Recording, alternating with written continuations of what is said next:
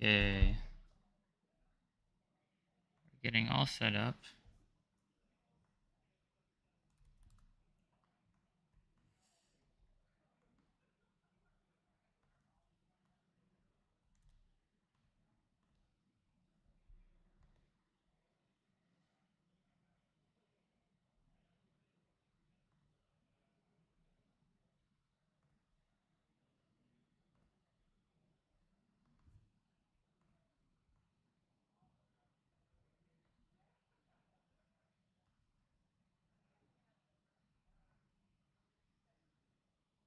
Hope everyone's having a good morning, although it's very early morning if you are in the States.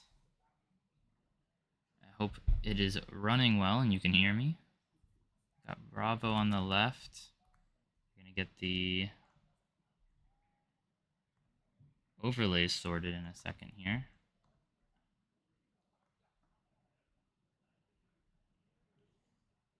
It's round one, so we're still kind of working things out.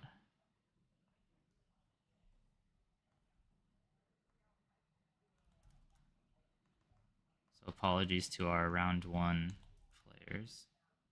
Yep, I think we're good.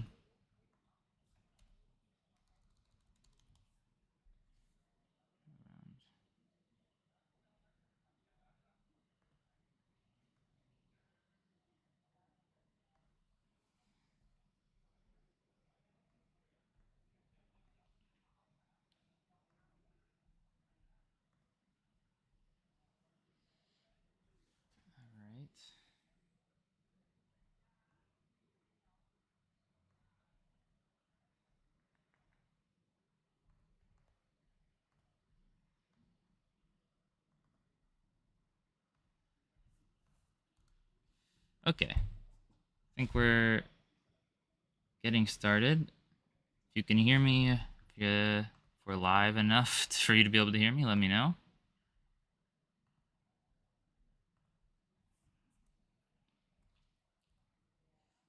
It looks like, at least on my end, everything looks good. And it looks like we're getting started here. Azalea is starting with a red in the ledger. I believe we're in round one, as long as we ever got started on time. I need to fix the player cams a little, but other than that, I think we're good. Maybe move them back.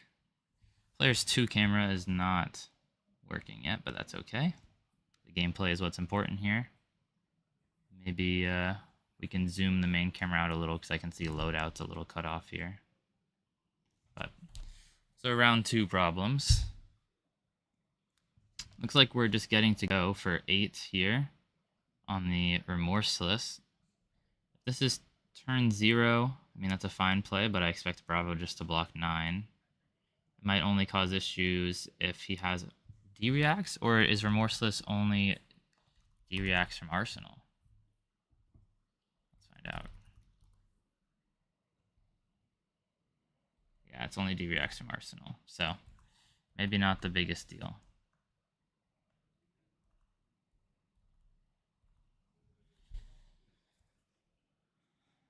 It looks like he blocked 6 here. Oh, and then he's sigilling.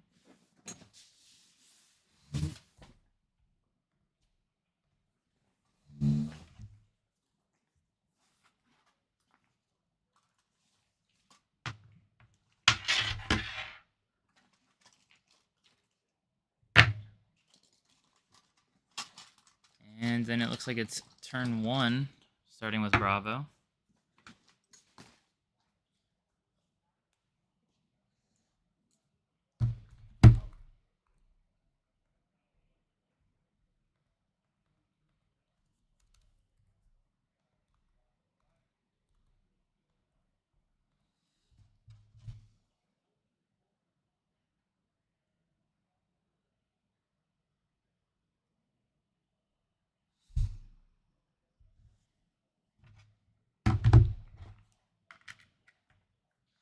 Alright, there's a bit of a glare here, so I'm not exactly sure what Bravo's doing. It does look like Bravo's on a more defensive build. Okay, that looks like that's a Surge and dominated into a Spinal Crush. That's a great turn 1 for Bravo here. and should swing the tempo mostly into his favor. The Azalea is going to not have go again here, which is going to make this much harder for them overall.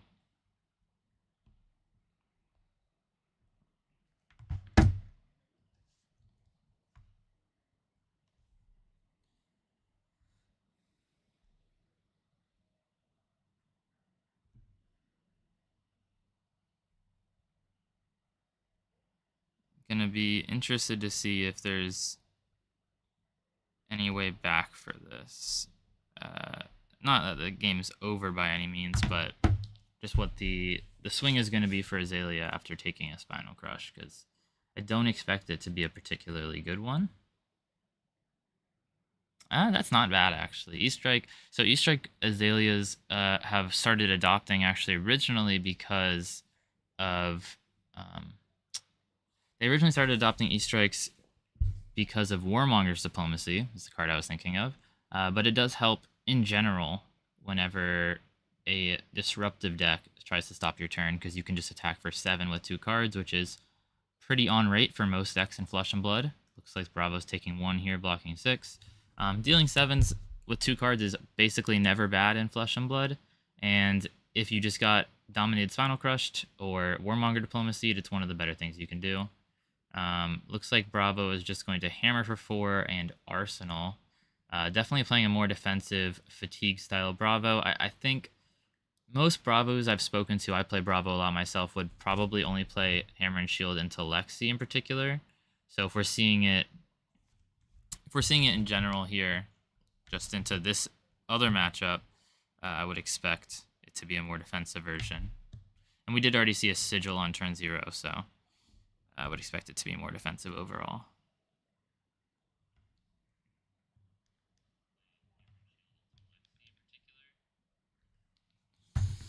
Looks like the stream's working, which is good. Might be able to run them some life totals and fix some of the camera issues after this round. But I'm happy to get a match that's not Lexi to start.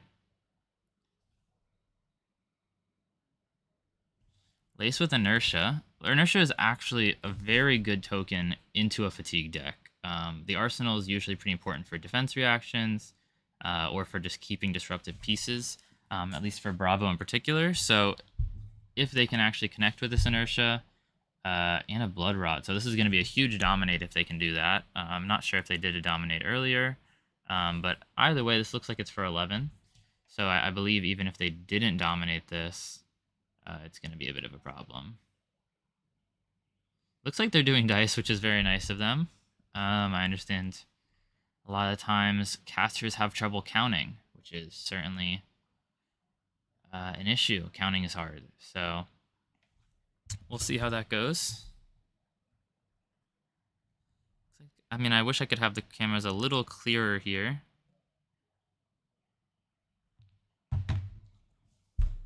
I guess we'll see it depending on how much he takes it, if it's dominated.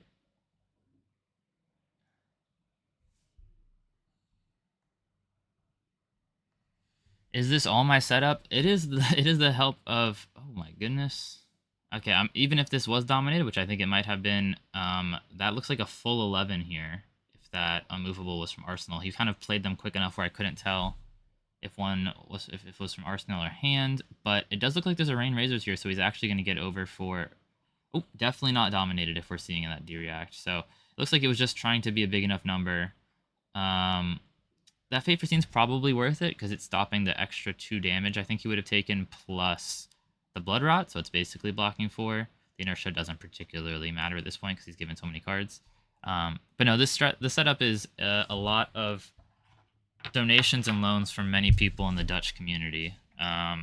It's basically the only thing that are mine is one of the player cams, probably the one that's not working for my luck, the laptop, one of the laptop that's running on, and the mic. So I've got about 3 pieces out of this 10-piece operation, plus my beautiful, beautiful voice and skill in commentating. This Bravo is very fatigue style. We've seen a dominated Spinal Crush. The only reason that happened was because it was turn 1, so he had his full hand. And then we have seen only Titan's Fist from here. We will see how that goes. I mean, depending on how many defense reactions he has, it's certainly possible to fatigue an Azalea, but a good Azalea can usually beat a fatigue style Guardian. If he was on the Sand Scour version, it would be a bit easier for him, but I think this version it's still possible.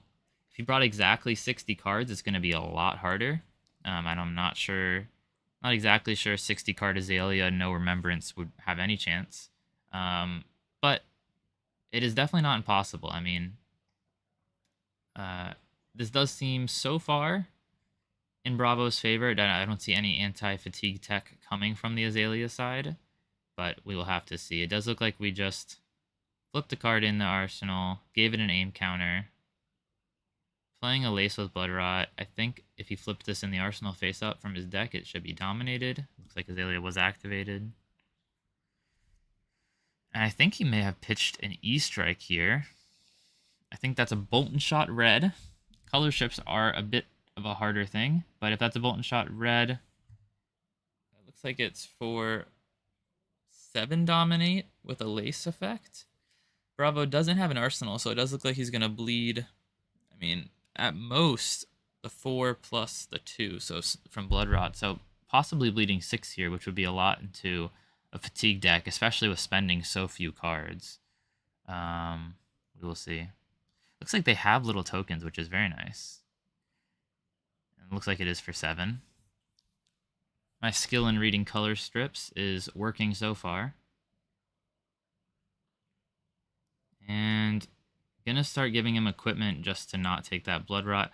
I mean, if you're going to fatigue, you're just gonna try to stop as much damage as possible, right? So I see no issue with that. Usually I hate using equipment this early, especially just for a Blood Rot, but he's trying to take no damage, so nothing in particular wrong here.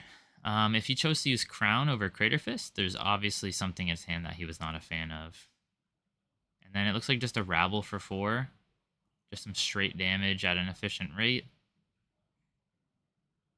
I'm expecting just a 3 block here, or maybe a 4 block D-React, but I think that 4 block D-React would do better in the arsenal if he's got it. Yeah, 3 take 1. No problem bleeding 1 there. That's definitely a fine trade. He's got 2 cards left, so Bravo is hopefully, if this Bravo's doing what he wants, arsenaling a D-React, or maybe a Sigil, and then hammering for 4. We're sticking with fatigue.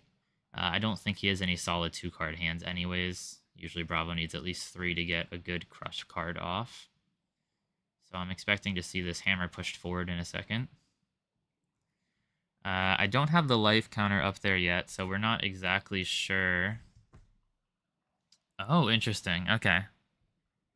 We're doing Warmongers. Certainly naming War for Bravo. Certainly naming War for both of them, actually. I mean, there's no reason to not name War unless you want to take no actions. And the Bravo's keeping his last card in hand. I actually can't think of a card that would do that. I mean, probably just a random blue, because he already crowned. But I think if I was Bravo and I had random blue plus Diplomacy, I would random blue attack for 4, and then arsenal the Diplomacy as a more backup plan. And then we get a pretty solid answer by this Azalea. I mean, the Azaleas have changed their deck for the Diplomacies. We're seeing those E-Strikes.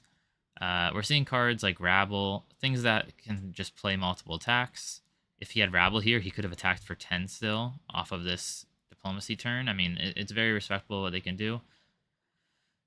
And it looks like we're taking the 6 because we've got triple blue crippling. We're saying here's 3 blue attacks and a crippling. You don't get to take anything. And I'm going to dominate a crippling on you next turn. Still looks pretty good for the Bravo. I mean, that was the first attack I think he's really taken almost any damage from. He took 1 from that Ravenous Rabble previous turn, we know, but... Are these not 3 blues? Maybe one's a red. It looks like 3 blues to me, but I don't see a Bravo hero ability, so we're going to say one of those is a red or a yellow.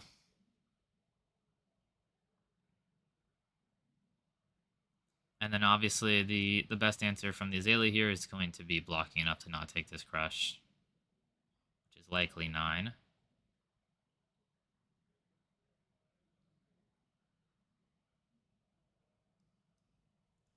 Just picking what cards. Could be 8 also, that's totally fine. Azalea does have a decent amount of 2 blocks, and it looks like that is a rabble, so looks like they're taking 3 here.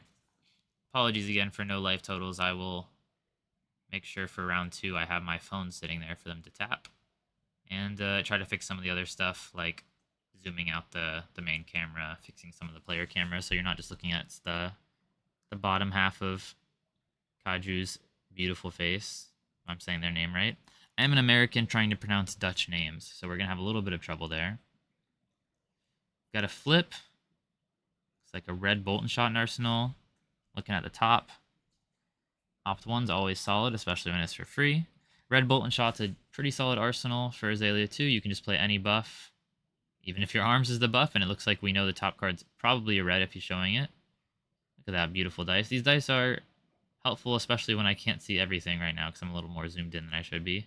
But we've got 6 go again, which is great. These are basically Goliath gauntlets we just activated, but Goliath gauntlets that synergize well with Bolton shot reds. So 1 card 6 go again is far, far above rate. And he's actually giving it 7, it looks like, which seems like a mistake to me. I would love to arsenal that D-react into Azalea, so my guess is he's a second defense reaction in hand. Unless that's Azalea's whole turn. That would be a surprise too, right? Oh no, he just blocked with a bunch. We did just see that big crippling crush, didn't we? No, we have more stuff. Okay, this is not after the crippling crush turn. We're waking up still. Is that a drill shot? For some reason, it looks like just a gray blank square of card art. But I think it's premeditate, obviously, into, we'll say drill shot red, which is 7. Very solid. I think we activated Death Dealer to do this too, so either he has a card in hand or he drew that premeditate off of the Death Dealer, which either way is pretty amazing. And then we're giving 6 block in cards, notably a CNC, which is a very good card into Ranger, obviously. More into Lexi, but not bad into any Ranger. And the shield. So we're getting pretty low on equipment block overall. I know we've given legs already as Bravo. We can't see his tectonic plating, but we have full Crater Fist.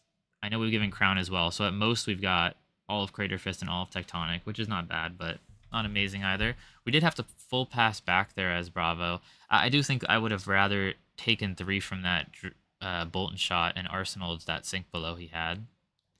Released Attention, not great here, right? That card mostly cares about, or is that one D-react from hand? It's hard to remember what Azalea cards are D-react from hand and what cards are D-react from arsenal.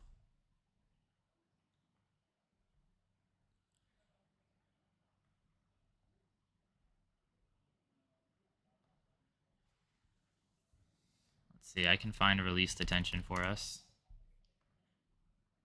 from arsenal as well. Okay, so yeah, pretty irrelevant here, but 8 on a fatigue shot is relevant. Fatigue shot, a very relevant card overall.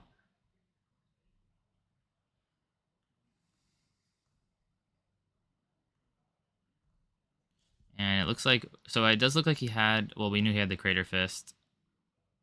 Not sure what that other card was because he put a Fate for Scene on top of it pretty quickly, but I'm going to guess it's a 3 block because this will add up to 8, which is exactly what we're presenting.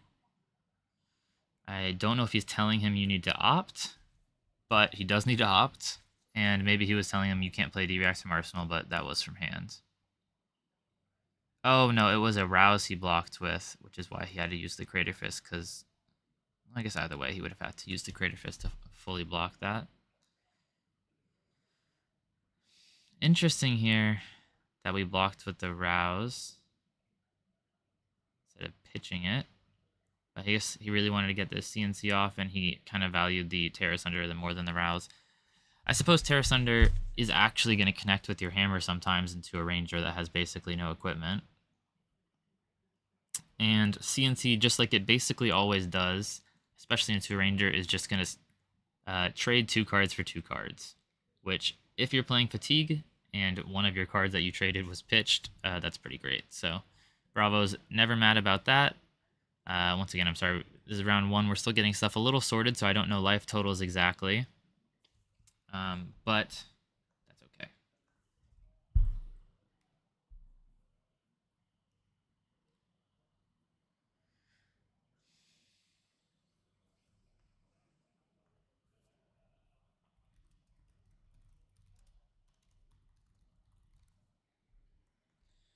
like we've got to think here.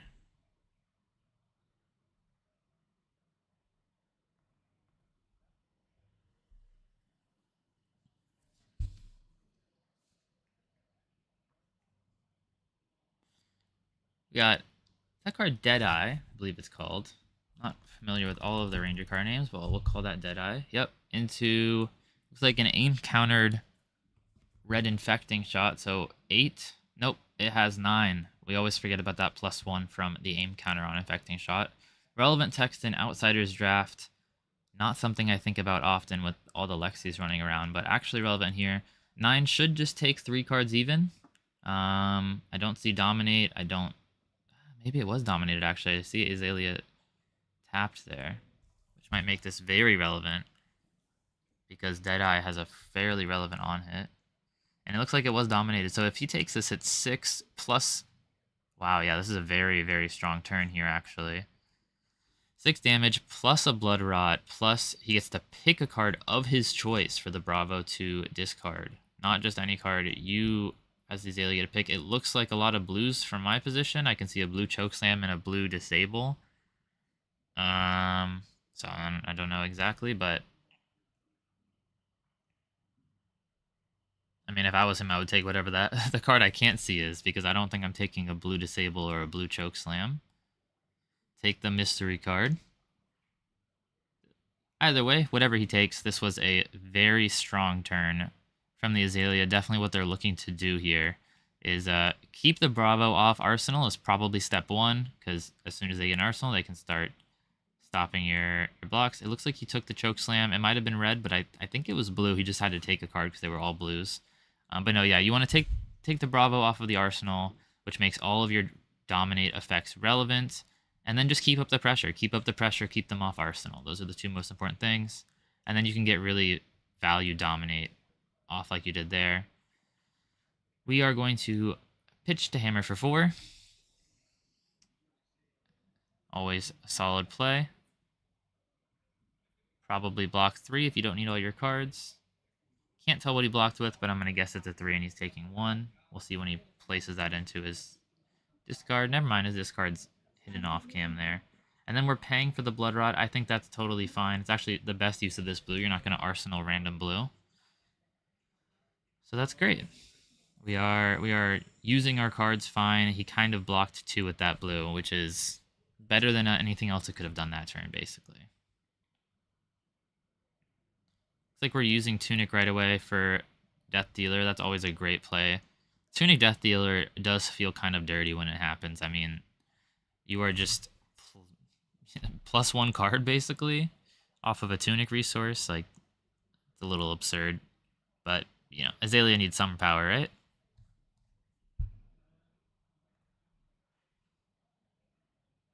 Yeah, sorry, this is round 1, and life totals are not sitting there yet. I was kind of rushing around getting this all sorted, and so you'll notice quite a few things that will improve over the course of today and then tomorrow.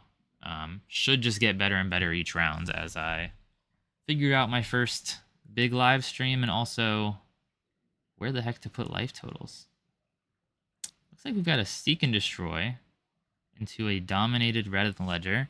The Red in the Ledger, a text not crazy relevant into Bravo, but the Seek and Destroy is insanely relevant because, as we said, keeping the Fatigue deck off of their arsenal where they can put T-Reacts is going to be the only way this Azalea is going to continue to deal damage. So if they can play a Inertia or Seek and Destroy or something like that every turn, keep them off arsenal, they will kill the Bravo. They will deal enough damage to get there.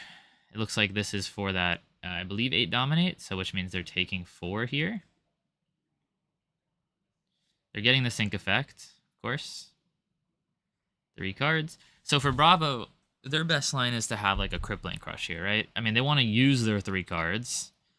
They don't get to keep any because it looks like a Seek and Destroy hit. So you want something, you want to use all of your cards, right? You don't want to have blue, blue, blue, hammer, pass. You can't even, activate anything else because you can't make actions. It does look like, unfortunately, his hand is weak enough where he's gonna... We saw Sigil. That's not bad. It made, let him block through this Dominate a little extra. He's forgetting about red and ledger right away, which is unfortunate, because now he's activated Bravo, and he cannot hammer. He's just going to sigil and then lose his other blue. Yeah, like I said, the red and the ledger text shouldn't be relevant here, but when you forget about it, it's going to be more relevant. This last blue is going to go to the bottom. Not, is it discarded? It's hard to remember. I think I'm thinking of inertia. Yeah, it's discarded. It is funny that the card is almost identical to Lace with Inertia, but actually slightly better against Fatigue, because they lose the card. Looks like we've got it working now, though. If you can hear me fine, if you can see everything fine. I know it's not crystal clear, but we're getting it as best as we can. If everything looks decent, please let me know. If you can hear me, if I sound okay. Just want to make sure everything's working. We'll get cameras more sorted after this round. I don't want to go interrupt play at all.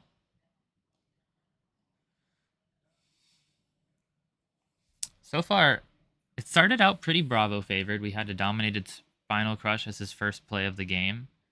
But Azalea has done a very good job here of displaying how to use a combination of Seek and Destroy, Lace with Inertia, and other effects that will kind of remove the arsenal to then chain dominate and to actually deal consistent damage to the Fatigue deck, despite what you would otherwise expect. So props to this Azalea here. They're doing a great job.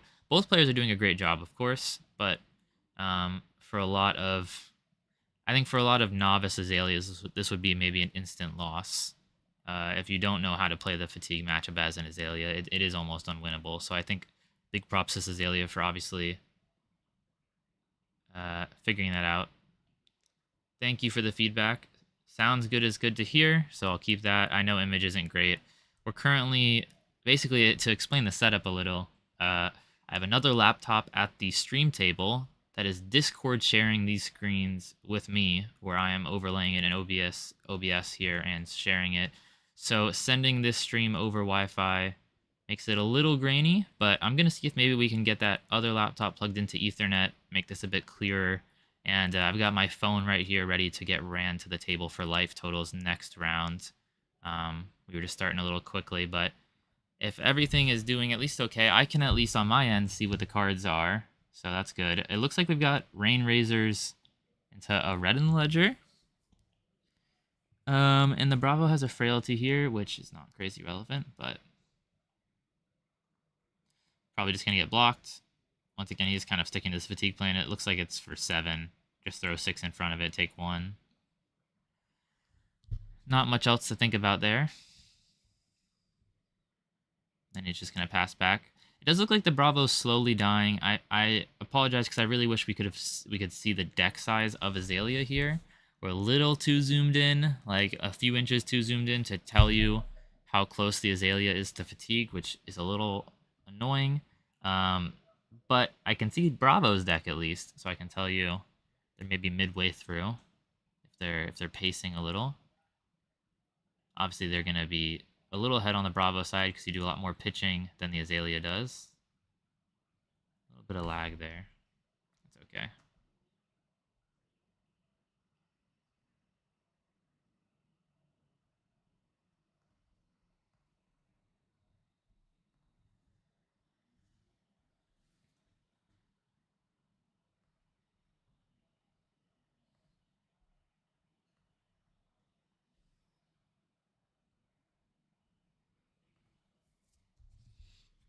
I will say, for my first ever live stream of a national event or any kind of major event, this is going better than I expected. Everything seems to be running pretty okay. We're going to have to make a few adjustments after this round, but I'm happy with it so far. I hope you like my random overlay I made. Took a little inspo, obviously, from Savage Feats, who are the best production in Flesh and Blood. And that was a beautiful, clean answer. We've got 7, go again with the drill shot, release tension, but he's able just to pitch a yellow to red staunch, exactly 7, and it's from hand, so we can play it through the release. Obviously, Azalea has a second play here if they just Snapdragoned. Not sure if it's the turn to Snapdragon because the Bravo just gets to keep blocking, but we will see. Looks like we have red whatever this card is called. Seek the Horizon. Nope, that's not it. Seek the Thing. Opt, it's opt and +3 is what we call it. We call it opt +3. Read the glide path. That's so many words for +3 and opt. And then we've got what I can think is a yellow Bolton shot. Does that look like a yellow Bolton shot to you all? I don't think it's a red. It's either a yellow or a blue. But then we've also got a lace. So this is pretty large.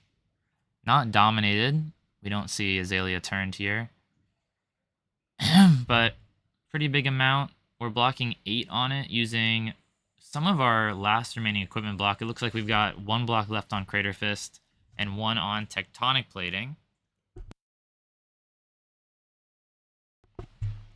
But taking, I believe, no damage that turn, which is impressive to say the least for Bravo. Obviously had to use some equipment, but, you know, blocked 7 into 9 or 8. I believe it was 8, right? So it was a blue Bolton shot. But still 15 damage blocked pretty cleanly just using 2 equipment extra. Which is, if you're trying to fatigue, that's exactly what this Bravo is wanting to see.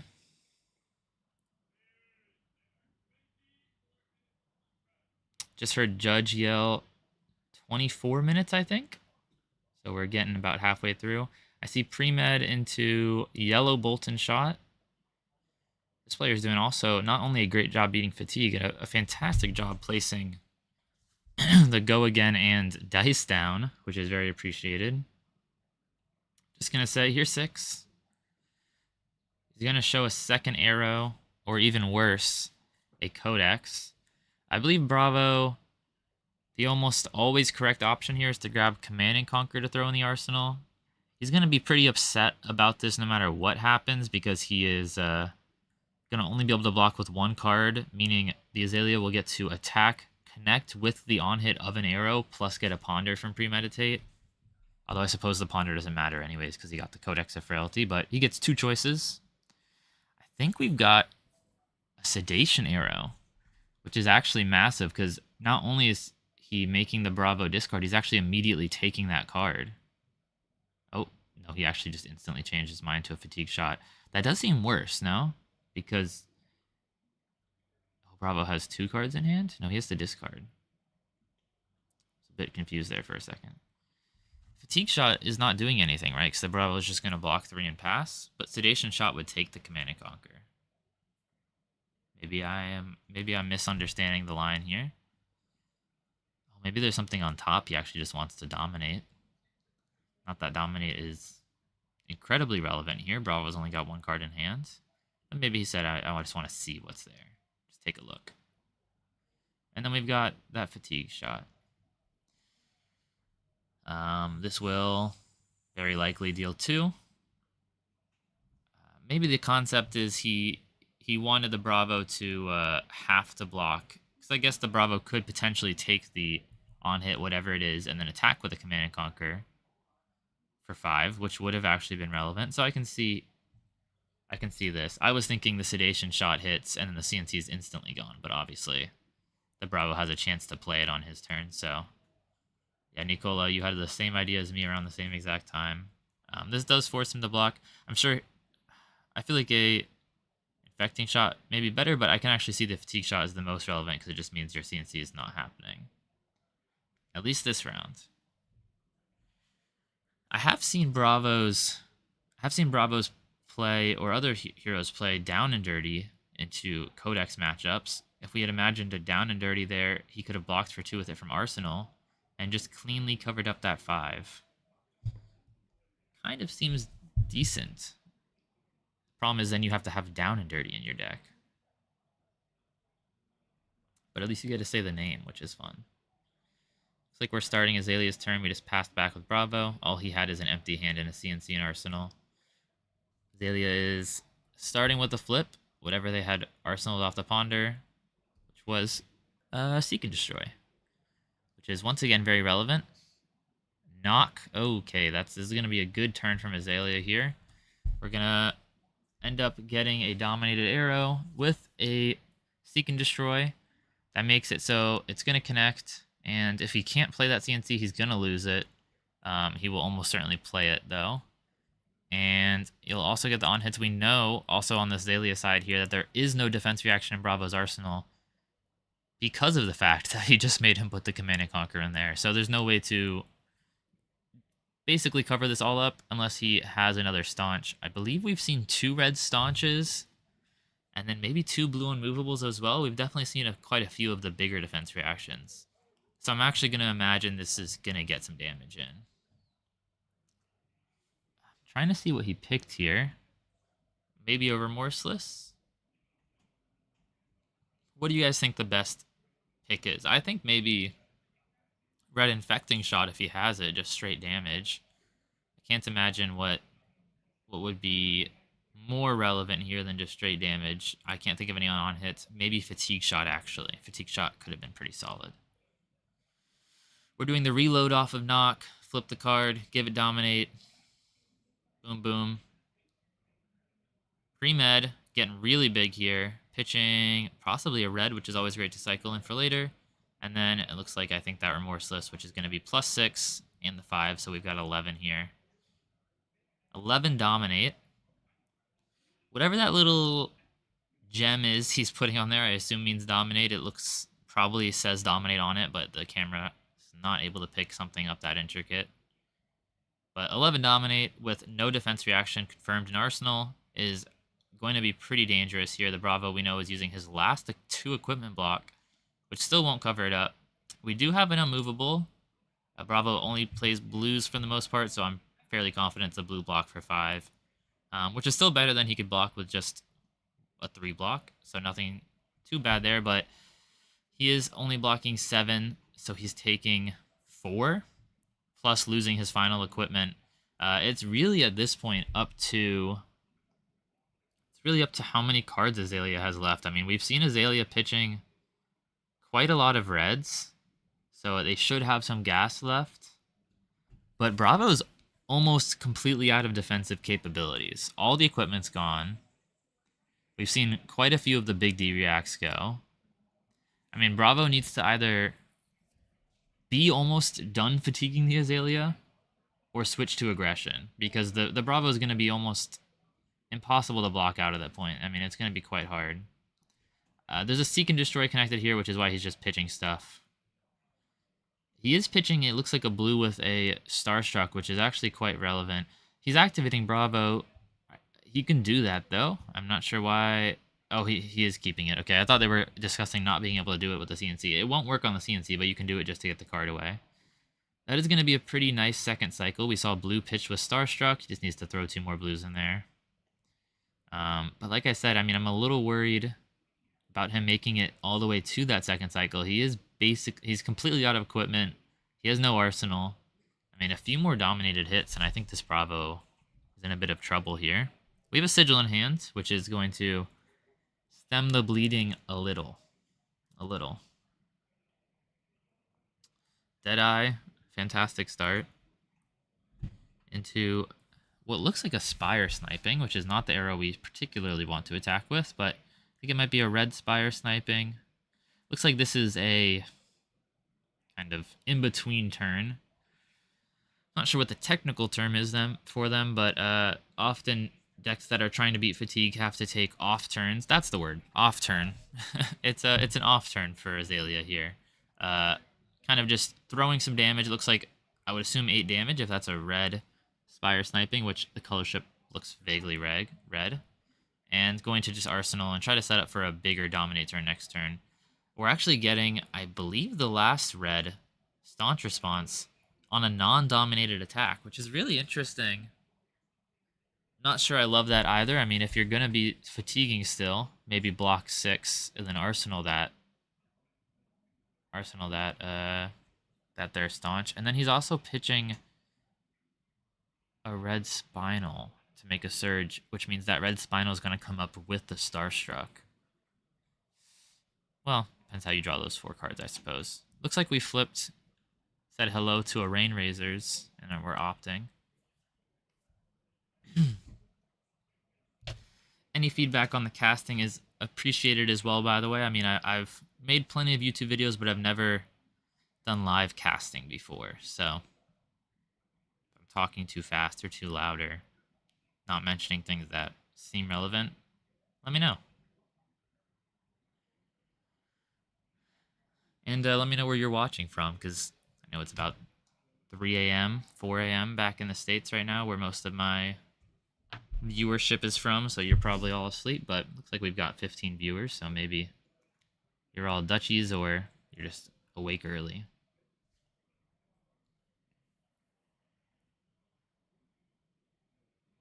Looks like Azalea's thinking quite a lot here.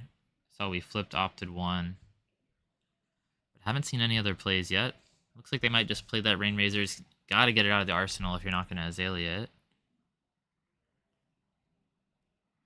I think Azalea prefers to Rein Razors on Bolton shot turns. You're going to get at least +4 from it, which is good enough value from any card. So we'll see if you can get 2 arrows off. If you just get it off with 1 arrow, that's pretty below rate.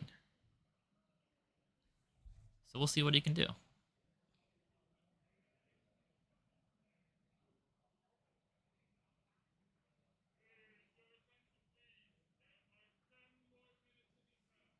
Another pump is nice. And I do think we've got a red infecting shot. Doesn't look like he dominated it. We don't see the Azalea turn sideways there, so it might be just coming in for a 10, which is nothing to scoff at, but unfortunately, if you're getting fatigued, 10 plus nothing is just going to get blocked with, maybe 3 cards, take 1, or blocked with 4 cards and go next, right? So yeah, he needs maybe a little something more. Okay, we're getting over 10 now. I think we see a Seek and Destroy. Now we're at 13, I believe. So he should connect, actually, unless there's defense reaction in Arsenal. Is this not the hand we saw Sigil? Or maybe Sigil went into Arsenal. No, I don't think this is the Sigil hand. Sigil went into Arsenal then. Watching from Australia at 6 p.m. Well, I hope you had a great dinner if you haven't had it already. From Florida, Sun State. Maybe could have guessed that one. Hello to my fellow Floridian. From California. Oh, it's very early there.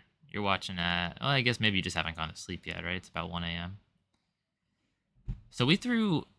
My math's correct. 13 here, right, team? 2, 3, 3. That's 8 plus 5. 13.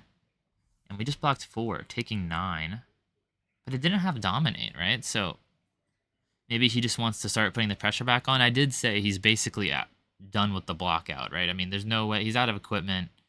He's going to start bleeding way too much if he's trying to block out. And I'm assuming he can see Azalea's deck and say she's still got too much gas.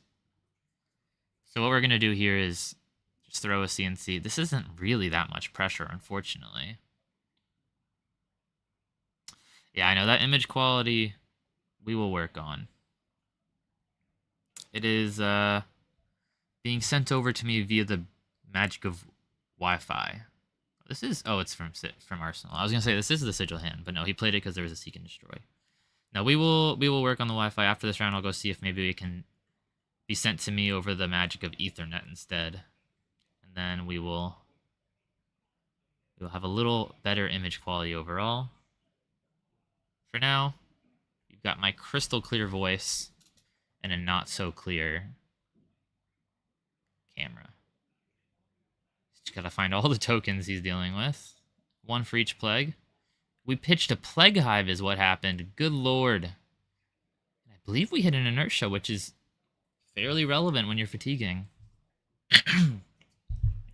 Man, I do love to see a plague hive pitched. Thank you for the compliment. I appreciate it. Once again, if there's ever anything I need to change about the commentary, let me know. E-Strike. What's going on here? I think we went Death Dealer, pitch Plague Hive, give you a good old free inertia. E-Strike go again into a Remorseless from Arsenal. Oh my goodness.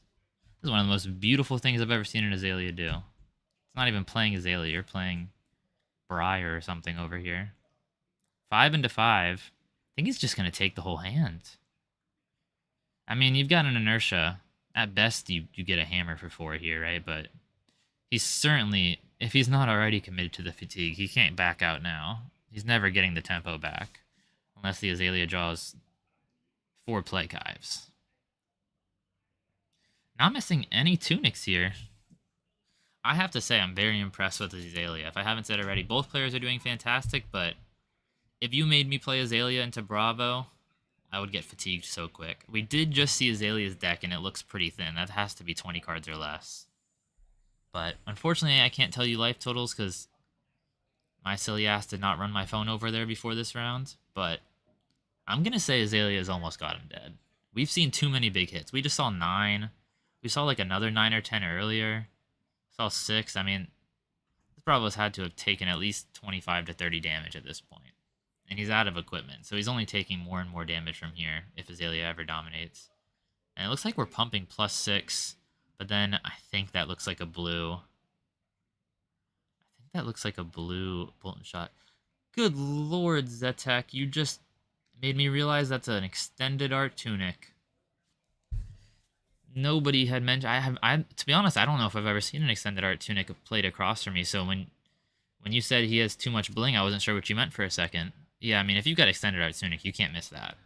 This looked like it was dominated as well, which, like I said, means from basically this point on, Azalea's getting in the damage. It's happening. I mean, the Bravo has lost all of his equipment. He's always off Arsenal.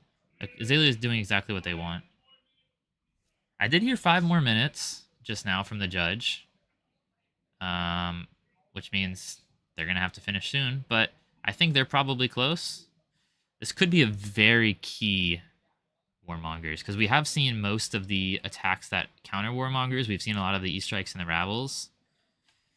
And Azalea is really trying to pump and dominate here. That's like the way they're going to close out. So, I mean, they just did it pretty successfully. We just did quite a bit of damage. Oh, and the Rabble. Oh my god, for 3, but who cares?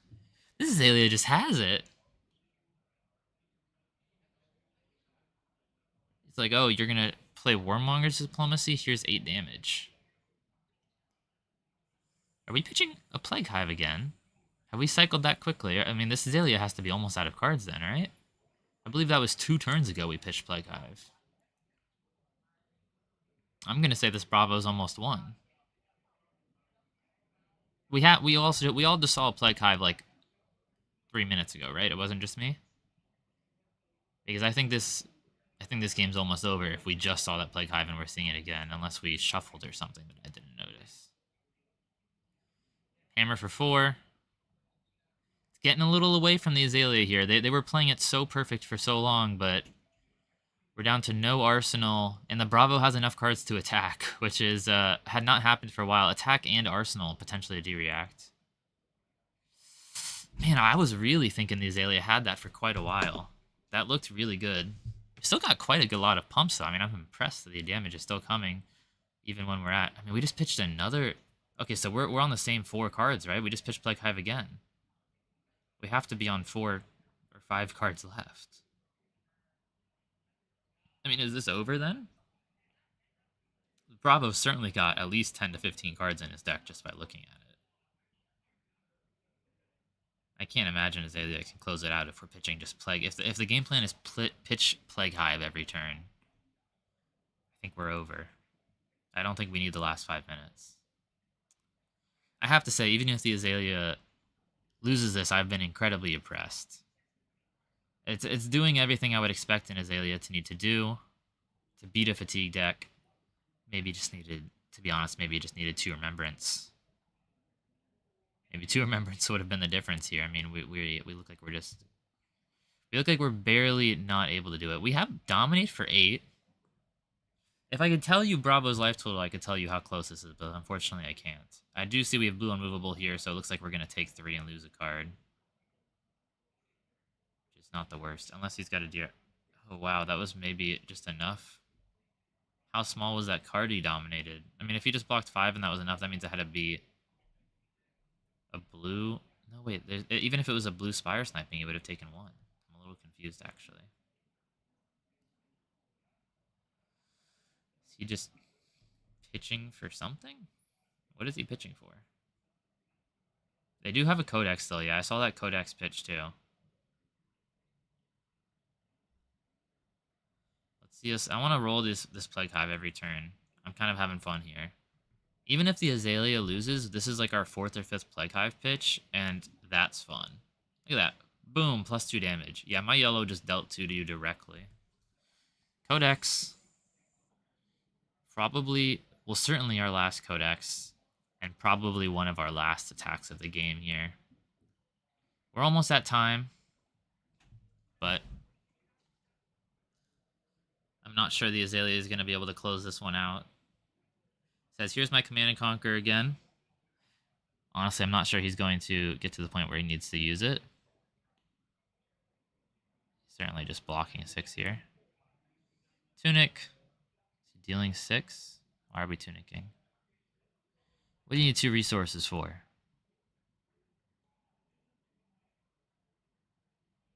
He wants to use one for the aim counter. That's worth it. Converting that tunic into a damage. This is going to be pretty solid. I mean, like I said, we don't know what Bravo's life total is, unfortunately, but I mean, 2 Blood Rot is very, very relevant. Yeah, I do apologize that I didn't have that life total there. I mean, that would make this a lot more clear on the state of where we're at. And that's the fist bump after pitching 2 for Blood Rot, which means the Azalea is out of cards, yeah? We're going to call that one for Bravo.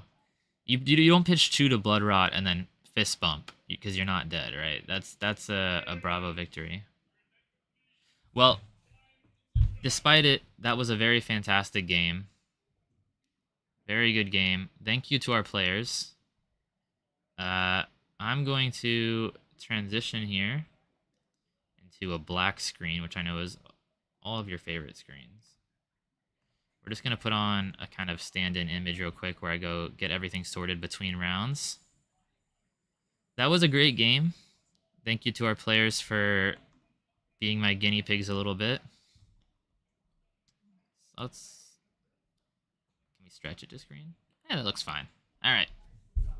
You get to look at a beautiful image. I'm going to get a caster camera set up as well as kind of fix some of the table setup for round 2. But I hope you all enjoyed round 1. And yeah, we should be back in just a few minutes. Thanks for watching.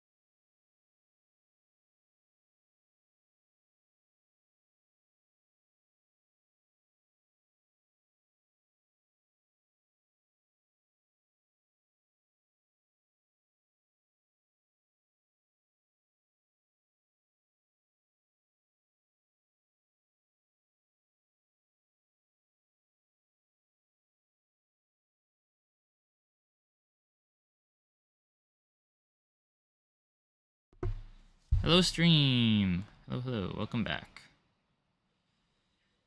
We have more fun games, which is nice. We are not continuing. We're continuing the anti-Lexi fun, I suppose. We need to give it a name.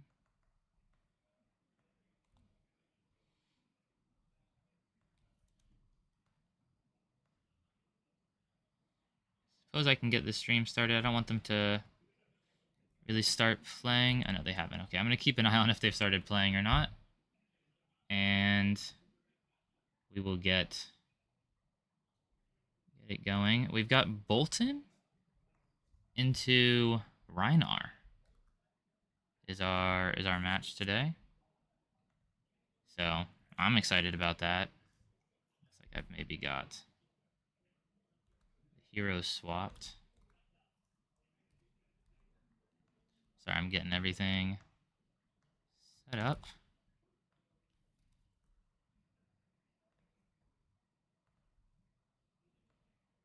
But we should be good in a second here.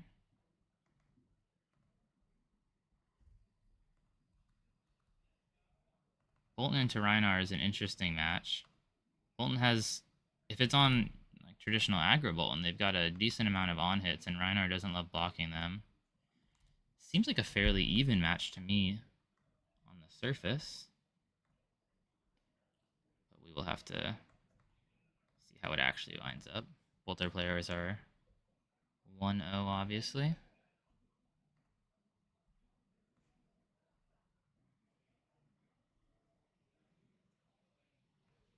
Alright. We are going to get the frame fixed. We should be good to keep going.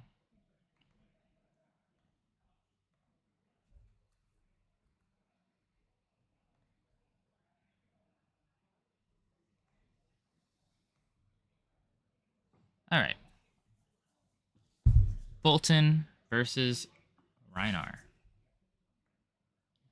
Hopefully you can hear me again too. Back with round 2. I have it on round 1 still. That's the last thing I forgot to change. So many things to change between rounds. You don't realize. Got the right number of players now. Got everything else good, but forgets what round it is. Got life total, vaguely visible. I will say the Bolton one's a little harder to see, so maybe I'll switch it so that next round we can just have a darker frame permanently around the life totals.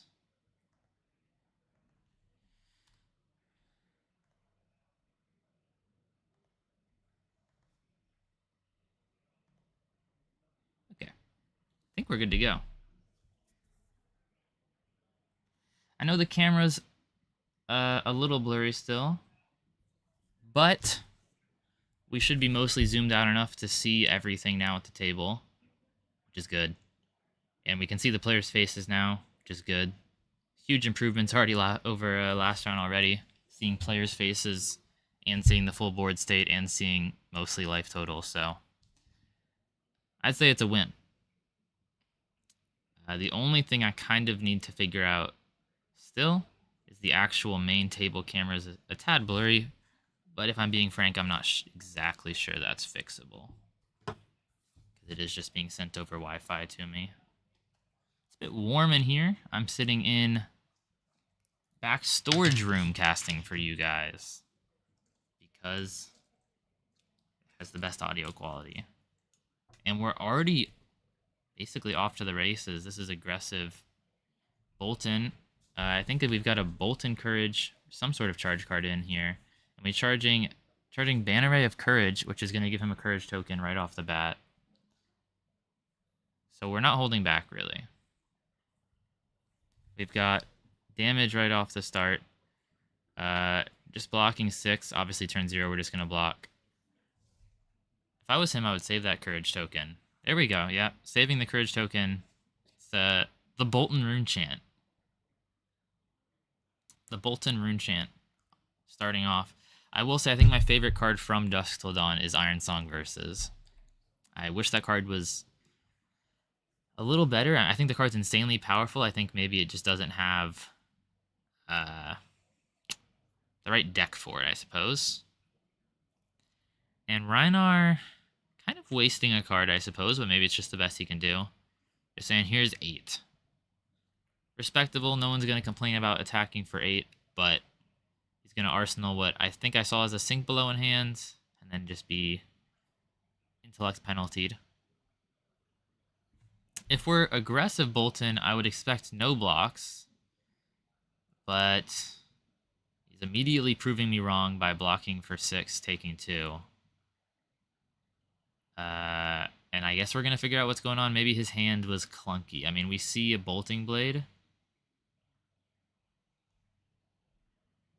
Has Reinar put cards upside down in deck? I don't know if he did, to be honest, but we are not allowed to interfere in the game, according to judge rules. We actually have a CNC for 7 here, which is lovely. I mean, if I'm going to use a courage token for anything, I think on a CNC is got to be one of the most fun ways to use it.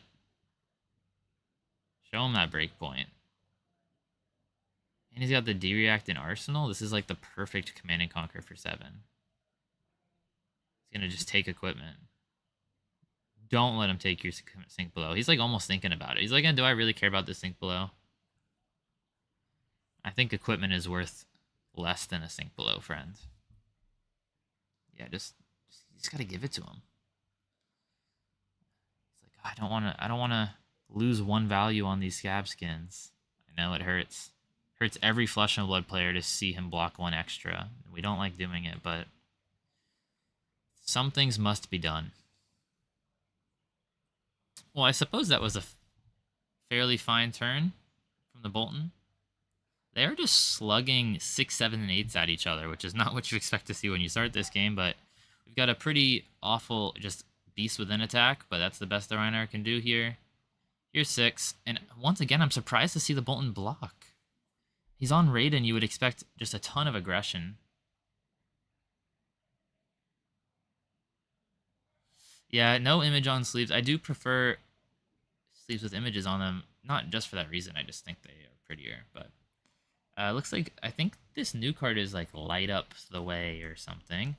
It's the one where if you charge a yellow card, I think it has Go Again. Let's see if we can find it for you.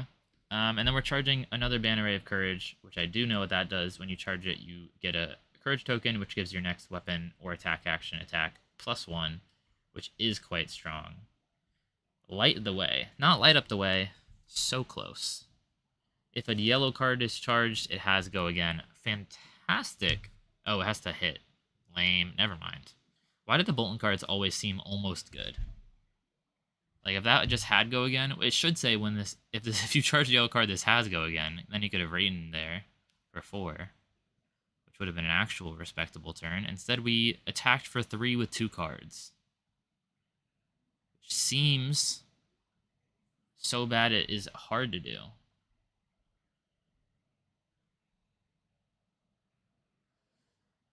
And we're attacking for Glare card, my favorite card in Flesh and Blood, a card I can't see. And I probably could have seen for a second there, but was looking at chat, to be honest. Whatever it is, it's getting 6. I do see a bit of a pitch stack here. We see a Clearing Bellow and a Pummel. Overpitched. And it was a rile up, so it really didn't matter that I saw it or not. We really are just trading 6, 6, 6. That maybe is a number I shouldn't say, but we're just trading 6s back and forth, or 7s or 8s. And just rinse and repeat. Pitch a yellow for a CNC with the Courage token. Interesting. This is a very good 2-card hands from Bolton. Surprisingly better 2-card hands from Bolton every turn than the Reinar. Looking at that sink below in Arsenal again, like, why is this here? I mean, this is very likely going to just take either 3 cards or 2 cards plus the 1 block from Scabs again.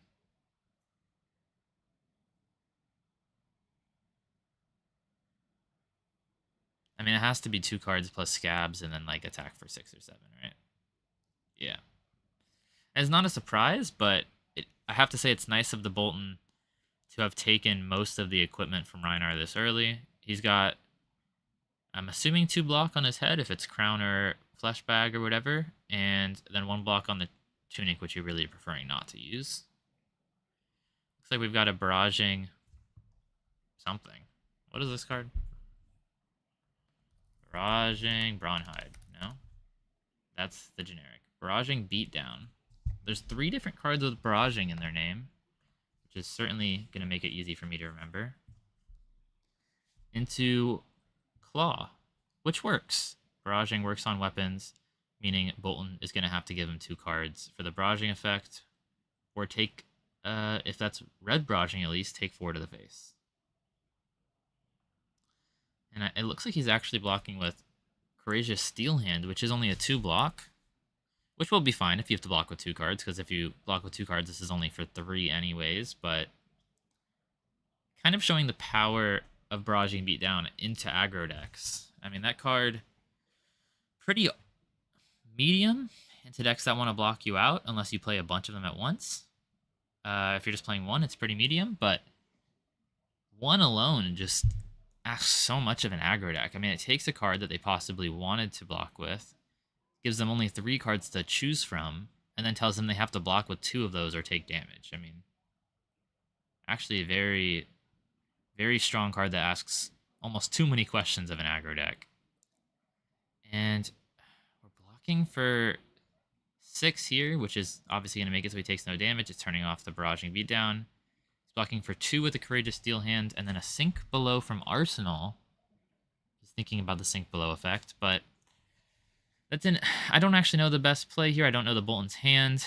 I don't love blocking just for 6 on straight damage if I'm the aggro deck, but so far this Bolton has been fairly defensive for a Raiden Bolton, so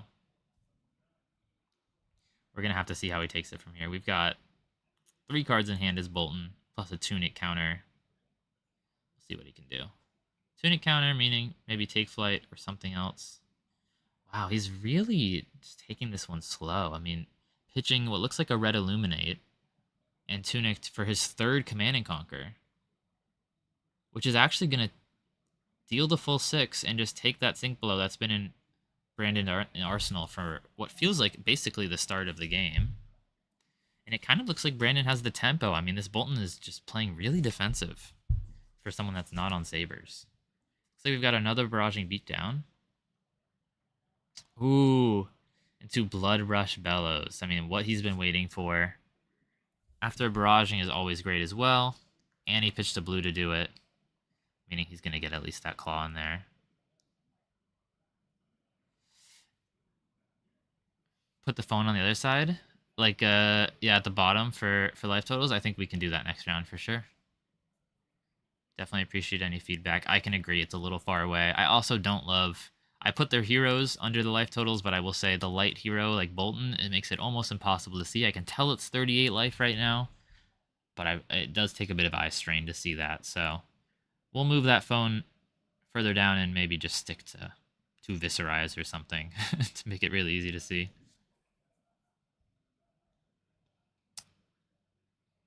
We're just getting a massive amount of damage here. I mean, Rile Up, not the exact attack he wanted, but obviously, if you can get like a 1-cost attack snuck in there or a 2-cost with Tunic, that's the best case scenario because then you can use Claw and the attack, but still quite a lot of damage in that turn.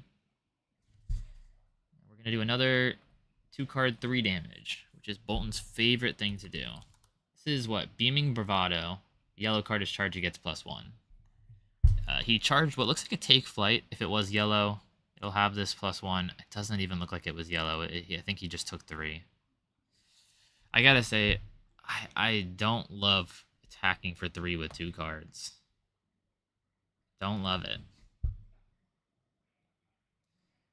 And we're attacking with a card that I didn't see, because the glare is a little rough. Why not Second Claw in Arsenal? I think he's just trying to push maximum damage there, right? The Rile Up does 3 more. But I can see what you're saying. I do think Rile Up is a pretty awful Arsenal, and probably not what he wanted to draw, though. You really want to draw 2-cost attack, have Tunic up, and be able to do all that. Looks like we've got CNC Pummel. Okay, I'm pretty sure that's a Command and Conquer, which doesn't seem to be doing anything because he has no Arsenal. but pummel does mean it's unanswerable with any sort of defense reactions from hand, and so he's going to deal quite a lot of damage and strip effectively 2 cards, right? Because it looks like he got 1 card already. Actually, it looks like he got a headpiece. I guess he had an arsenal and cycled it with the headpiece. Sorry, I think I may have missed that. So he's not getting the Command and Conquer effect, but he's dealing quite a bit of damage and getting a pummel off. And I think he did it off of just the 2 cards because I think he used Tunic there. We got an Engulfing Light. This one finally has an on hit. We're still threatening 3 damage with 2 cards. And I think usually the right play is just to say no blocks and make the Bolton pump it to give it go again. He's going to do that, which is the right play on both parts. The Reinar has to make him have it, and the Bolton correctly has it. We're playing, I believe, Beacon of Victory, which is one of our strongest cards because it's just copies 4 through 6 of Lumina. And nobody likes to see Illumina. One of the only reasons Bolton can actually keep up, because the rest of his deck is 2-card 3s. But here we've got Lumina, and that card's going to be fantastic. It's just 1 card 8, right? So effectively you play it, and your rating gets to attack for 4 twice, and it costs 0 to attack for 8. And so this card just deals 8 damage on its own, which makes up for you attacking for 3 here with 2 cards on that Engulfing Light. Looks like he just did +1 on that Beacon of Victory, which is all he needs to do, so I'm going to assume that's all he did. You don't want to just throw your soul away for no reason. And here's 4. It's instantly going to get Bolton reacted. Basically no reason not to. And then present a second 4. Also a relevant on hit. If it hits top card of your deck, if it's a light card, I believe, goes to your soul and gains you a life. I mean, Lumina is a pretty absurd card. And I have to say, it has to be the only reason Bolton's relevant. Said, boom, here's a light card. Here's another 4. I gain a life. I mean, look at the life total swing. I mean, I think he was behind by maybe 8 or 9. And now he's ahead by 3 or 4. I mean, that's just absurd how strong Lumina is. He did flip a second Lumina into his soul, which is going to make him quite sad. Because he did lose, another strong turn like that later. You're trying to hit basically any light card that's not Lumina. It's probably the worst card in the deck to flip. We've got, I believe, Blood Rush Bellows here, which is certainly a solid way to come back from Lumina. And we're basically racing. I mean, it's not very easy to block out the Luma because you start blocking and they get buffed by Bolton effect, and it's not a very easy thing to block out. So the best answer is just to attack them really hard after. And it looks like that's what we're doing here. Blood Rush Bellows, Claw for 5. Already intimidated a card. I mean, he's going to deal damage here. He's not dealing 0 damage this turn, I'll tell you that.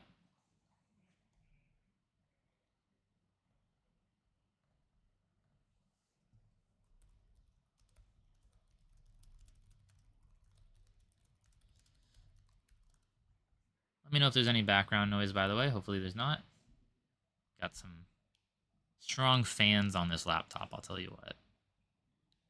It's like the Reinar's having a bit of a think here. We saw the Bolton just take 5. We got another 5. This could be quite a lot of damage.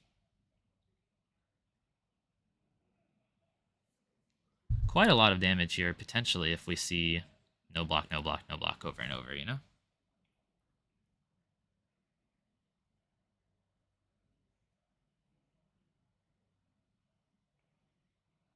I do expect no blocks, though. Bolton needs at least 3 or 4 cards every turn, because you're already down 1 card to charge. Play the card that charges, that's 2 cards. And then you want the 3rd card to come after, at least most of the time. So he doesn't really like blocking. I was surprised to see him do so much earlier, but now he's decided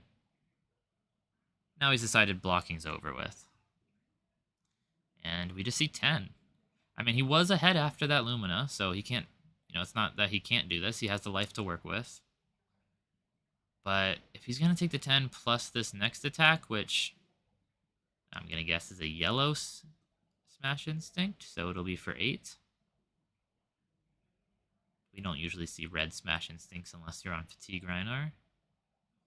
And it looks like he's flipping the last 2 cards saying, no matter what these are, I'm blocking for 6. So that's the best way to use that. So he probably took 2 there if it is the yellow Smash Instinct. And then we're doing another famous 2-card 3. Love a 2-card 3. Just kidding, obviously. But it looks like it is a... What do we think? That's the one where you draw on hit? Charge. Look up the charge cards every time because there's so many that it's hard to remember. What is the Bolt of Courage? Looks like Bolt of Courage to me. He has an arsenal though. I suppose drawing would be solid if he can give it go again. He's blocking it actually, but it's with a dig up dinner. A way to actually not pump it with Bolton ability. I don't think anybody expected dig up dinner here, but there it is. Bolton says, it's getting go again anyways. Here's a courageous steel hand, I believe. Give it go again. Attack for 3 with Rein. Exactly what Bolton wants to do, and he drew with the on hit. So that's why you want the draw on hit, obviously, right? If you've got the courageous steel hand in Arsenal, he knows better than I do. That's a very solid draw. Plus, what is this attack coming in at the end here? It looks like one of the cards that you want to charge. One of the 0 for 3s, I believe. But he's just saying, here's 3 damage. There's nothing else this card can do. I mean, if it gets arsenaled, it's pretty useless. My crown's gone. So here's 3. Yeah, I think that's what that was. But dealt 3, he's at 11. Reinar is definitely taking damage. They're getting both quite low. I mean, it looks like, once again, unfortunately, the Bolton hero ability, or hero, makes it a little hard to see his life total, which we'll fix next round as well, but looks like it's going to be a pretty close game here. Lots of blocking. I like seeing an interactive game like this. Oh, and a pummel. And he has the sink. Wow. Every time I think this Bolton shouldn't be blocking, and he's blocking, it just works out for him. We're noting the reckless swing that just got pitched. This game does get pretty grindy and blocky. That reckless swing could matter a lot. And just a non-charged light the way. Finally, 1-card 3. A little more efficient than 2-card 3. And since there's no charge, we're probably just going to see trade 3 for 3. Reinar usually doesn't use all 4 cards anyways. I mean, this card would have just intimidated, which is much worse than blocking 3. The only time Reinar is going to use all his cards is if he's got a Blood Rush Bellows plus some non-attacks. I do see a Barraging Beatdown in here, so it looks like he'll be able to use his whole hand. It looks like he's opting to Arsenal the Barraging Beatdown. He's just 2-card 6ing here, which is fine. I do wish that Glare wasn't right where the player 1 usually puts their attacks, but beggars can't be choosers. We know he's attacking for 6+. It's Reinar. And we know that it looks like both players are on 11, so it's going to probably demand some level of blocking. You don't want to just let your opponent take you to, 5 or whatever. He's getting pretty low. It looks like it was for 6. He blocked 2, took 4, down to 7. Reinar would have much rather had something other than Rile up to attack with there, obviously, but it is what it is. 7 is scary, especially against a deck that can intimidate, but he got to keep his whole hand, so we're going to see quite a bit of pressure back here. Probably attacking for at least 10+. Almost, yeah, I'm certain he'll attack for at least 11, right? So he's going to probably demand Reinar to give him something. But this is maybe the perfect time for Scowling Fleshbag. I mean, Bolton kept the whole hand. He's going to slow him down. Block 2. Say, lose a card. I mean, this is potentially blocking like 5 this turn, Oh, we're really messing with this life total. Yeah, you were at 11, and you get to intimidate. Looks like we intimidated, but the camera froze a little. And it was a yellow take flight because he's just taking 1 there. We're attacking the Rein, which happens usually if you want to give it go again, but your last card isn't going to get go again. Totally solid play. And then Red Illuminate. It's got to be my favorite light card. Such a boring light card, but just so much for the deck. I believe it blocks 3, it attacks for 4, costs 0, and goes to soul. I mean, that is the perfect light card. This is Illuminate is the card she tells you not to worry about. Like, this card does everything almost any light hero wants to do. It's just doing it. You remember Fatigue Prism back in the Chain days played red Illuminate. The card's that good. And in this scenario, it is pulling its weight again. We went 3 into 4, presenting 10.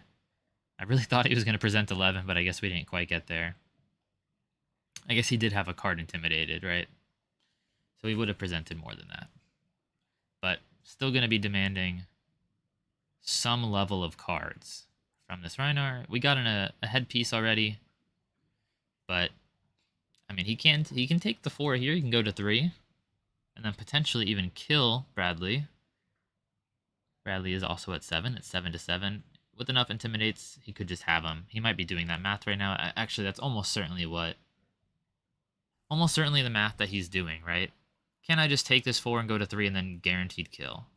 What do I need to do? Maybe Intimidate 2, 3 cards, and he's dead? He's got 2 equipment block left. And then he's going to have an arsenal, but it's probably not a defense reaction. So what does he need to do? To deal 7, he needs to Intimidate maybe 2 cards? Maybe 3 cards? But doesn't look like that's what's going to happen this turn. He said, I don't have it. I'll give you 3. You can have your 1 damage in your soul. At this point, to be fair, the amount of soul that Bolton has almost no effect on the game. Illuminate's fantastic early, now it's just a solid 0 for 4.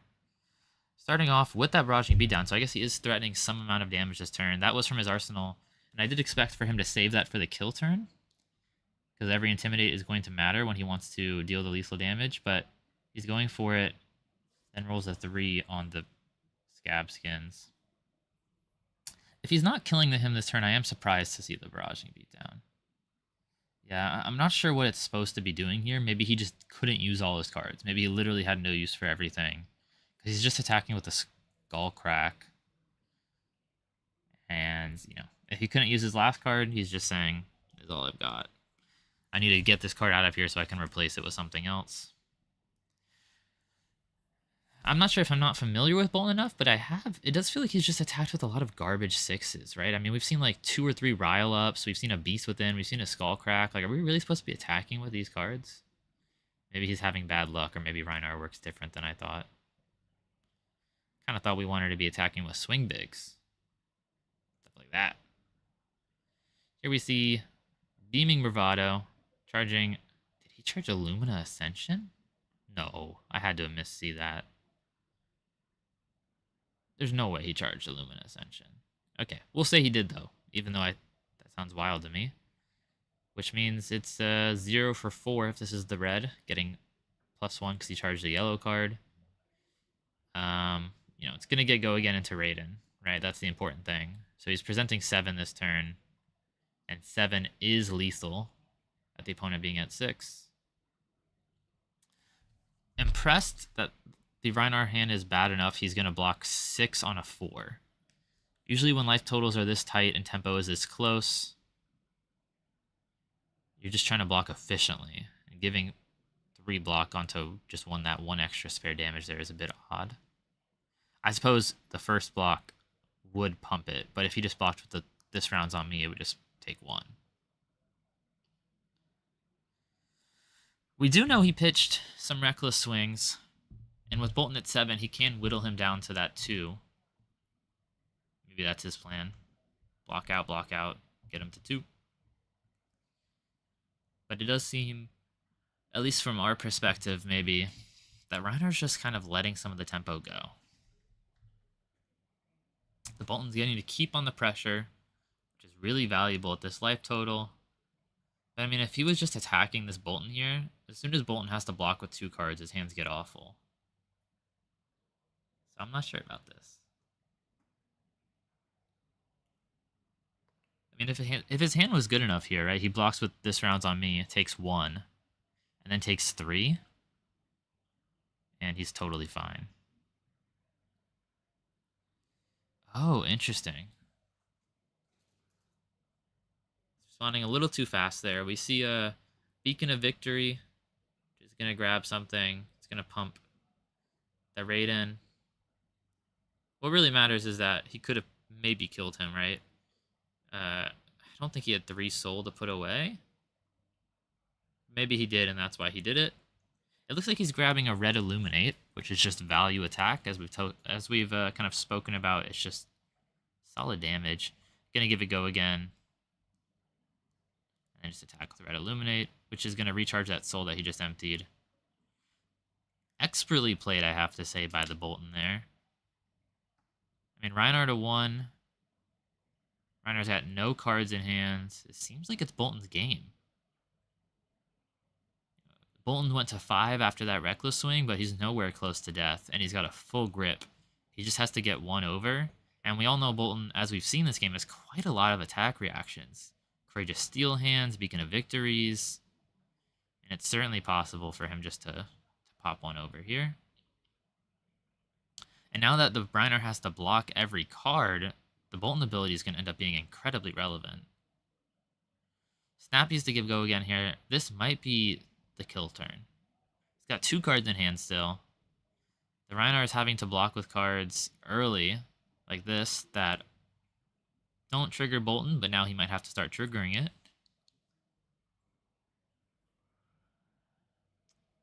I wish I could tell you what that last card is. But I think it might be a Bolting Blade. Yeah, I think that was a Bolting Blade for 7. He charged once, so Bolting Blade only cost 2. Wow. And he got there with exactly 1 leak. Yeah, Bolting Blade charged once at the beginning of the turn, so it only cost 2. Pitched whatever yellow to attack for 7. And dealt exact lethal to the exact number. No equipment block or anything available. I mean, that was exacties. I have to say that was a great game. I really liked that game. I hope you all enjoyed it too. Hope you're enjoying the commentary. I'll continue to make any adjustment or recommendations. I think I might zoom it out just a little more, and then I'll move that life total down to the bottom. But overall, I really enjoyed that game. I've enjoyed both the games we had so far. It's nice this one didn't go to fatigue. I think 2 fatigue matches back-to-back would have been annoying, but I did actually still enjoy that last Azalea versus Bravo match because the Azalea just played it beautifully, so go check that one out if you haven't already. One of my favorite things about YouTube live streams is that it's a YouTube video still, so you can rewind, you can speed it up however you want. Definitely prefer it over Twitch for that reason, personally, because I watch a lot of my YouTube videos on 2x speed or 1.5 because I talk fast and I listen fast. But we're going to take a quick pause here. I'm going to try to get a caster camera set up so maybe you can see my beautiful face in between rounds and you don't just sit and watch the players. But yeah, I hope you guys are enjoying. This was round 2. If I can check real quick. Let's see how many rounds we've got. I believe we've got 3 rounds of CC, 3 rounds of draft, and then maybe another 3 rounds of CC today. I'll be able to tell you in just a second. Let's find out. 3 rounds of CC. Oh, wow. We've actually got 6 rounds of booster draft. So we've got 3 rounds of CC, and then 3 rounds of Monarch draft, and then another 3 rounds of Monarch draft. And then tomorrow morning, we'll be back with the last 3 CC rounds, and then the top 8. Interesting. I kind of assumed it would rotate back and forth, but I guess our players might be a little drafted out today. It's really going to have to prove their mettle in terms of the draft portion. To be frank, I don't know the best way to stream the actual drafting part of that. If anyone has suggestions, I'm open to it.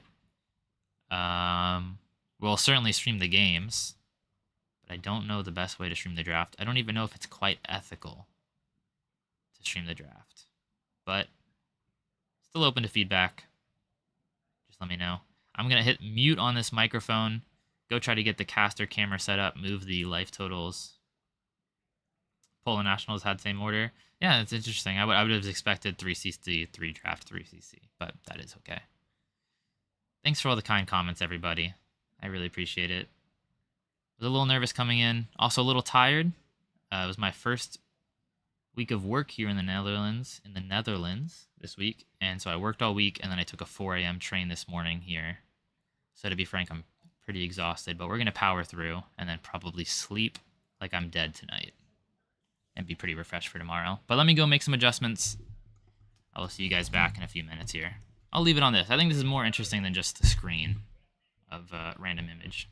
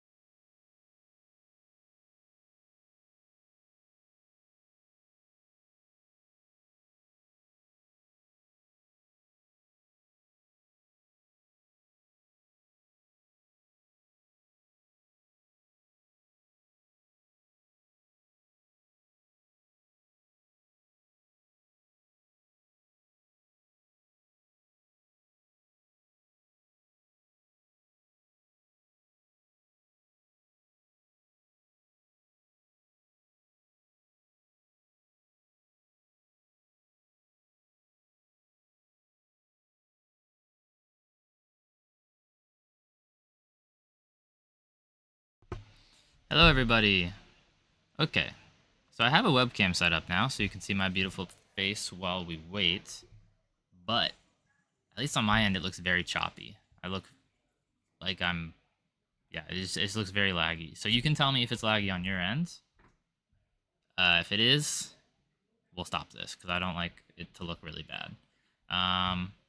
The audio should be fine still. And we're waiting for the next match. We're just gonna hang out, us two, and my Dr. Pepper. Stay hydrated. That's probably so loud on the mic. I'm sorry if that peaked it. Caffeine. I don't drink coffee or tea because I'm lame, so soda is my caffeine. We are officially sponsored by Dr. Pepper. They gave us $1 million for this stream.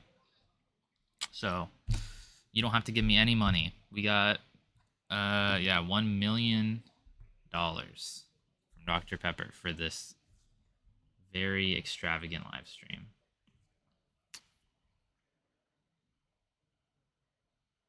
Yeah. We're waiting for the next match. It is a last round of CC. The last round of CC. You can see we moved the life total, put it on Azalea so you can see it a bit easier. I don't know if you saw me messing with stuff. Maybe I shouldn't have gotten Dr. Pepper. Now I'm going to be holding in burps the rest of the stream, to be honest. I'm in the back storage room, if you can see through what looks like a really laggy camera. But it sounds great in here. Sound quality is fantastic. Just look like a bit of a hermit. I just heard 10 more minutes in this round, so we've got a bit of time to hang out. The webcam does look incredibly laggy, doesn't it? Oh my goodness. I almost wanted to switch to the built-in camera, which frankly looks infinitely worse, but maybe it wouldn't lag so much. I had so many people bring me stuff to use, which I greatly appreciate, but maybe not all of it's gonna work with the computer great. We're gonna unplug this friend of the stream and maybe try a different webcam that we were gifted. One that won't look like I'm coming to you from 1950. This one says it's 1080p, even though this one looks like it was built in 1950. We're gonna see how that goes. Let's see if we can get this one set up.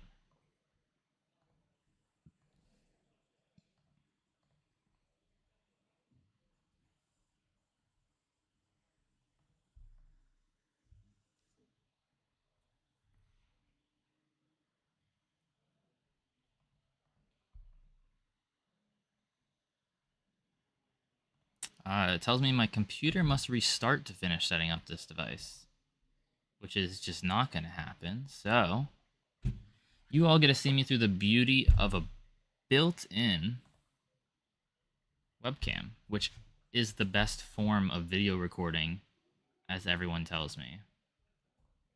That's not what we want.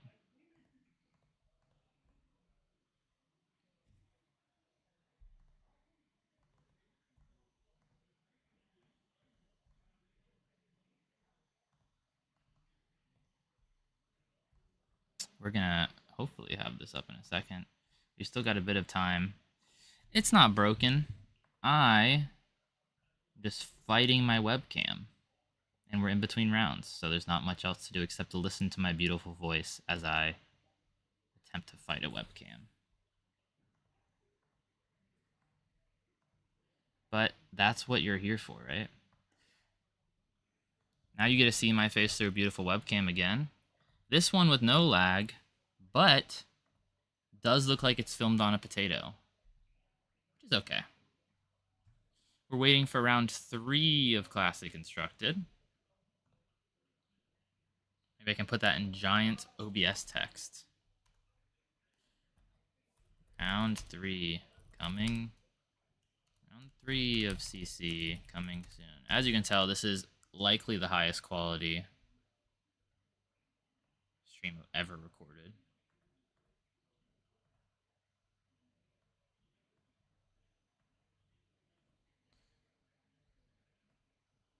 but I make up for it with my charming commentary.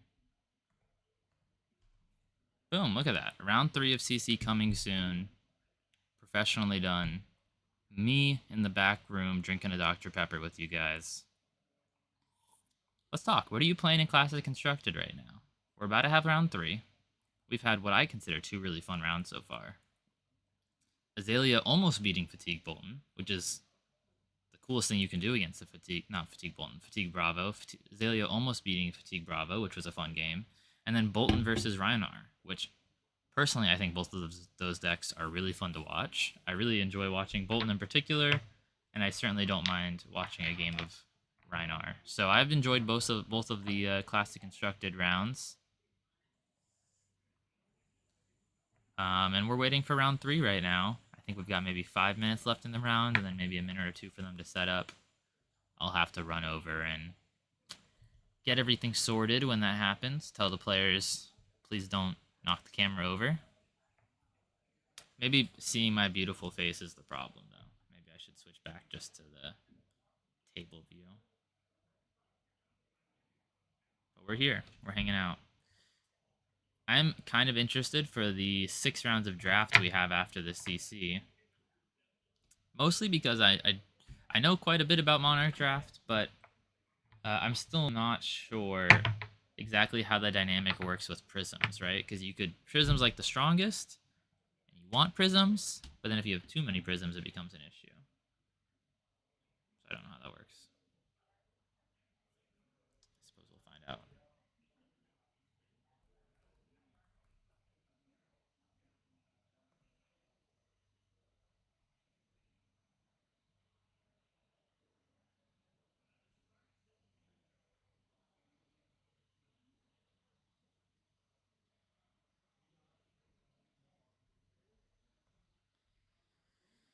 Just hanging out, waiting for the next rounds. We will be there soon.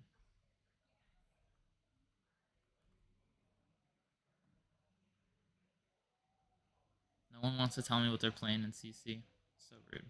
I'll tell you what I'm playing in CC. Bravo, obviously. The coolest hero in Flesh and Blood.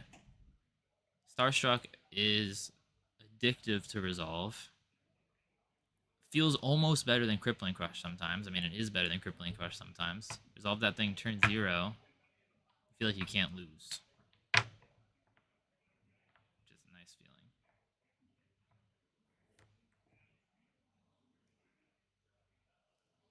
But I think we're about to get started.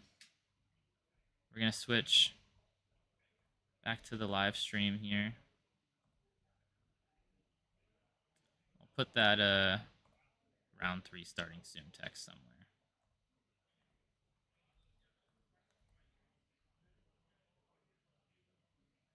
There we go.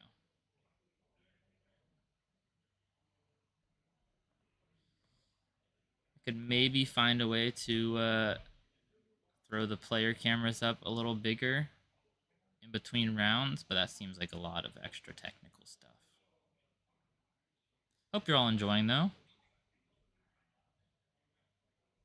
Gonna hit mute, run to the bathroom. We'll be back soon for round 3 of CC. Thank you guys for watching.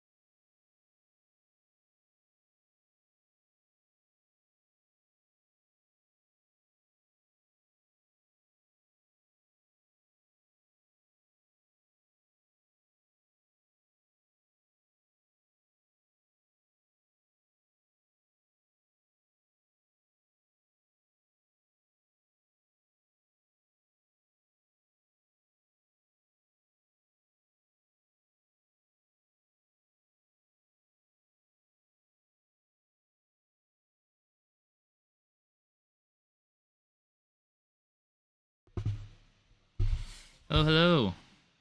I am back. We're waiting for round 3 still.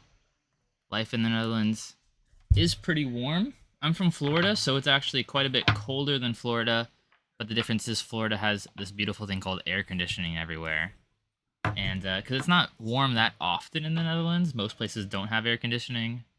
So even though it's only, 80 to 85 here in Fahrenheit, it feels like 100.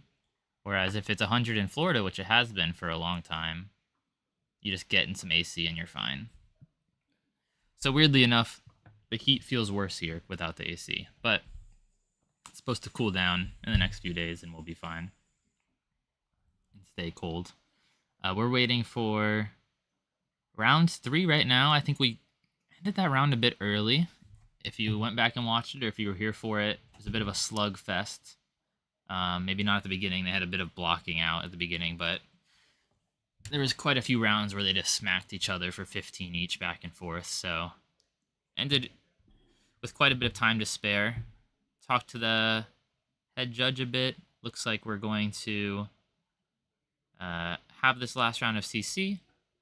Then we're going to have, I believe he said, an hour break. Dutch people like their lunch. It's going to be 1 o'clock over here. We'll have an hour break. We will figure out if any player is comfortable with us watching them draft. We'll put a camera right on their hands. And if so, we will watch a draft, watch their games. Very Magic the Gathering Pro Tour style, where they watch one player through their draft and their games. We'll try to find someone who's better. And we'll do that twice because we got 6 rounds of draft after this. If you're interested in draft, certainly stick around. If you're not interested in draft, that's totally fine. You might still enjoy it. But, you don't have to stick around if you don't want to after the last round of CC. I will say, draft is always going to be pretty core to Flesh and Blood at high levels. Maybe not at armories, but at high levels, it's always going to be a very important part of it. So if you ever plan on playing in big events, you certainly should take in as much draft content as possible.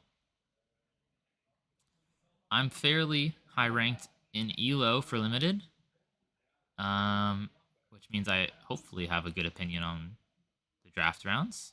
I'm 29 or something like that right now in the world for limited ELO, which is pretty decent. Makes me automatically qualified for Worlds, which I'm excited for in Barcelona this year.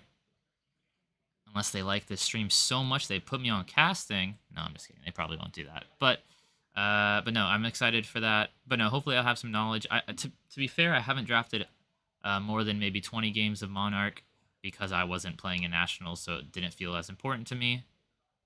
But I've definitely drafted a few hundred games of Flesh and Blood in general and should be able to impart some general knowledge on it.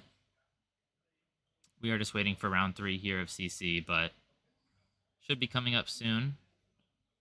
Shout out Jom Sema for sending just the best random emotes. That's what we're here for, to be honest.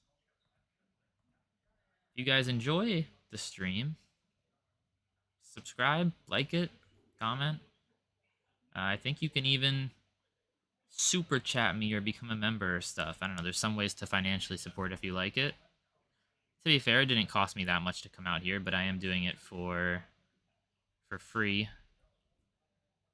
And I don't know, it costs what, maybe $50 in the trains plus food. I'm not spending more than $100 my own money this weekend, but any support is nice.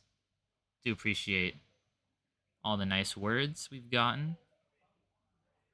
I think the main thing I've heard is just the video quality could maybe be a bit clearer, but unfortunately this was thrown together not last minute, but without an unlimited budget, so we don't have the fanciest internet connection.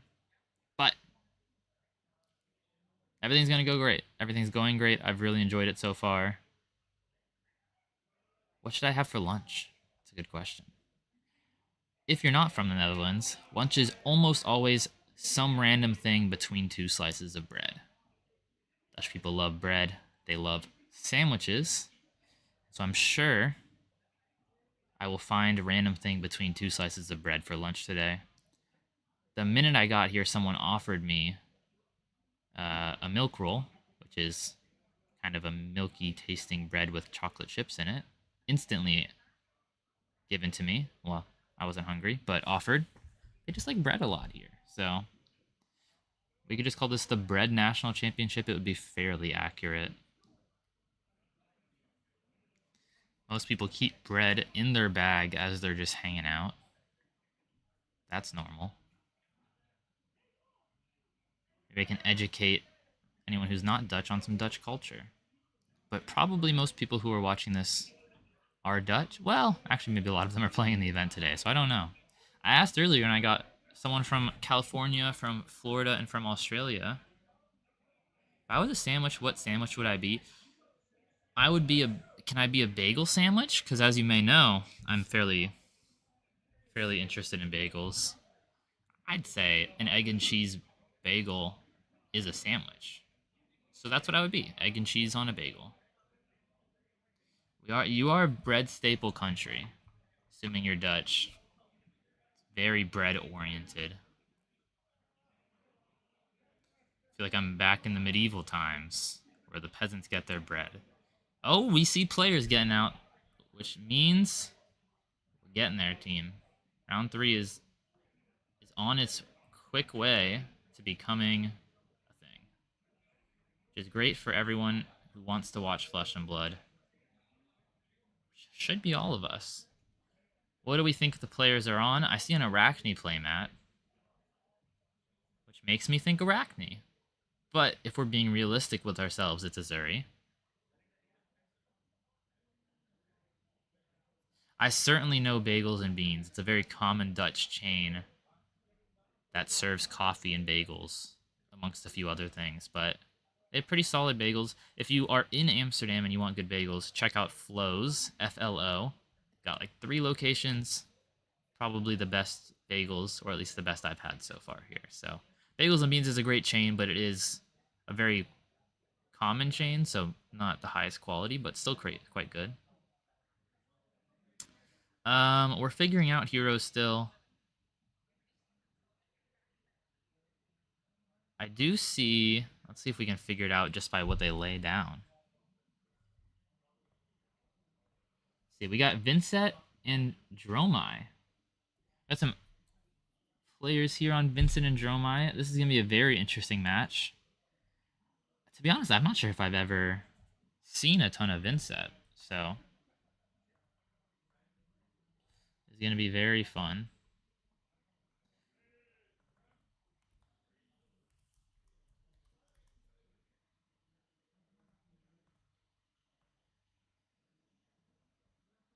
Alright, I'm gonna get the overlay set up for Vincent and Dromai.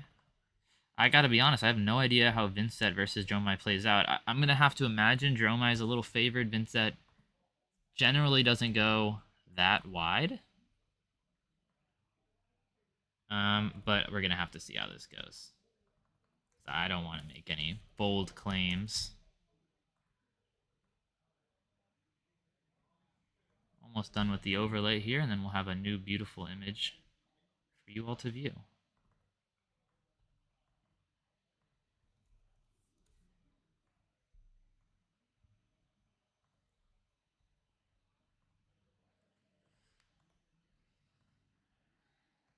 Let's get this up.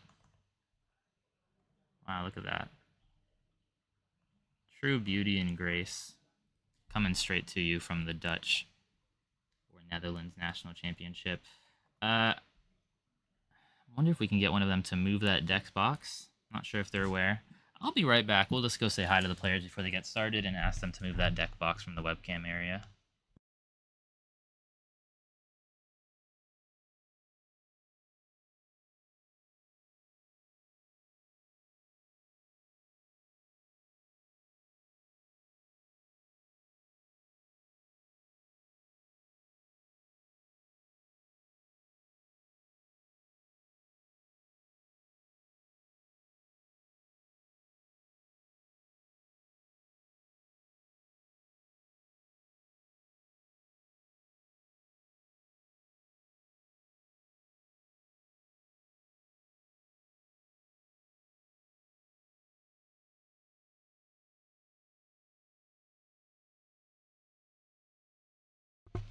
Is there a URL to the pairings? That's actually a fantastic question that I'm not sure I have the answer to. Let's find out. I have a URL to the actual page, like of the event. Not sure if we have like regularly updated pairings on here. Let me send this link just in case you'd like this, and maybe you can find pairings faster than I can. This is the main page for the event. Let's see, deck list submission, Discord server. To be honest, I don't see any kind of standings on here. But that's not to say it doesn't exist. Might be on the Flesh and Blood website somewhere. But I sent you a handy dandy link that may or may not have pairings. We do have a very interesting match today. Quite exciting.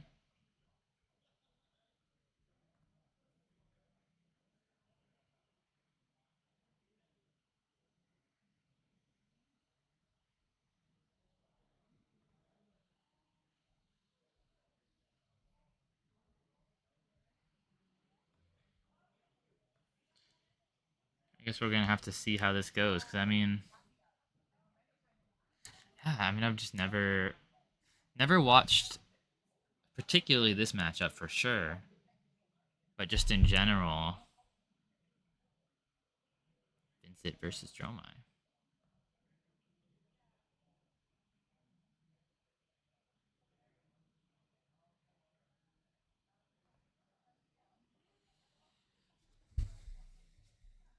Looks like we're doing quite a bit of pile shuffling here. I might need to run over there and move the life totals real quick, because it looks like we got the bottom half one cut off. Maybe I need to just move the camera in general. We'll be right back.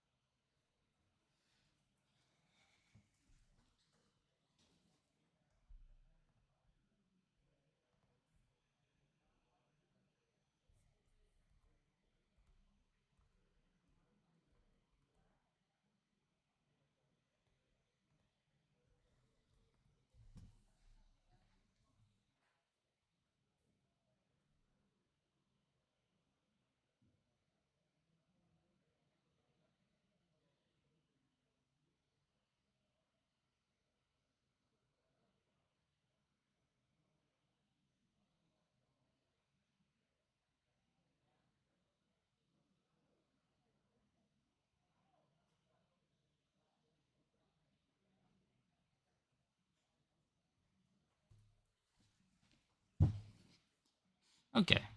Well, I think this is about as good as we'll get this round. I know we have a little bit of the equipment cut off, but I think the players had their playmats maybe shifted a little.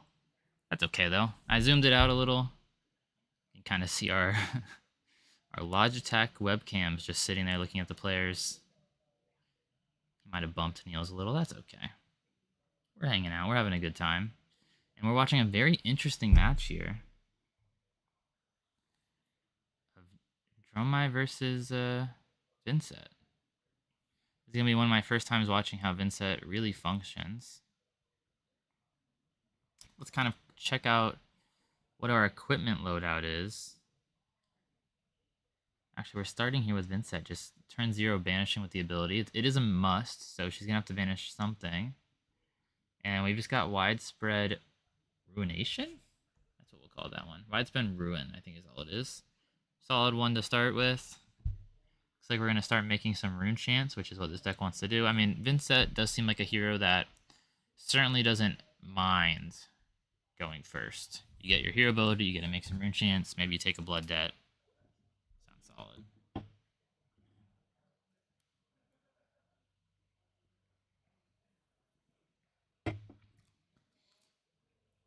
Looks like we might have attacked too, which is going to let the Dromai make a bit of ash because you can see Dromai's got null-ruined gloves there. That's a fair point. Vincent does have quite a lot of poppers with all of the widespread cards that all attack for 6. So that's pretty... It's interesting to see how that's going to go, basically. I mean, even I think, if I'm not wrong, a red Deathly Whale is also a 6, so we've got maybe 12 to 15 poppers in here. So it's really going to... We're going to have to see if Vincent can keep on the pressure and pop at the same time. That's kind of the question I have here. Can you pop and pressure? That's Vincent's kind of goal. And I think Dromai's maybe got it if they can't accomplish it, but we'll have to see. I do see a Artivore in the hands after the draw up here on Vincent, which isn't nothing. That's one of the more powerful cards in the game, and Vincent in particular has the same advantage of all Shadow heroes, where they can play stuff from Banished and will benefit from Artivore not actually making them go down a card at all. They'll be up 3 full cards, basically. We got Tomotai in here attacking. Huge dragon to start off with. I mean, I believe this is the first turn, if I'm not mistaken. But I think we hit double blues. Niels doesn't look happy. I think we saw Niels just lean back there, because he just put 5 resources and Tomotai into no hit plus pop, which is, I have to say, slightly devastating. And that is the power that we just spoke about of Vincent having some poppers. Just traded 1 whole card for Tomotai there. It does look like we just had a banish with the must ability on Vincent and had no synergistic banished cards, so we just had a banish, I think, a Runic Incantation. Yeah, I don't decide who's getting put on stream.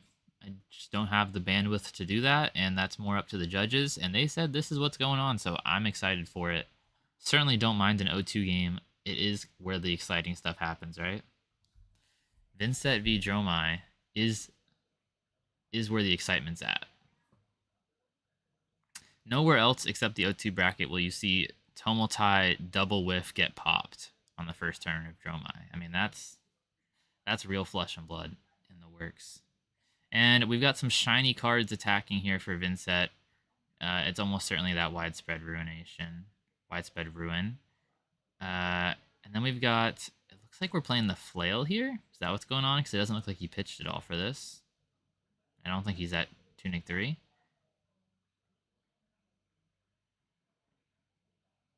So paying a life.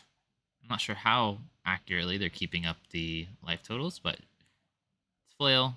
Very strong card, because I think he just traded 1 life for a whole passing mirage, which to me seems like some of the most value you can get in Flesh and Blood.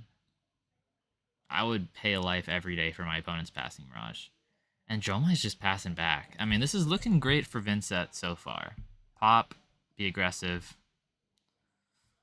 Also, what's up, Nick Butcher, if that's the Butcher in the chat, because I think it is. You are great. You, very good Flesh and Blood player who everyone should watch any content or listen to, largely what they say. Nick is very knowledgeable about Flesh and Blood. Thanks for hopping by. We've got the Artivore happening.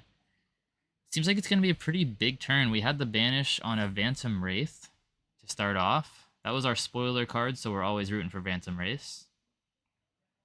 We had a Runic Incantation to start the turn, and now we're going to get to banish something to Artivore. And I think he might be trying to banish a non-attack.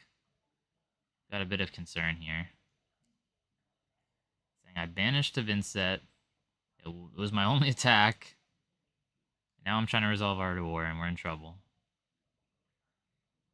Yeah, this is the bracket that we're excited about.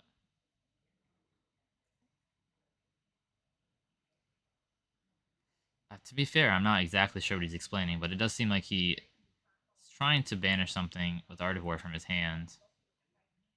He's just not sure if he can. Let's try to read some sign language here. Triggered. I got a rune chant. I banished Oh, are we saying we missed the rune chance because he art award so fast? Because I don't see any rune chance out. He should have two, yeah? Runic incantation plus hero ability. Should be two rune chants, and I'm not sure about you guys. I don't see a rune chant token on the board. Very interesting if we're going to consider that missed or not, right? Because those should just happen, right? You shouldn't be able to miss them, but they are beneficial triggers. It's a little bit of where Flesh and Blood's having some rule dramas lately. To be fair, if I get to decide there, I'd say you can't miss those rune chants. They happen, but we'll see how it actually goes. What are we putting cards out for now? Is he resolving stuff? Sorry, stream. If I'm a little lost, seems like there's a judge call and we're rolling. Okay, what just happened? We rolled and put a shadow puppetry into the banish zone? What in the world? That's got to be one of the strangest. I don't know what happens where you roll and put shadow puppetry in the banish zone. Maybe that's part of how a judge call resolved. Unless I'm just not remembering a Flesh and Blood mechanic. But maybe he drew too many cards? I don't know. We're going now. We're resolving attacks. That's what matters. We've got Rune Chance. We played a non-attack. We're coming in with Rune Chance plus Phantom Wraith. It's probably 8 or 9 damage. I mean, we're hitting them. This is attacking here. And that is what matters. I'm sure he would have loved to resolve that shadow puppetry that somehow got RNG'd banished, but he could have flailed after this, which would have been nice.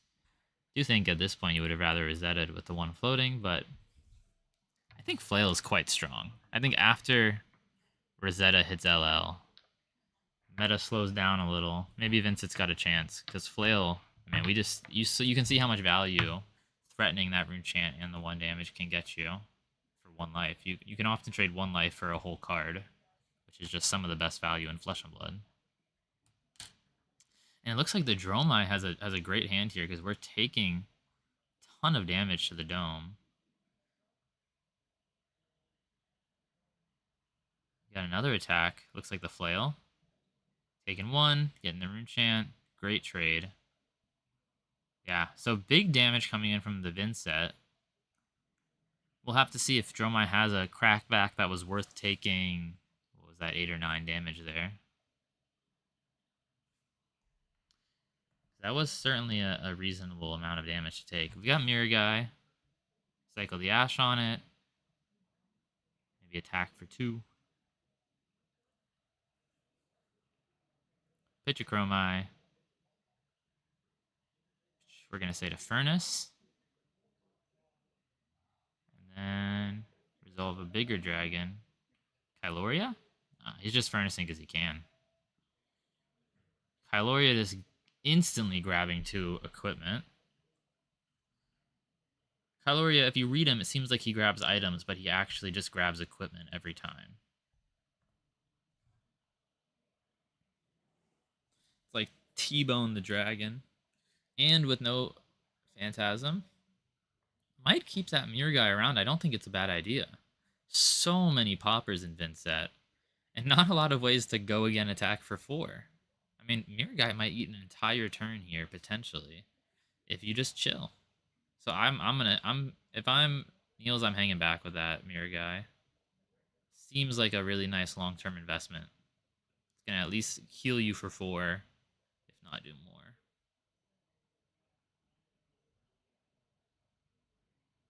Got a very shiny Kyloria, but we know what that card is at least. Good lord, did he... Is that a Brother in Arms? Okay, that is some tech I don't know about. Unless that's a card I'm not sure, but that really does look like a Brother in Arms to me. We've got another Art of War turn. Potentially coming up. No, we're pitching it for a Rune Blood incantation. Got to keep those rune chants going. Very core to the game plan.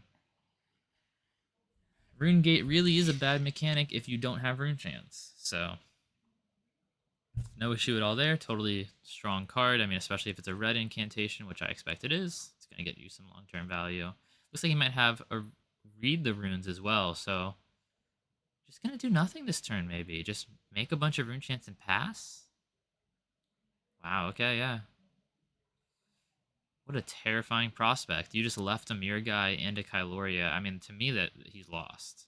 If not lost, he's on the back foot severely. He made, what, maybe 4 rune chants plus some for later turns, and he left a Mirror Guy and Kyloria. And we've got Ravenous Rabble. Looks like it was for 4. Instantly taking it. Much more worried about the Kyloria here. And then another 4 no Phantasm. So this is likely going to take 1 equipment plus 3. I mean, this is just absolutely eating through Vincett's equipment about as quickly as you can. I'm not sure if I've ever seen a Kyloria get this much value this quickly. I think Niels certainly has learned this Mirror Guy is going to hang back. It's doing a lot of work. We've seen how many poppers Vincett has.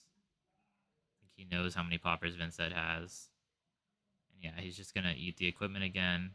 I mean, if we've got Spellbound Creepers very likely on the boots. He's got 2 equipment block left max with Tunic plus Spellbound Creepers. Not sure how long it's going to take him. And then a Yenderai. It's almost interesting. Like, Yenderai, it's kind of scary to attack with him here. He might just trade for a card, but maybe he's okay with that. Yeah, he's popped right away. That's what we expected, but I guess you have to use your cards, right? Your Dromai, you're not just going to sit there. You'll say, okay, I'll trade this Yenderai. I mean, you're trading 2 cards for 1 card, which does feel inefficient. Pitch plus Yenderai for a CNC, but you can't just sit there do nothing.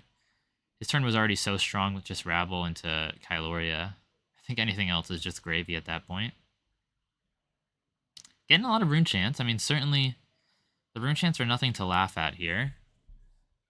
And they're not very easy for Dromai to pitch, to prevent. But at 33, I'm not sure the maybe 6 rune chants that Vincett's at right now. Not sure they'll make a difference. Maybe that Brother in Arms, I thought it was an Envelop the Darkness. Because that looks very similar, and I think he just banished that. Envelop in Darkness. Not what he wanted to see, though. I suspect you want to banish a Rune Gate card if you're playing Vincett, and you've got 5 or 6 rune chants. You're hoping to banish, you know, blue Widespread Annihilation, right? I suppose it's only in blue, but that's what you're hoping for, is a big fat banish target, not Envelop in Darkness. It does seem like the Vincett's getting a little frustrated here, maybe. I mean, I can't tell, but it looks like he might have all non-attacks in hand. Just has absolutely no... I mean, he did block with an attack, so it's not that he had no attacks. He popped with an attack, but... he has to get rid of this Kyloria, at least, right? I mean, the Mirror Guy is annoying because it stops his popping, but it's not going to threaten that much long-term damage. This Kyloria is just going to run away with the game if it's not killed this turn. I can't see him coming back after that. Already feels a little sketch.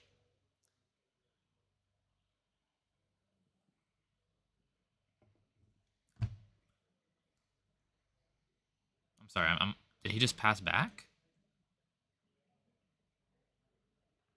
Oh, good lord. No, he didn't.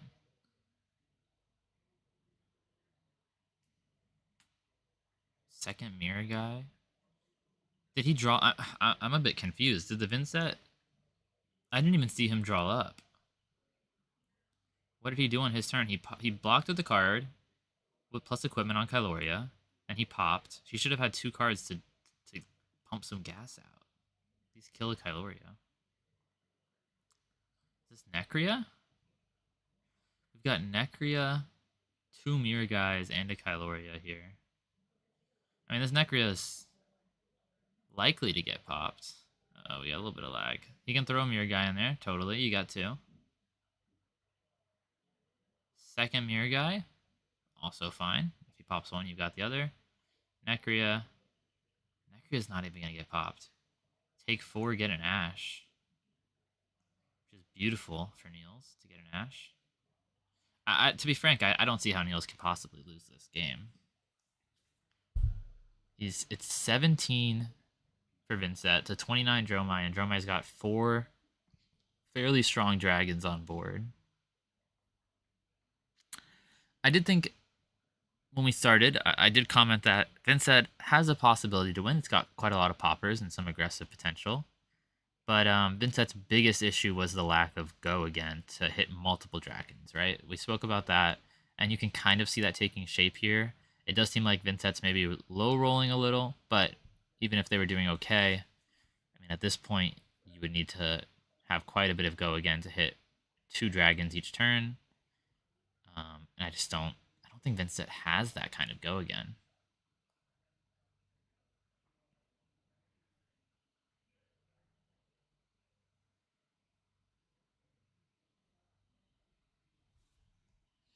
Don't think they have that kind of go again, unfortunately.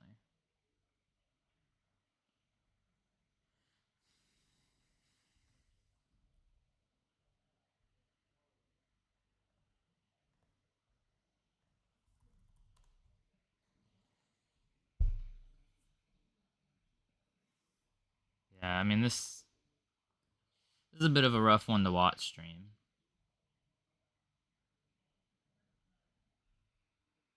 The Dromai is just absolutely beating down. We see the Vincent come in for quite a bit of damage. They had quite a lot of rune chance built up. And they're going to get off the widespread destruction effect. So at the end of the turn, Dromai's arsenal will be banished. Certainly relevant. Kalori is dead. Also relevant. And they hit them with, I think they were at, what were they at, 26 or 29? They hit them for, quite a lot of rune chant damage there. But the real question is it enough? We still have a Necria plus 2 mirror guys. Still have a life lead. Is it enough to come back?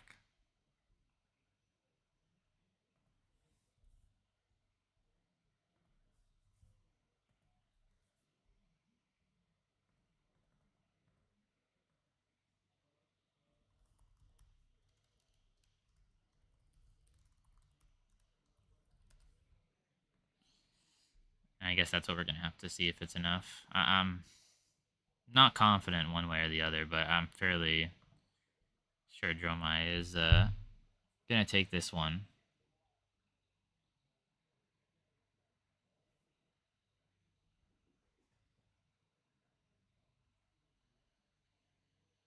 We got Flail. I mean, we've got quite a bit of go again going on here. We've got Flail, which is a strong attack, plus some rune chance. Certainly coming back on the life total, right? Like, the life totals are equalizing out, which is, we got Revel in there. Ton of rune chance. Plus Flail. We had a Mauve's Guide. Widespread Destruction, which got us those initial rune chants on the Kyloria. So, I mean, we did quite a bit of damage there, right? That was a lot of damage coming in from the Vincent. You can see the life totals are now swung in Vincent's favor, right? So if he can keep up the pressure, he might be able to close it out just on arcane damage. But we got 3 dragons still. We got Necria and 2 mirror guys. So I think it's going to be a lot on the rune chance, right? I think that's what we're hoping for the Vincent at this point. Dromai does regularly struggle to pitch for rune chance if she's drawing all red hands. Almost immediately you can deal quite a bit, even if she pitches the 3 reds in the 4th to Flame Scale. She can only block 6 rune chance, and then can't do anything on her turn. And then she's also taking all the physical. So the split damage is strong into Dromai, certainly. But is the split damage enough to come back from Mirror Guy, Necria? It looks like Dromai is, doesn't need to make any more risks than they have to. And they're saying, let me pitch for some of this arcane. It's quite a bit coming in. Revel plus Mob and then into a Flail is certainly strong. So they're going to come in for quite a bit. They're just gonna keep one card maybe to manage that go again. And they don't necessarily even have to have the go again here. I mean, they're coming in with no Phantasm Necria. That's a pretty solid attack already. And if you don't attack with the Mirror Guys, it's not the end of the world. It looks like, if what I can see, Vincent's hand is quite a lot of non-attacks. It looks like we're just using up a Revel. I mean, that has to be your strongest card in this matchup at this point, right? Revel is the 4 arcane damage that Dromai is going to struggle with. And then Dromai also has the Sigil after Necria into 2/2, and then this is probably a red Dust Up, which is for 4, with a solid on hit of getting an Ashwing. And I think we're going to take all of Vincent's cards. I mean, this snowball is building quickly. If we're taking all of Vincent's cards, no chance to hit dragons on their turn. No chance to do much of anything. At least doesn't have to listen to their must banish trigger, but what's happening? They're going to trigger some Runeblood incantations, get some rune chance, probably pay a life to attack with Flail if they want to, which seems like a solid option. And then just get smacked by dragons again. Right, that's basically the game plan, is get smacked by dragons again. Love to hear any ideas from the chat about how you get out of this position as Vincent, realistically. I feel like he needed that Revel. Revel is one of the strongest Runeblood cards into Dromai, just because of how much they struggle to pitch typically for rune chance. Maybe the hand didn't line up with Revel well, but I feel like you maybe need to force it to line up with it. Like, yeah, it sucks that they're coming in for some damage, but use that life as a resource.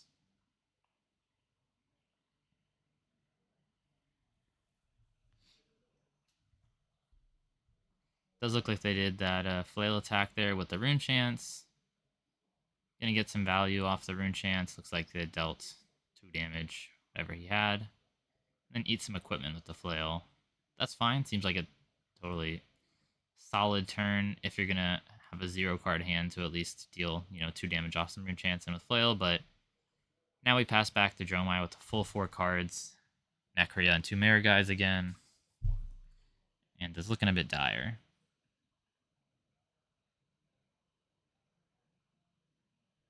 Thank you all again for watching. I really appreciate everyone tuning in. We've got some great games today already. I know this one's been a bit snowbally, but if you are just now tuning in, YouTube has the beautiful rewind feature. We had a really, really fun Azalea versus Bravo game to start off the day, and then another fantastic Bolton versus Rein game. Neither of them nearly as snowbally as this one, to be honest. And this game is still close on life totals, but I think the board state obviously tells a bit of a different story. And now we've got Chromai coming in as well. We are going to have an hour break after this game for lunch before we come back for quite a lot of draft. 2 draft pods in a row, so 6 rounds of draft to end the day out. So that will be coming in after an hour break, but because we'll have an hour break, once again, YouTube has a beautiful rewind feature. We had great games to start the day. Go check them out. We did pop the Necria. 1 dragon down. I mean, how do you come back from Mirror Guy, Chromai?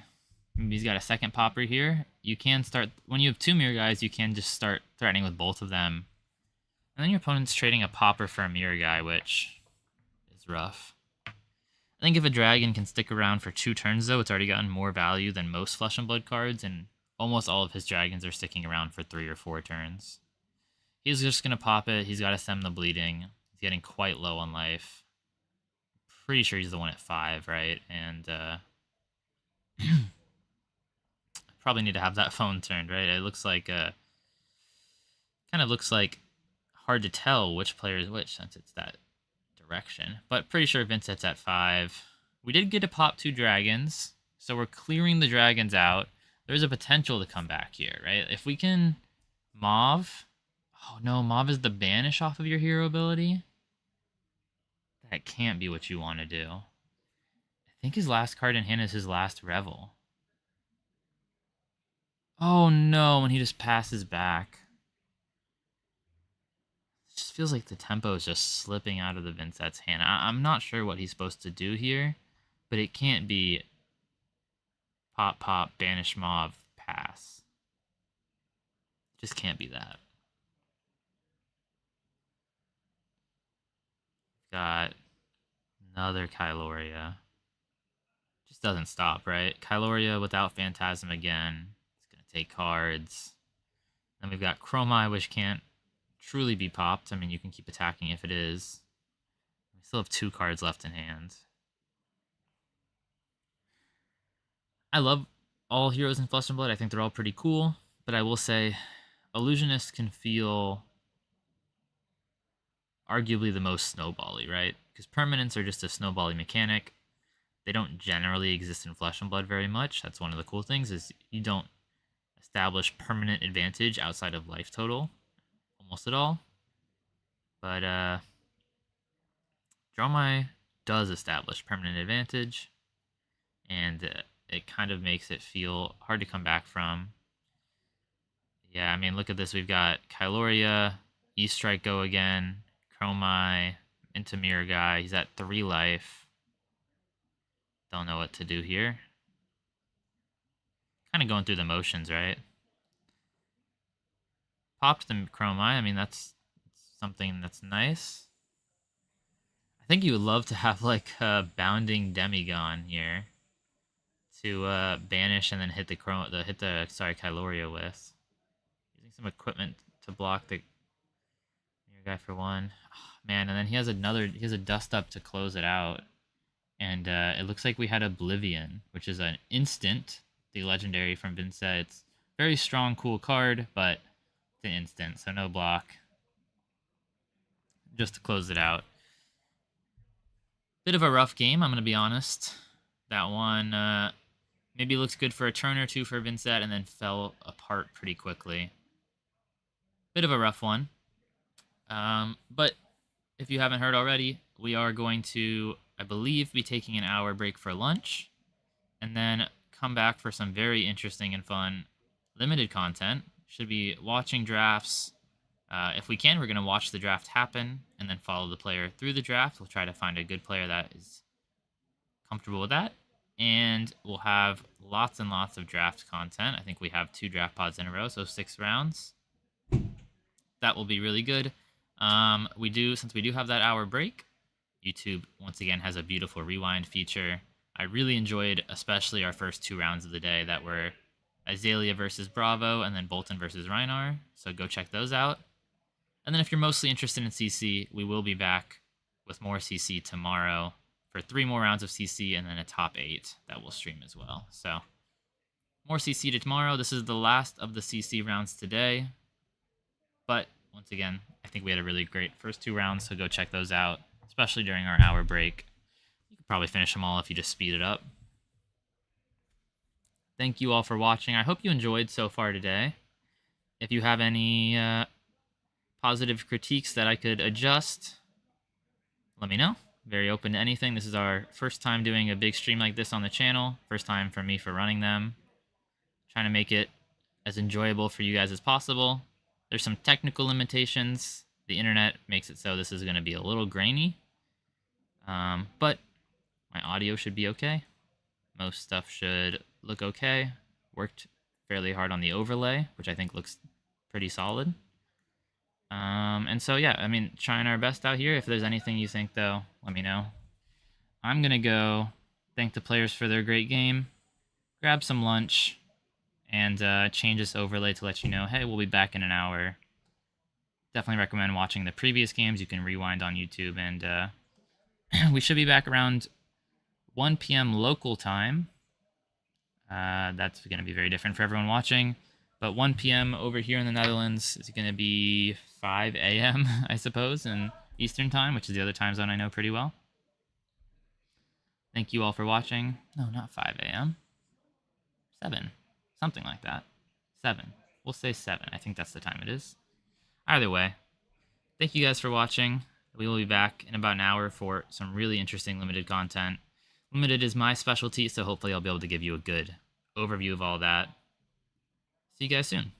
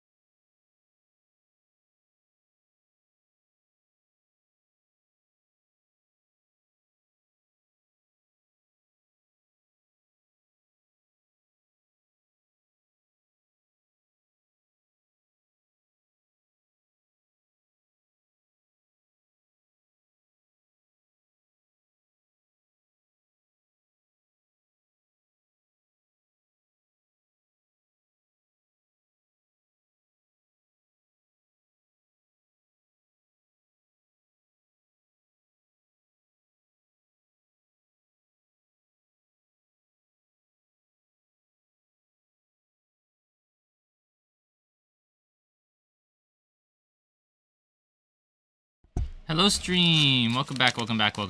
Okay, so we have a very exciting draft that we get to follow.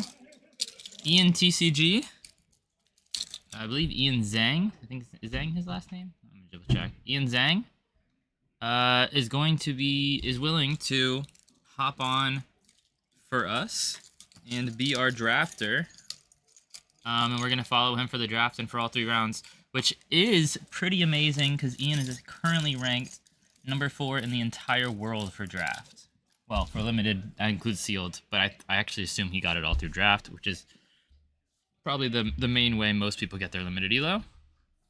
So not only are we going to watch all of his draft picks, we are going to watch his 3 games as well and see how those draft picks panned out.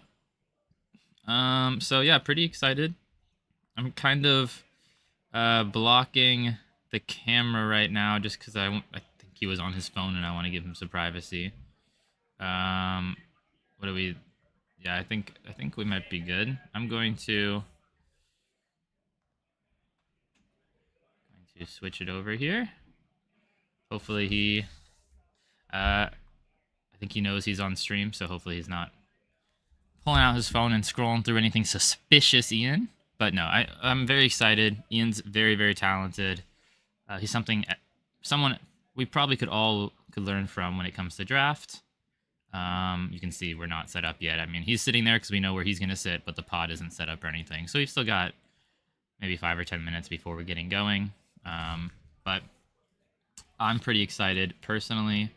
I hope you're all excited too, because this is going to be honestly very cool. I mean, being able to watch one of the best drafters in the world. I mean, he's number 4 in the whole world for draft.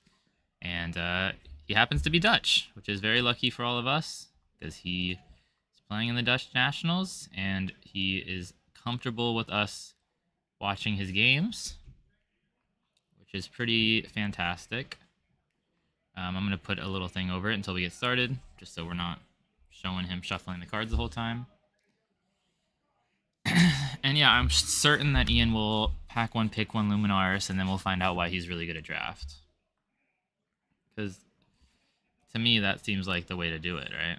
If I was going to try to win a big major draft event, I would pack 1, pick 1 Luminaris. I mean, how else are you supposed to win draft, right? While we're sitting here and I'm talking, tell you a story about how I went 6-0 in draft at the World Championships with Uprising.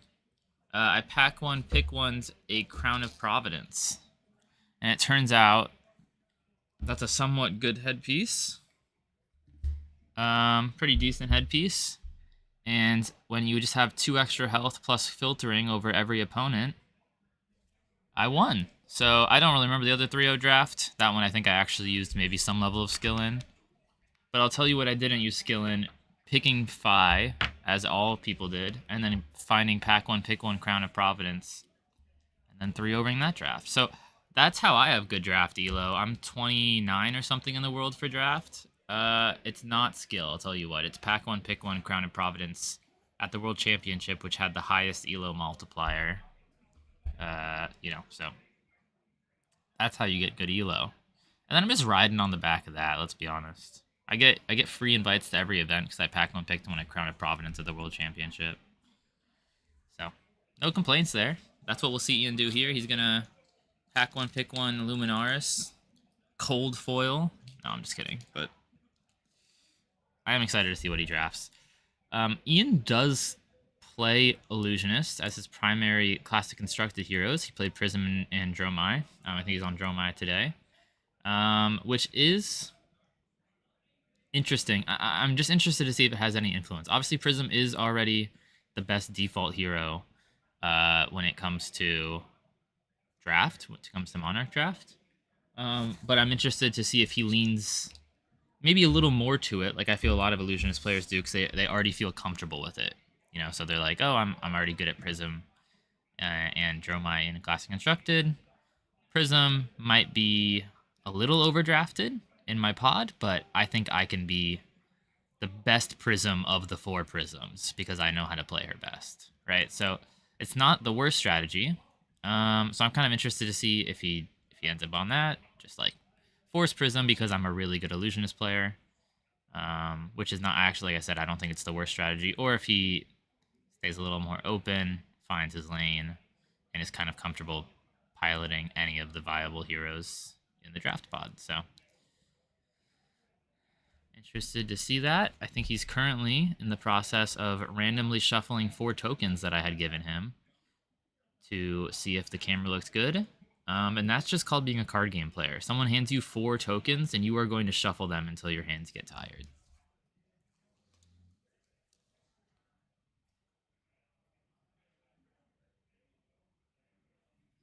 I hope everyone's having a good day or morning or night, wherever you are. I see we've got viewers kind of coming back now that we've got some motion in the ocean finally happening. We have draft hopefully coming in the next few minutes. I'll be able to remove this beautiful banner. Just hear Judge yelling all right players, which means we've got a good sign.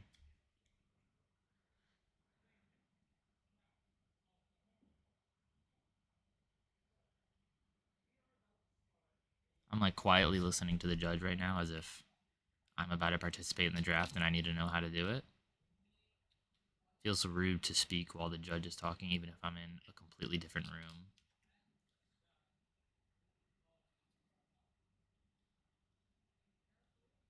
Altars for your Azuri deck is very cool. Do you paint them yourself? Is this your first time doing it, or do you regularly alter cards?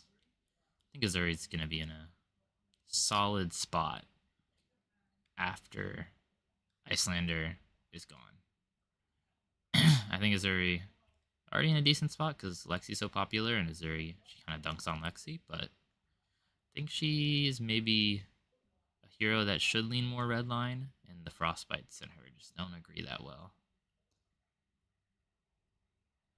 Although she doesn't have to be redline. I think looking for a scrap is a fantastic card and doesn't quite work with the redline strategy. But her hero ability does kind of make you want to be redline. And the fact that her weapons are shit. Well, I hope the altars are going well. It does seem like something relaxing to do while listening to a live stream. Hopefully my voice is not grating and irritating while you try to paint.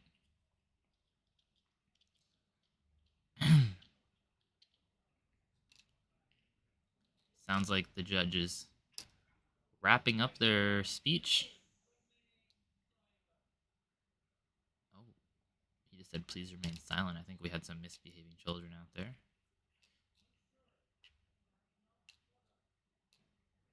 But we're gonna wait for the judge to finish up going over, and then within the next minute or two, we should get into the draft. Once again, we have Ian Zhang, also known as Ian TCG, who is currently the number 4 ranked drafter in the entire world.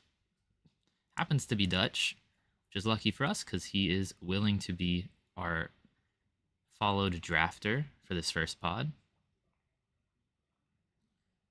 which is great because we get to follow Ian and see what he picks and how everything goes. Let's see. I think we got our packs now at least, but I think the judge is still going over what you need to do. Thanks to Gameforce in Eindhoven here in the Netherlands. I reached out to them and they were kind enough to allow me to come stream this. Kind of put a lot of faith in me, so I'm representing them in their event, despite me having never live streamed a major event before, so appreciate that a lot. Appreciate everyone viewing. Very excited to follow arguably top 5 best drafters Flesh and Blood's ever seen. I mean, he's had a very consistent record. I think he was number 1 for a while, but he stayed top 5 for basically since he started playing when it comes to Flesh and Blood draft. And we are lucky enough that he's Dutch, so he's here hanging out. Ian's a great guy. I've talked to him a few times. Very, very Dutch. If you know what that means, then you know what that means, but Dutch people are very direct in a sweet way. I am expecting the pick one Luminars though. Gotta keep that limited elo up. If you also know a lot about Europe, you know there is not much AC in the countries. Maybe a little further south in Spain there might be AC, I'm not sure. But the Netherlands does not have much AC, so it's quite hot today. People keep calling the event center a sauna, which is okay. It'll be cooler the next week, but kind of wish it was a bit cooler today. I do have a sunroof right above me, which is beautiful, but certainly doesn't help the temperature.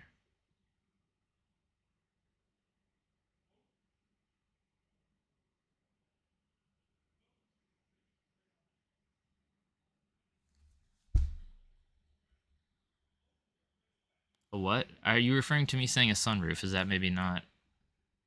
Maybe that's just an American term. It's like a glass square in the ceiling where the sun can come in. We're counting packs. You know, with the Nationals and not like a Pro Tour, if they haven't pre-opened the packs, because at every Pro Tour and World Championship, they pre-open the packs, count them for you. Like, well, you do count them once you open them, but they do pre-open the packs and everything. What was that? We got a Seeds of Agony. We're already getting a sneak peek. Look at that. Seeds of Agony. We're going. All right. I heard him say go. I don't see Luminaris though. Okay, let's see how he's looking through this. I can see Seeds of Agony. It doesn't look like a particularly strong pack. It does look like that's a red popper, and he's thinking Ebonfold's pretty good too, which I think is valid.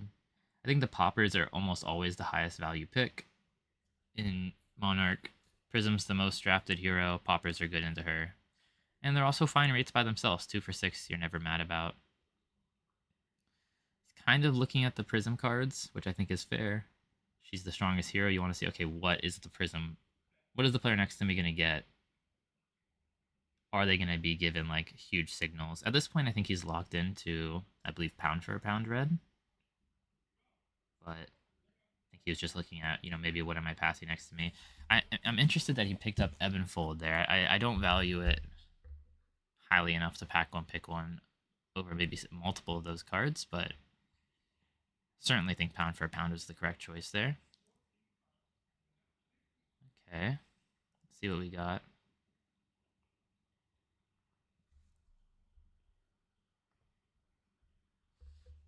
I know it's a little blurry, unfortunately. We got another Ebonfold, and he does seem to value the Ebonfold. Blue Rise Above is maybe one of the worst cards ever printed. Looking at some other powerful cards from other classes, we've got a 6-power Brute card, we've got a red Courageous Steel Hand, red Swing Big. That's 2 strong red Warrior cards, which I think he's also looking at. Okay, this is a pretty solid Warrior pack. Red Swing Big, red Courageous Steel Hands. Makes Bolton somewhat happy. Am I sending a big Bolton signal here? Does look like he's pretty locked in on this Ebonfold, though, which is not surprising because equipment's good in draft, but I don't know. I did think he was going to be maybe looking at more illusionist cards to start with, but it looks like he's already pretty interested in Shadow. I wish I could remember if Ebonfold is just Shadow or Shadow Runeblade, but I'm pretty sure it's just Shadow. Let me actually look real quick. Alright, let's see what this pack looks like. It is just Shadow. Okay, that's interesting. Oh, and we have a nice Herald that he instantly sees and thinks, okay, that's pretty good. Blood Drop Arcade is a solid generic equipment that you can just play in anything. The Herald, he's instantly like, this is quite good. I mean, we've got a yellow Wartune Herald in that pack too, which is certainly not getting tabled, but see, I mean, I think that's a red Lunar Tide Plunderer, or however you pronounce that card, which is a pretty strong popper for... Oh, see, yeah, and he instantly grabbed it from the back. Just a popper in Shadow. He already grabbed a Shadow headpiece. So he's grabbed a generic popper, a shadow headpiece, and then a shadow popper, right? So he's thinking, okay, shadow, don't know what I'm playing, but I know it's probably shadow. And I know I'm probably going to have a decent time into prism because I've got 2 poppers. That's red overload that he's thinking this is pretty decent. Red Seek Horizon. Oh, is that another Lunartide Plunder popper? Yeah, instantly to the back. He's going to slam that after. I mean, there's almost no way he doesn't grab that. 3 poppers to start makes this prism matchup fantastic. He knows he's not playing prism himself, pretty likely, considering this would be his 3rd shadow card. We do see a Red Seek Horizon pulled to the front, considering it. I think we also see a red Rise Above, although I'm not sure he's actually considering that particularly. Not quite sure what the blue card that's pulled to the back is. I can't quite tell if he's pulling the good cards to the back or the bad cards. And no, really, I'm actually super surprised by this one. Red Take Flight. So we went generic, shadow, red Take Flight. I mean, I certainly agree red Take Flight is maybe one of the top 3 best Bolton cards. And he's just thinking Bolton's wide open. But, I mean, I think I saw another red Lunartide Plunder in there, and I would have been thinking shadow looks pretty decent. Immediately, gauntlets are good. I mean, nothing wrong with some solid equipment. The rest of this pack seems fairly weak. I see almost all blues for the attacks. I mean, it's literally almost all blues and poppers, and then bad cards. Like the red is like Memorial Ground. Ironhide Gauntlet does seem like the obvious pick because you're not that interested in just random blues yet. There's almost no power cards. Is that a blue Take Flight? Okay, actually that's a valid blue. If he's seems like he's fairly interested in Bolton, because I think I would maybe have picked the Ironhide Gauntlet and still stayed open. I mean, I only have 1 Bolton card, but I think he's kind of reading like, I just want to be in Bolton. It seems fairly open, but I see this pack and I don't see Bolton. I mean, there's Cross the Line, right? But does this pack scream Bolton to you? I guess this pack doesn't particularly scream anything, does it? It's a fairly weak pack. I don't even see a single red, which is crazy because there's like 10 plus cards in here. I think maybe that's a red chain card.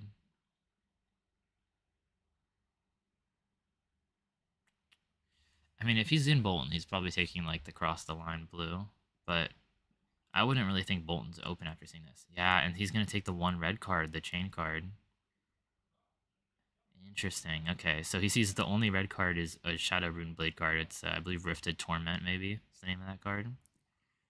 And he's thinking, okay, maybe I was wrong about the Bolton line. Let's go back to Shadow. I already have a pretty solid Shadow base and only 2 picks I'm throwing away at that point. Oh, and then he instantly is back on Bolton. Bolton's best equipment. And this pack is like, okay, Bolton's so open. That last pack just sucked for him, right? We've got not only Red Express Lightning, but also, wow. Okay, yeah. I mean, we have the gloves. My brain can't think of the name of them right now, but those are his best gloves. What is the name of those arm pieces? Gallantry Gold. Gallantry Gold is a fantastic, definitely the best equipment for Bolton. And Express Lightning Red, which he's not likely to table, but would be amazing to table, plus a blue Take Flight, which is a fine table. So, I mean, I think he's feeling a little rewarded for picking up some Bolton cards. He's definitely split between Bolton and Chain. I mean, he's gotten some decent Chain cards. He's gotten some decent Bolton cards. I think we're taking Red Warmonger's Recital. That card's very solid. In draft, 1 resource for +3 on anything. It is pretty fantastic. Come to Fight is one of the best Reds in Outsiders draft, and Come to Fight's better because it blocks for 3, but it's not that much better. 1 for +3 is just solid in draft. I think any hero would take Red Warmonger's Recital. But that's always nice to be able just to pick an open card, because I'm not sure he's committed to anything yet. I think I'd rather be Bolton if I was him, and I think I see a nice red light card in the back there. Yeah, I mean, that's... What is that card called? That card is called Rising Solar Tide. Rising Solar Tide red is very solid because it's a 3 block, costs 1, hits goes to souls, 1 for 5. I mean, it's a very solid card. And he sees a yellow engulfing light, which is, I mean, not amazing, but it's certainly not a bad table if we're at enough cards to table, which 1, 2, 3, 4, 5, 6, 7. I don't think he's going to table it, right? We're at 6 cards, so he's not tabling that. But we do see a red swing big. Okay, so if we remember at the beginning of the draft, I think second pack, we saw 2 strong red warrior cards.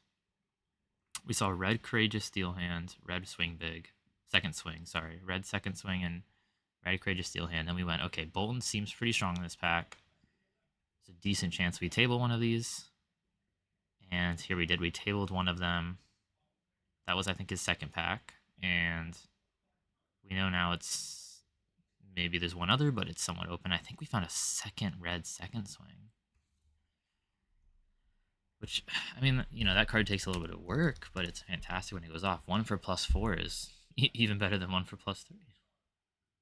I think the main thing with second swing is it's a 3 block if you can't get it off, so it's always fine. Red overload seems... The camera's lagging a little. Red overload seems pretty obvious here. Those other cards are almost all unplayable. I'm not even confident he'll play red overload. Red overload's fine, I suppose, but Bolton doesn't do that much pumping. So we're certainly in Bolton now. I think he locked after the Gallantry Gold. Yellow Warmonger's Recital is probably the best out of all those bad cards. Yeah, I'm sure he locked after that Gallantry Gold. He had 2 take flights. He was really seeming to favor Bolton after seeing that second pack that had 2 decent Bolton cards he could table. Oh, and then I think that's a blue take flight to just get past this his last card. I mean, that's going in the deck.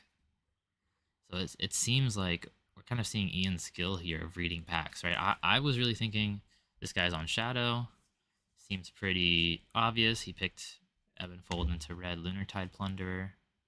It's like that's it. You're playing Shadow to me. It doesn't, I mean, one of them. But, I mean, yeah, look at this order. Generic Shadow, Shadow. And then even picked a Shadow card in the middle there when there was no Bolton cards. And then, boom, just all Bolton stuff the rest of the way. Like, he read it. I'm sure it was in his mind from the second pack when he saw 2 Bolton cards. Decided to pick a neither and see if it tabled because he can just confirm if there's 1 or 2 other Boltons, right? Because if they were both so good that if there was 2 other Boltons, they would both be gone. So he was literally sleuthing like this thing's Clue Jr. Passing 2 good Bolton cards and saying, let's find out how many other Boltons there are. So now there's 1 gone. He's fairly confident. I would be fairly confident that you are one of only 2 Boltons, meaning you should have a fairly good pool. I mean, if we're looking at this is already a pretty decent pool. If every other pack turns out like this, he's having no problems. I'm sure he would like maybe 2 more poppers at least. It does suck that he had to lose, you know, quote unquote, lose one of his poppers because it's a shadow card, but I can't be that mad. If I'm him, the second I get past my last card as a take flight, feeling I'm puffing out my chest a little, you know, I'm pretty confident about how this draft's gonna go.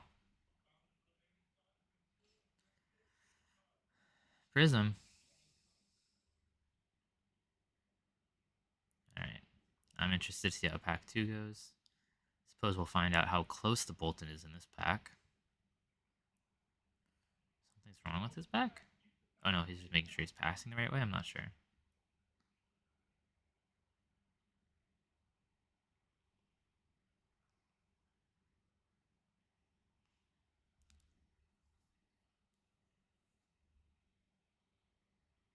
Waiting for pack 2 here. So pack 1 I'd say went pretty well. If I'm Ian, I'm fairly happy with pack 1. You were able to kind of find your hero, sleuth around a bit, figure out if you're Shadow, figure out what you're interested in, and then lock in on a hero and then be already rewarded by it by getting solid cards all the way till the end. And I think we instantly see here a red Courageous Steel Hands, which is almost certainly the pick, unless we see something nuts. Is that cold foil? Wait, these are... Ooh, in a Soul Shield. Yeah, I mean, you take the Majestic. That card's fantastic. Hold on. These are first edition? He's showing off to the camera. Cold foil, Ironhide legs. I'm actually impressed at the... Wow. He's really trying to flex them. No, but... Wait. Oh, because they're Monarch. I was going to say, don't you instantly get the cold foil? Interesting. They're not actually worth that much. I don't think they're like $10, but I can't believe they got first edition packs for this. You obviously take, I mean, the Courageous Steel Hand Red's fantastic, but you can get more of those. You're almost definitely not getting more Soul Shields. D-Reacts are already almost non-existent in this set. I mean, you can get Rise Above. You can get Rise Above, but Rise Above's quite awful, so I think Soul Shield's about your peak. Yep, Red War. Oh, sorry, I clicked my tongue there and it peaked the mic. Red Warmonger's Recital +3. Brandish is basically also a +3. So either of those are fine. Early on, you're basically just looking for the strong red cards. So it's gonna be one of those two, I would expect. No way he takes his Herald, right? If he pivots again, I'm just gonna lose my mind. It's a good Herald back, right? Because I see a red Enigma Chimera and a red Wartune Herald, but that's not happening. He's taking Brandish, right? It's got to be Brandish, because Brandish hits and you can go Brandish Axe Axe or something like that. Seems like a very solid Bolton card. Okay, oh my god, I was actually thought he was about to take red Wartune Herald. Say Ian is on a different level than the rest of us. Okay, yeah, no, red Brandish is probably the best pick. Obviously, it's almost the same thing as Warmonger's Recital for most purposes, but if it connects, for Bolton it's slightly better, because then you can go Axe Axe by having the first one get +1 and using Bolton Hero ability to give it go again. This pack seems fairly weak for him. I do think we see a red cross the line, which is a fine card. I think it's a 1 for 5. You can charge, something like that. It's additional cost you may charge. I mean, that card is just straight up worse red Rising Solar Tide for some reason. I think I would maybe rather take the yellow Rising Solar Tide, which he might be doing. 1 for 5, block 3 is obviously a fine rate, but I don't think I like charge as much as an on hit. I think I'm maybe considering the yellow Rising Solar Tide, but it looks like he is going to take the cross the line. The rate is better. We can't disagree that the rate's not better, but being a charge effect instead of an on hit is worse.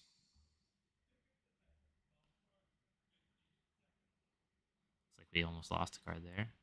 Red Frontline Scout, already good. It's head jab. Red Glisten, seems decent. Yellow cross the line. I think he's feeling like he should be on chain a little bit here. I don't know if you guys have been seeing the same thing, but I think I've seen a red chain card every pack since this started. Since this second pack here started. I think maybe he's having some regrets, but I'm not sure. I don't think he has space to pivot. I think he has to take Frontline Scout or Glisten, and almost certainly Frontline Scout, right? Glisten gives them until end of turn, so you are basically just paying 2 for +3. It does not seem good enough to me. And it doesn't block, right? It's an instant. It's just Frontline Scout. Okay, yeah, that's what I was thinking, but he does seem to be noticing a lot of red shadow cards. Did he just take the Frontline Scout? He did, right? I feel like he took it from the back of the pack where it wasn't located, but maybe I missed it.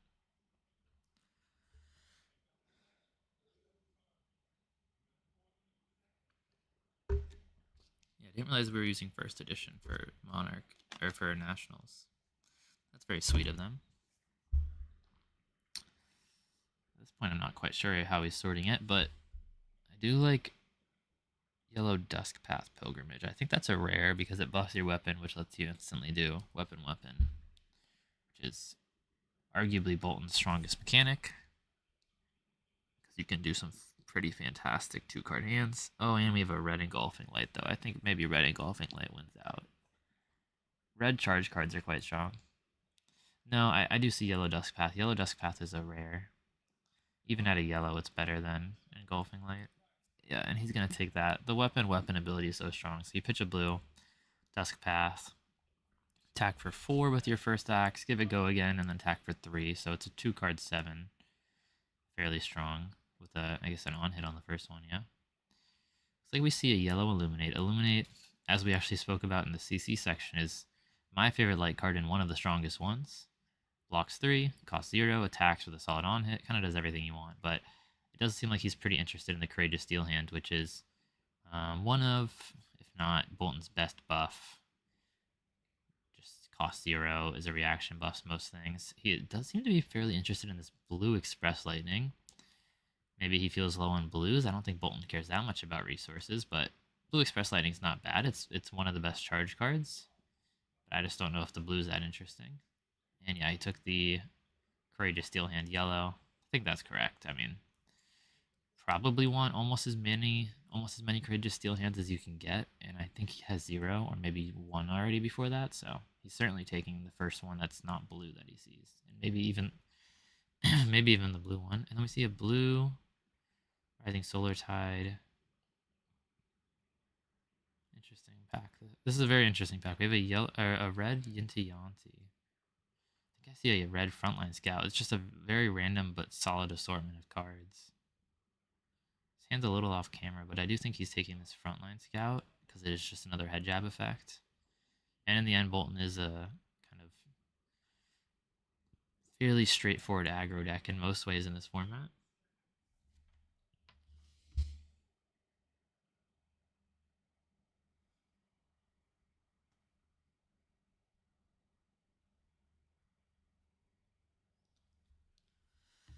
Okay, I think we see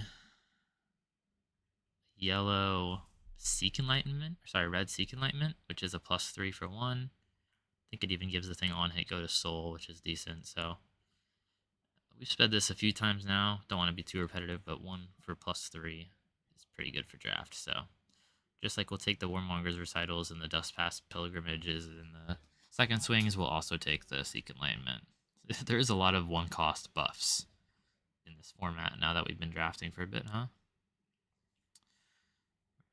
Ooh, and that's a red Courageous Steel Hand. I mean, this is really rewarding him for being in Bolton still. I mean, this is fairly late in the pack to see a red Courageous Steel Hand. I think we're maybe got 7 cards in this pack, so we're like halfway through. And seeing a red card for your hero, even at this point, solid for almost any red card, but Courageous Steel Hand's one of the better ones. And it does seem like he's had pretty decent options in almost every pack, and in the packs that don't have good Bolton cards have good generics. I'm sure he would have loved that Invigorating Light to be a red, because the red's a popper. But it's not a bad card. It's a little expensive. I do think Adrenaline Rush is pretty solid. I think it attacks for... Oh no, he's going to take the Invigorating Light yellow. Not the worst card. 3 for 5 is not great, but it has a pretty solid effect of getting you some extra soul for later. Yellow Overload brought to the front. We're getting towards the more crappy cards. The pack seems like it had almost nothing for him, so we just took the only playable, or the only decent playable. But I think we're maybe got 3-4 cards left. Yeah, none of these are quite playable. Sorry, is that a red Lunar Tide Plunderer as the 3rd card? Makes me think maybe we made a mistake somewhere. We should have been Shadow. Unless I'm wrong, that looks like a red Lunar Tide Plunderer, which is a pretty highly picked Shadow card. Seems like maybe Shadow was more open than Light. Does seem like Prism's got maybe 3 or 4 heroes in this pool. See, very little Prism stuff. But so much Shadow. I mean, look, I think that's a red Void Wrath, whichever one. I think his Bolton deck's fine, because I think he just got a red Engulfing Light at the end, so there must be at least 4 Prisms. What are we guessing? I'm saying 4 Prisms, 2 Bolton, 1 Levia, 1 Chain. Because there's no way you get Shadow cards that strong that late and not have only 1 of each Shadow hero. So I'm saying 1 Levia, 1 Chain, 2 Bolton, because we have seen another person taking Bolton cards. I think he's the 2nd Bolton here. And then I'll say 4 Prism. Prism seem like they're eating each other alive a little bit. This deck seems solid. I'll give it a 7 out of 10 so far. I think overall he's doing very well on all the specific Bolton cards, but with probably 4 Prisms at the table, the Light and generics are fairly highly contested, so this deck's going to be mostly warrior cards.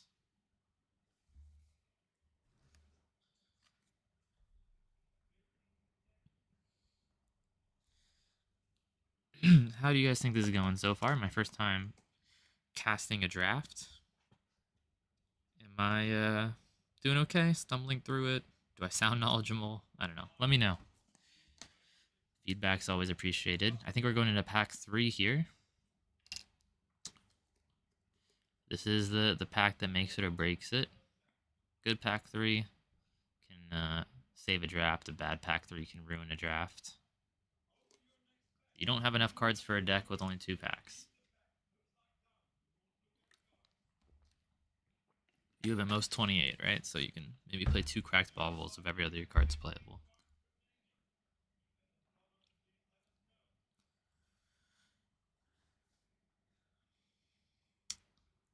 I do think maybe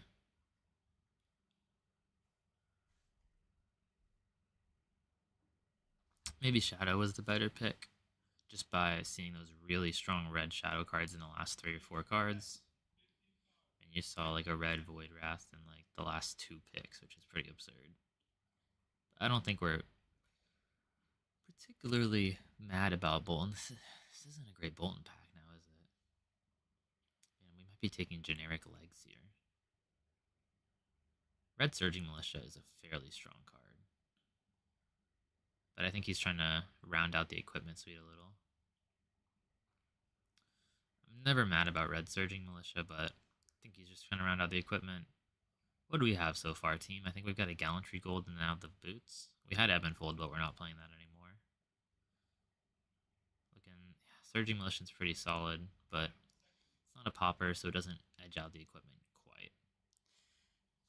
He looked a little at the blocking card, the one that gets +2 if they banish 3 or more. But I couldn't tell you the name of that card off the top of my head.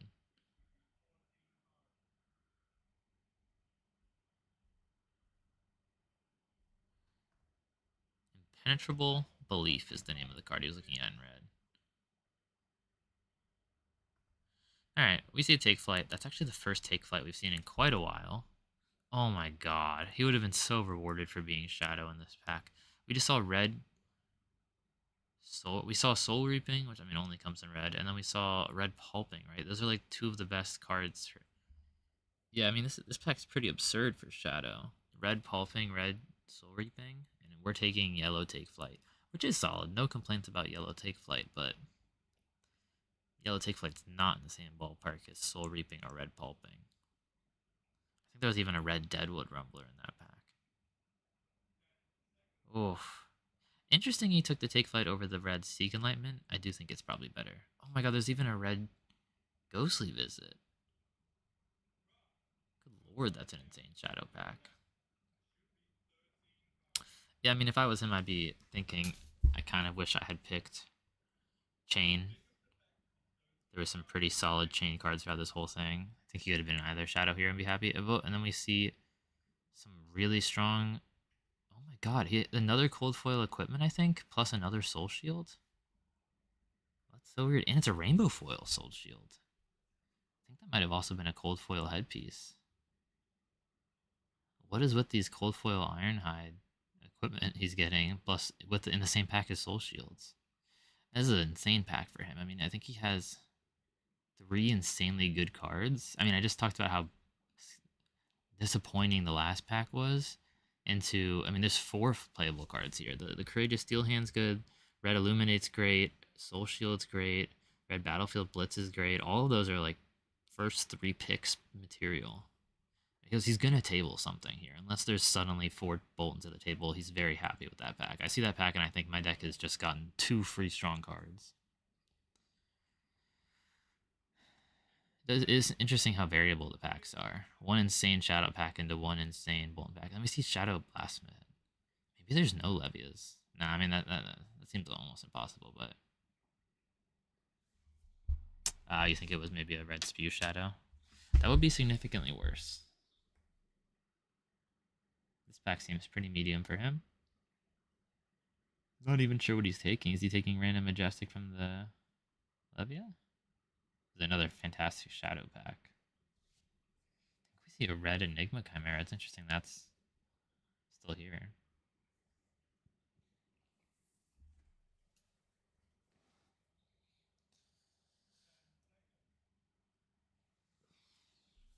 We're taking blue pound for pound. I mean, it's not a great card, but it's a blue if you need them. And I think he does need blues. I don't even think he's taken more than a few, like 3 or 4 blues, so he doesn't need maybe 4 or 5 blues in this pack. And pound for pound's a decent one. Second cycle, it can, if they're at 1 health, it can dominate for lethal. I suppose you have to be at less life, right? So it doesn't actually do that. Penetrable Belief, very solid defensive card. Tear limb for limb. I mean, these. If I was Levia, I would be eating good in these packs. Blood Drop Arcade, pretty solid. Is that a red Hungering Slaughter Beast too? I'm actually just impressed how many Levia cards there are in every pack. But rounding out our equipment, Blood Drop Arcade is one of the better ones and fairly solid in an aggro deck. Probably the best place for it, honestly. So no complaints there. Now we're only missing a headpiece, I believe, because I think they'll call a judge if you put Ebb and Fold on Bolton. All right. I think this deck is fairly solid, but maybe could have been better in Shadow. And there's a headpiece. All right, solves that problem. Don't think there's any great light cards in here anyways. It's our best pick. Random blue. We do need more blues, but I think he's going to finish off the equipment loadout. Bolton likes blues to have 3-card hands with the axes, but they're not a requirement by any means. You can always 2-card hand charge stuff.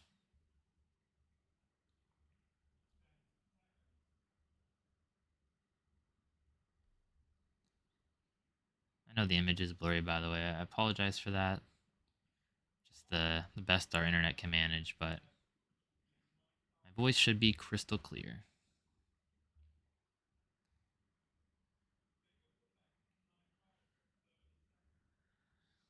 Oh my god, that's so many brute cards.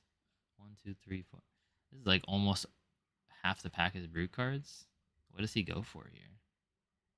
Random blue and Memorial Grounds? I mean, that's... He does need blues. Do you think... I mean, I don't know. This pack is pretty awful for him. There's almost no playable cards even.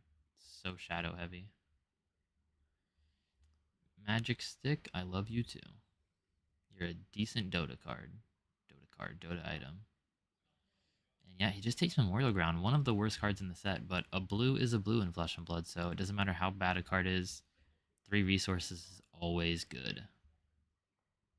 Unless you have 2 of them. Another fairly shadow-heavy pack. I think his only pick outside of the second headpiece and a red Memorial Ground is this blue Engulfing Light, which I will say is probably in the top half of the better blues he can pick. If it's a 3-block and a blue, he's pretty happy to slam it. I think he's still looking for blues to round it out. He had a pretty good draft, so usually when your power is all at the front, you're just going to pick some blues in the last pack because you maybe had all gas, and so you only have 3 or 4 blues, and most draft decks want a minimum of 8 blues, so sometimes you just pick a bunch of blues at the end, which is usually a good sign. Yeah, and then if we finally do get a pack that has actual power for him, he's just had 2 packs in a row that were basically all shadow cards. This one's mostly shadow cards, but it does have, it looks like a yellow Express Lightning and a yellow Bolt of Courage, which are both very playable. Looks like he's valuing the on-hit more than the damage, right? Because Bolt of Courage deals 1 less damage, but has an on-hit draw. I do think if you're playing it in yellow, 2 versus 3 damage is almost the same thing for blocking, so I respect that. Looks like his only possible pick here is yellow cross the line. The Prisms have absolutely eaten each other alive.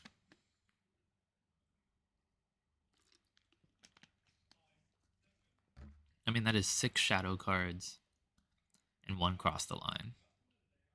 He's very happy he's not going to have to see that back again because a bunch of Prisms are about to take shadow cards. There is definitely not enough shadow players in this draft. We see blue Warmonger's Recital. He's looking for blues, and that's certainly a playable one. And I think that's it. I mean, I think his other pick was a yellow Zealous Belting, which is not a synergy he's gonna expect to get off. I mean, he can play Talisman of Dowsing or a yellow Yinti Yanti. I'm not expecting him to actually play either of these in his final deck.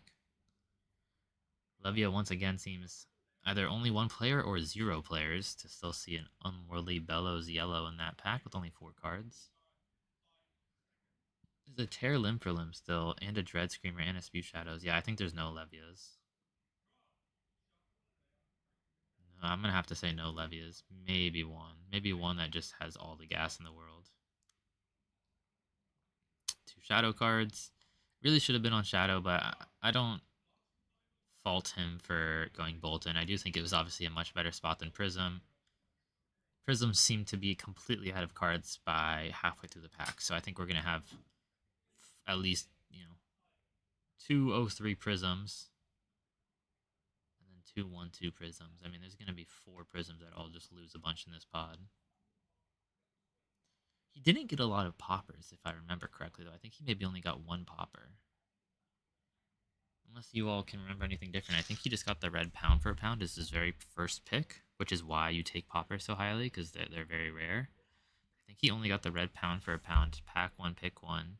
He obviously got the Lunartide Plunderer as his 3rd pick, but he can't play that, so I think he might just have 1 popper, which means, he still is. That doesn't mean he just instant loses to Prisms. It seems like they're going to have quite bad decks, but it is interesting. I keep calling it a Lunartide Plunderer. It's not named that, is it? Oh, it is. Lunartide Plunderer. For some reason, when I typed in Lunartide, nothing came up. Oh, it's because I typed in Lundertide. That would explain a lot. Alright, so looks like we're in deck list registration. I might take an extra break to get some water. Turns out talking for about 4 hours really hurts your throat a little bit. So players are going to register decks. I'm going to throw up an image just for a little bit of privacy for the players so they don't feel like they're being watched 24/7. And we will be back with Ian's games. We're going to watch all 3 of Ian's games. And in the meantime, what if we throw up a poll? Can we do those? Do I have that level of technology? I don't even know, to be honest.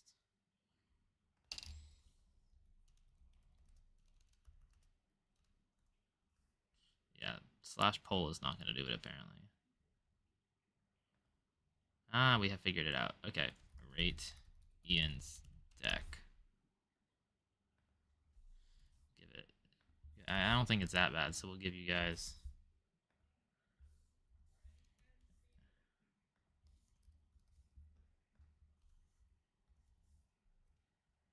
There we go. Let's find out what you guys think of his deck.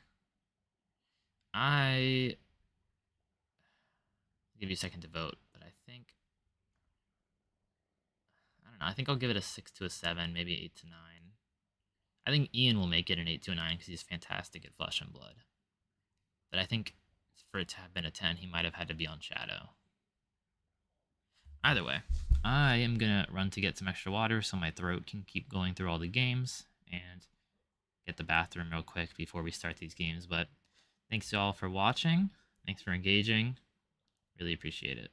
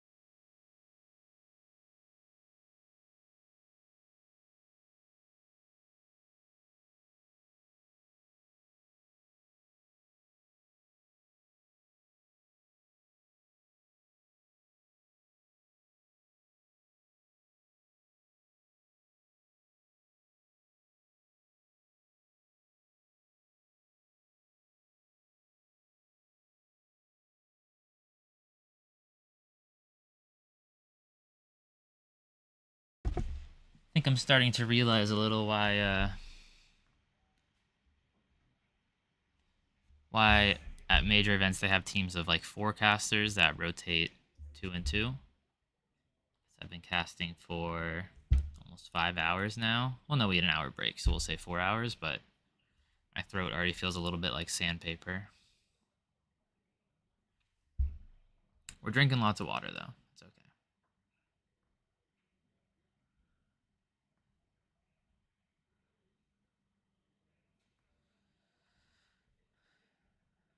I'm also very interested to see Ian pilot this deck. I expected him to do it very, very well. Ian's very talented.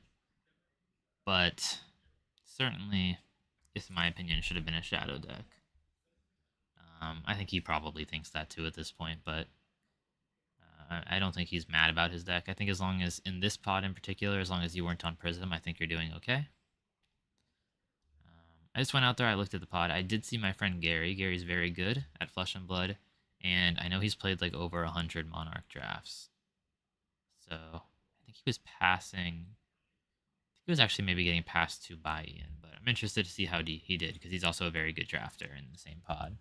Although I believe Ian was 2-1 headed into this, so overall it's a fairly good pod. I think everyone that's in it was 2-1 or possibly 3-0. I believe he's on Dromine. He said his only loss was to a Phi, which is one of Dromai's hardest matchups. Definitely one of the hardest ones. He's got all the on hits. Not much to do there, but also very interested to see how this pans out.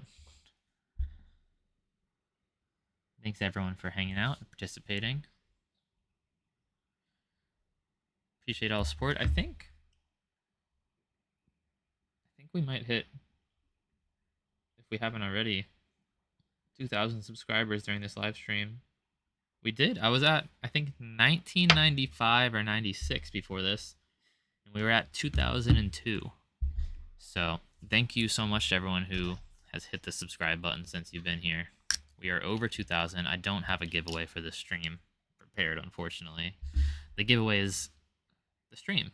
Enjoy.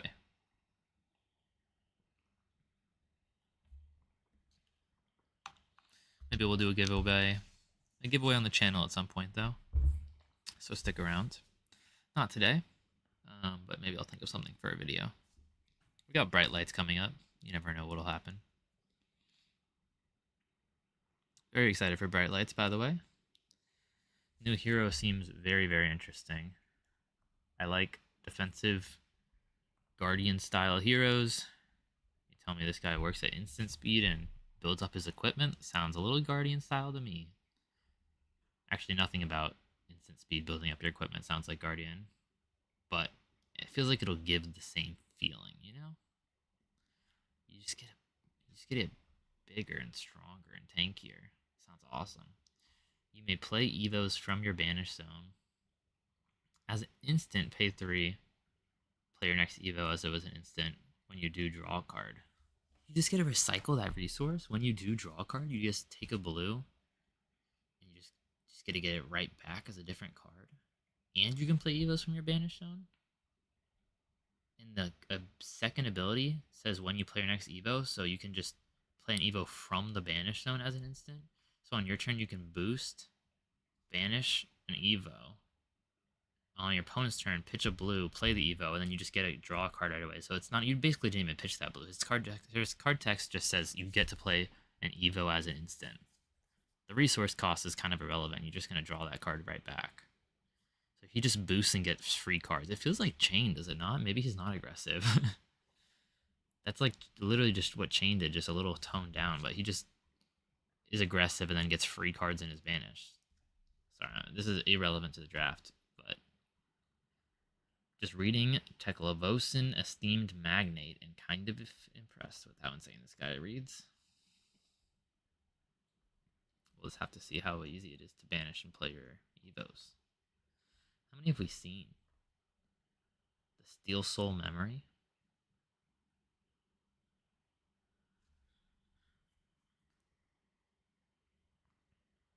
That one costs 4, but I mean, it's very strong.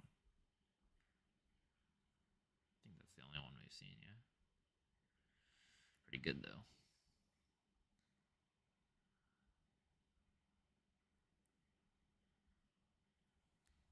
have first round of actual draft gameplay coming up.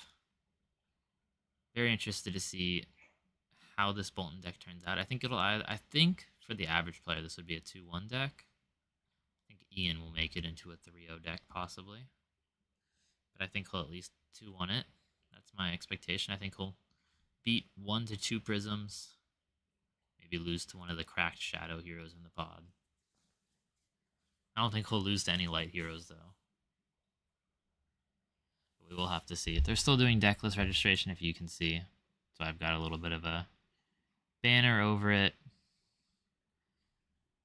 It just feels weirdly invasive to watch someone register their deck list, you know? But we'll have draft games up somewhat soon. Make sure I've got a good setup for those.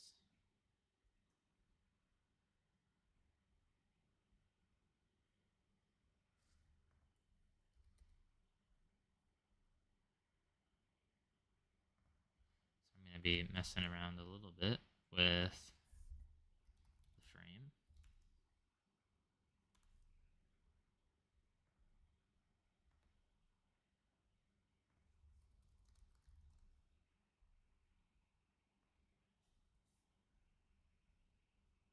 Hope everyone's having a great day. We're just waiting for games to start here. We have had ENTCG draft a fairly solid Bolton deck. And we are now registering those decks. And then we should, somewhat soon after, have some games. On my end, as a one-man team, throwing together some graphics for when we start that.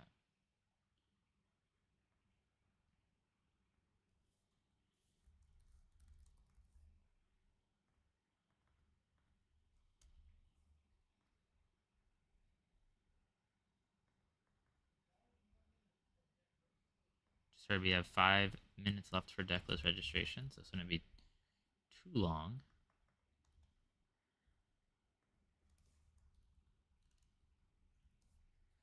Before we get started.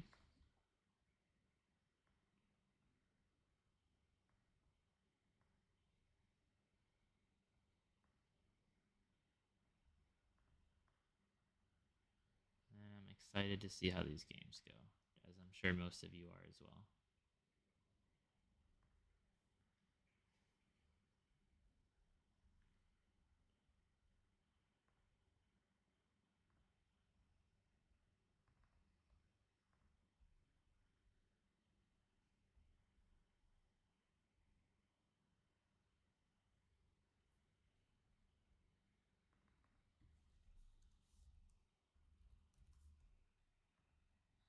Alright, I think we are good with the frame for when we start our gameplay rounds. Now we're just waiting for them to finish all their registration. We'll be good to go. Gonna go ahead and end that poll. Thanks everyone who voted. Looks like most people think it's a 6 or a 7. We've got some people also think it's 8 or a 9. I agree, it's definitely not a 1 through a 5. I think that's going to be the prisms at the table. And I think a 10 would have had to been if he was in shadow. That one Levia maybe. So 6 to 7, 8 to 9 it is. I'd actually say if I could pick, I'd pick a 7 to 8, but when I was typing the numbers, I did not think of it like that.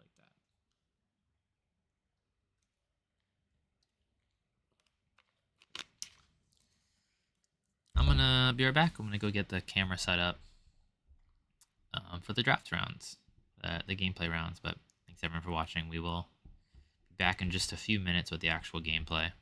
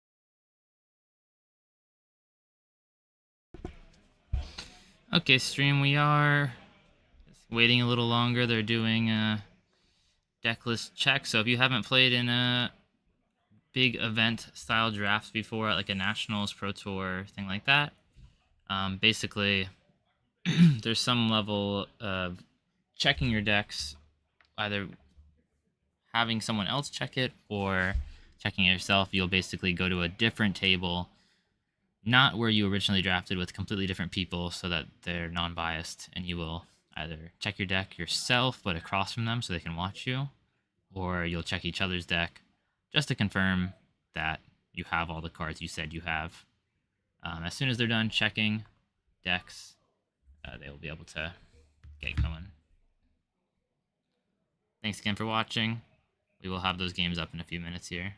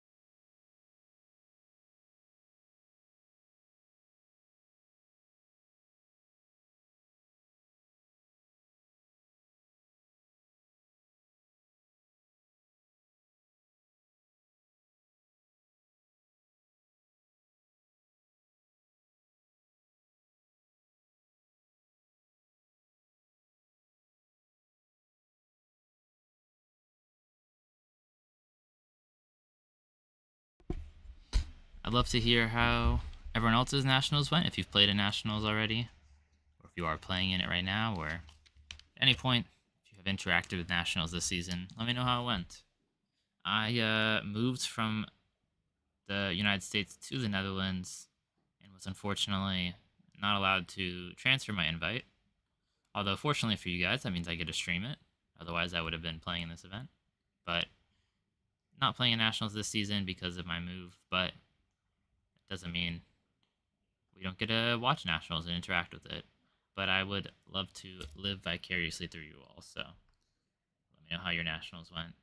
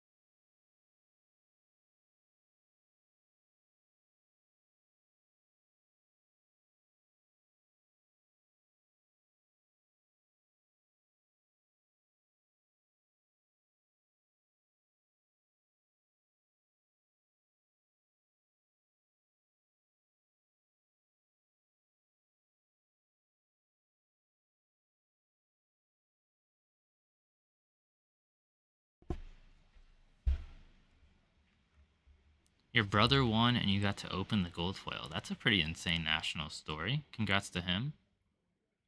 You play your Nationals on the 26th. Good luck. You just started playing a couple months ago. No worries. It's very easy to get into Nationals. So I'm sure you will be ready for them next season, especially if you're watching this content. You got 22nd place after giving the win to your opponent in the last round, but you both got top 24. That's great. I mean, I don't know how many nationals you've played in, but especially if that's your first one, that's a very good record. Black Tech Whispers and I play Azalea as your main. So you just immediately stole them for your brother. I hope that's what you did.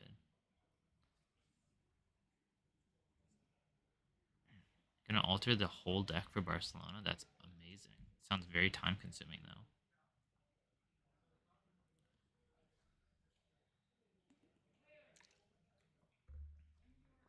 Yeah, Riku, you should post your alters account, whatever social media you use for that. I think we're closing in on games at least.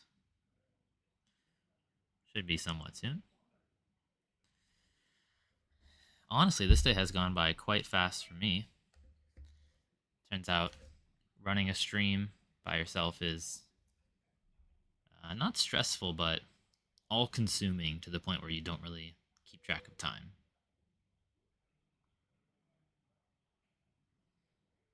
$5 later. It's okay though. Excited for more games tomorrow. CC tomorrow. Right now we've got 3 rounds of this. So what happened here is we have ENTCG that we followed throughout the whole draft. He's the number 4 ranked drafter in the whole world. So very interesting to watch him draft. He ended up on a pretty solid Bolton deck. And we are going to see how it pans out.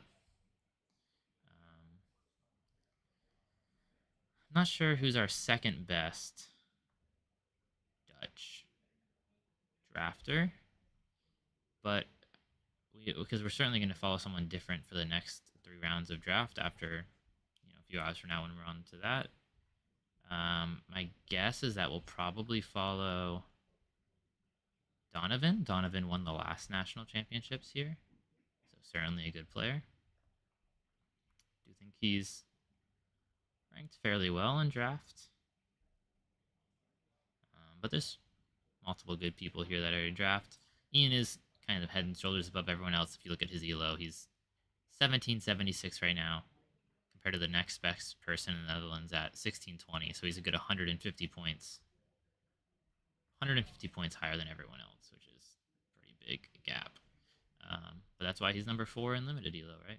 It's very, very good. I am not close to him, but that's okay. He's very good. He's fun to watch.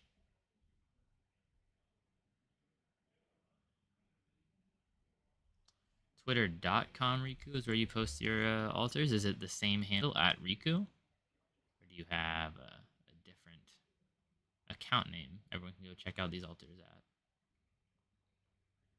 We're still waiting on players to finish checking their draft decks. Thanks again for being patient. Once we are done with that, we will be ready to rock and roll.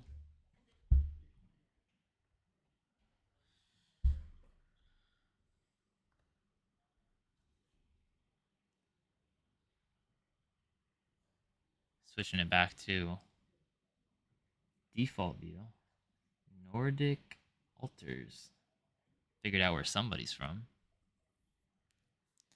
Yeah, I mean, obviously this is going to be, the frame is going to be edited a little more once we find out what the opponent's on, but we are going to be following all 3 of Ian's games since we followed his draft.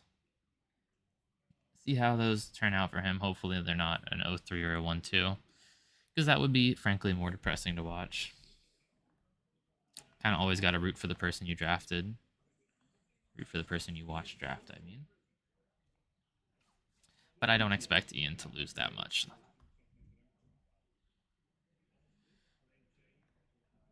There's a good reason he's ranked number 4 best drafter in the whole world. And it's not because he loses often.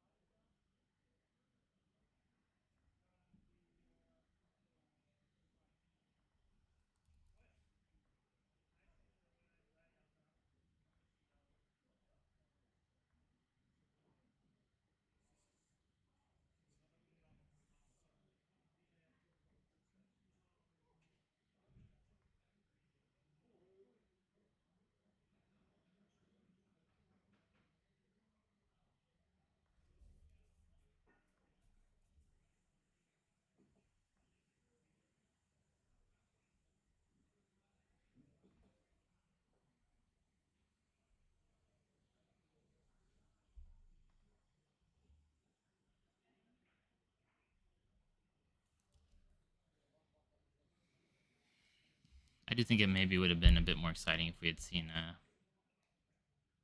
Lumina Ascension come through or something of the sort, but I do think we saw 2 Soul Shields. So maybe we expect Ian to be on a fairly defensive deck.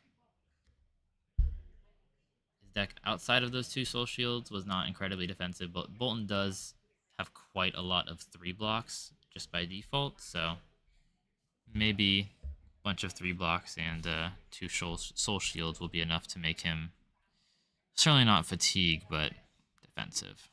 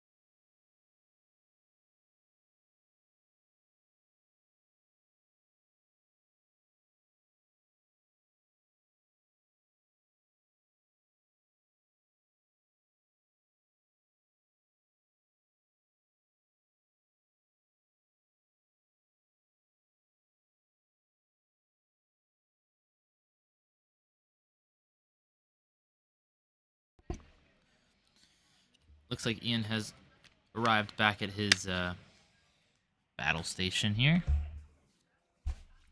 Does look like one of the webcams maybe was bumped for player 2. That's okay, we will have everything fixed before we start.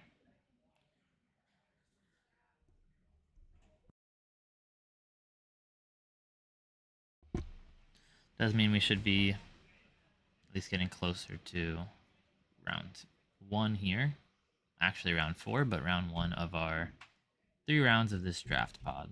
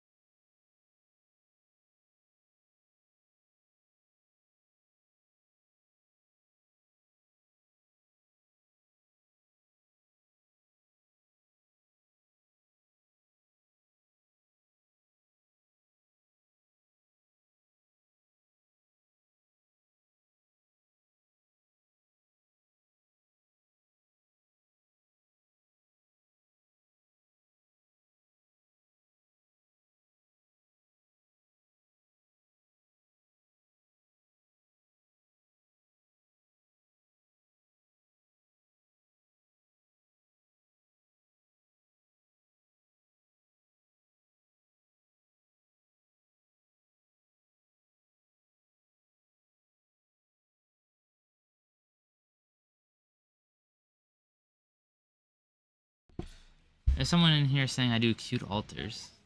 I do cute, I guess you can call them alters. Bagel tokens.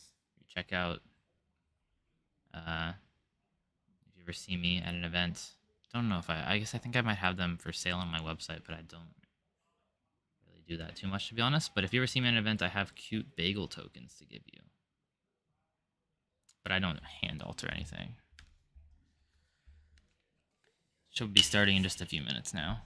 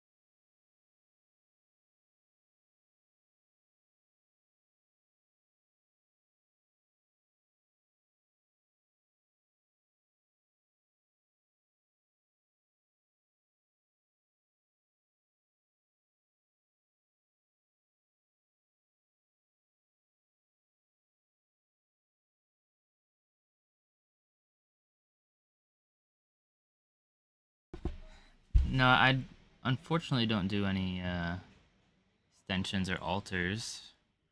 I've had alters done for me, extensions and alters, but I haven't done any myself. Like I said, I just have those cute bagel tokens. If you ever see me at an event, just let me know. I will hand you a bagel token.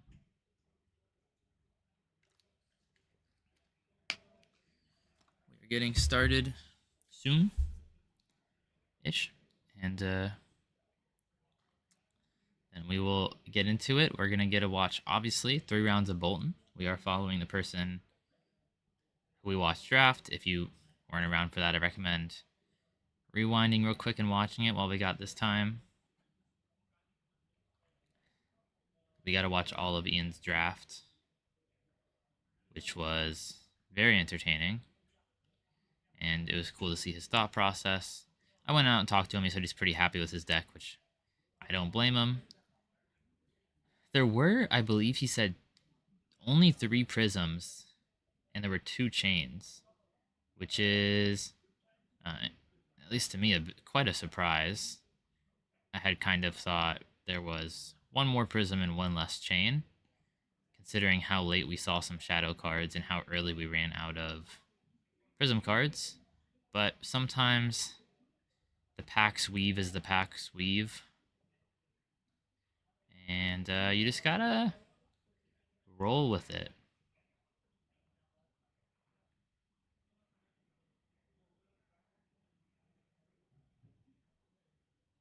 Pack's weave is the pack's will. That's what I meant. If you know what I'm coding, you know what I'm coding. Anyways, excited for the rounds. He does have the full equipment loadout. He has 2 soul shields are kind of the notable majestics in his deck. Thanks for the congrats on 2K. I'm very excited about it. And excited about these games.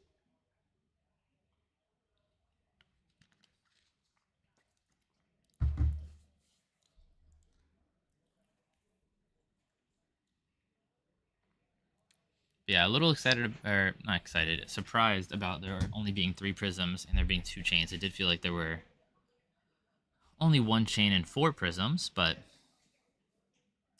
packs just weren't rolling out like that. We will soon learn who Ian's first round opponent will be for this draft, what their name is, what their hero will be. Shout out Sarah Ruth.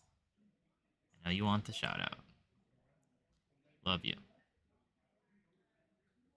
Alright, Ian's playmat is pretty sick. I do think he has his own team. I've seen, you can kind of see it's blurry, but his shirt has his logo, which is a picture of his face. It says ENTCG under it. And I think I've seen 2 other guys, maybe 3 other guys with the same exact shirt on. So I would assume there's some level of practice team. Seem like nice guys. Logo's clean. Love black and white. But they're led by their fearless leader, ENTCG himself, who has one of the best limited and draft elos and records in Flesh and Blood history. And is Dutch, so we get to watch him play Flesh and Blood today, which is very exciting. Hi, Evil Snowflake. Sarah Ruth, I agree this is going to be a great match. And a great live stream. You're so kind.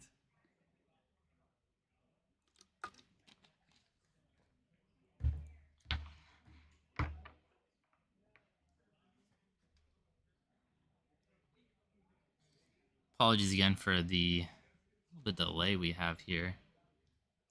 If you've been part of a big tournament, you know there's a decent amount of administrative time when you just have to get things sorted, get deck lists checked, get matches drawn up to see who's playing who, and get everyone seated. It does end up taking 5, 10, 15 minutes to get all that done.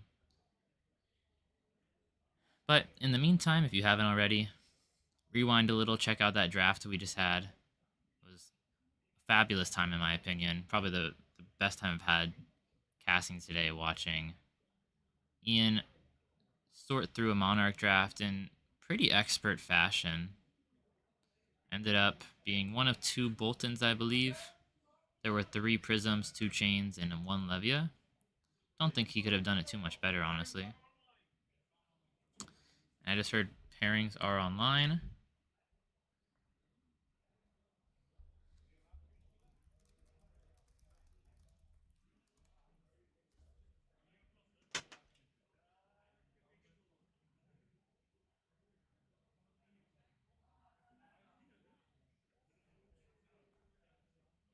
So we should know pretty quickly who his opponent is.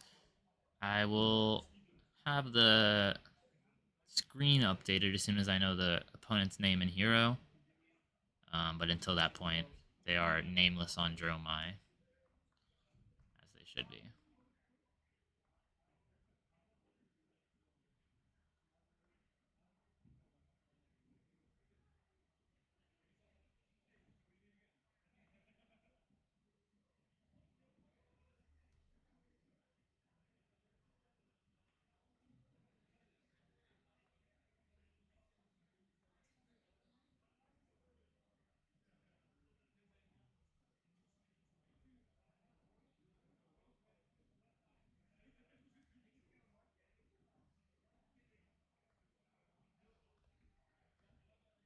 Looks like our opponent is on Prism, which on Ian I'm pretty happy about. It seems like the Prisms did not have the best decks, so you can't be too mad about playing against the Prism here.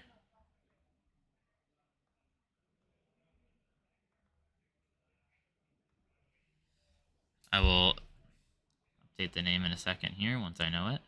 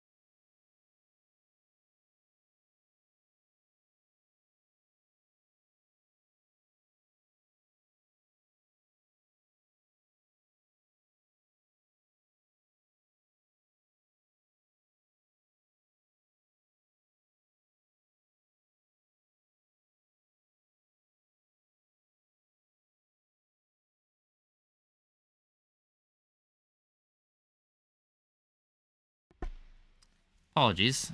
I have been muted, which is something that doesn't surprise me. I messed up at least once this stream. I just gave a very long-winded, beautifully explained explanation of why going second is better in Flesh and Blood. But it'll just be for my ears. All that to say, going second and better is better in Flesh and Blood. We just saw Ian come in with a pretty solid attack on the first attacking turn of the game. It's getting answered by an out muscle, which is a pretty good answer. Looks like it's a red, so it's just a 3 for 6 here. And Ian was able to arsenal that Soul Shield at the beginning, which is probably the best line he can do with it here, because this is even better answer than a Herald. But Outmuscle gets go again if not blocked by a card with equal or greater attack.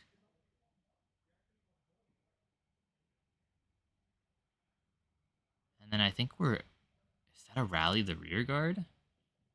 We're just generics Prism, basically. I did give the meaning of life too. Yeah, I explained all of it very thoroughly. Unfortunately, I was muted. It does look like my phone, which is sitting there with life totals, has some sort of ad on it, which is always good to see. The one-time blurry screen comes through and saves the day. I think is actually just asking us to rate the app. Maybe Ian will kindly tap. Not right now, when he gets the chance. Or he won't, we'll see.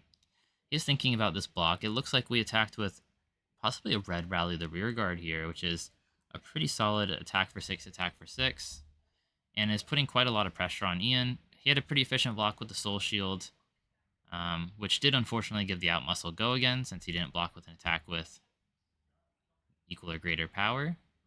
Now he's kind of locked into blocking, since he already gave him 2 cards. He's just going to block 6. Hope next turn's better. Bolton, frankly, can't do much with 1 card, so almost certainly getting arsenaled. I'm trying to think about what Bolton can do with 1 card. It's basically only if it's a 0 for 4, like Illuminate or maybe Express Lightning, but generally Bolton is a 2-card minimum kind of hero. Prism is generally a 2-card minimum hero as well to pitch for a Herald. I suppose she could also play Illuminate, but she's also generally 2-card minimum. I just realized Prism does have Time Skippers here, which is a very interesting card. I don't think it'll be relevant. I'm sure it was just draft chaff at the end of one of his packs, but interesting to note. We do know basically all of Ian's cards, since we did watch him draft. Go back and watch that if you didn't already watch it.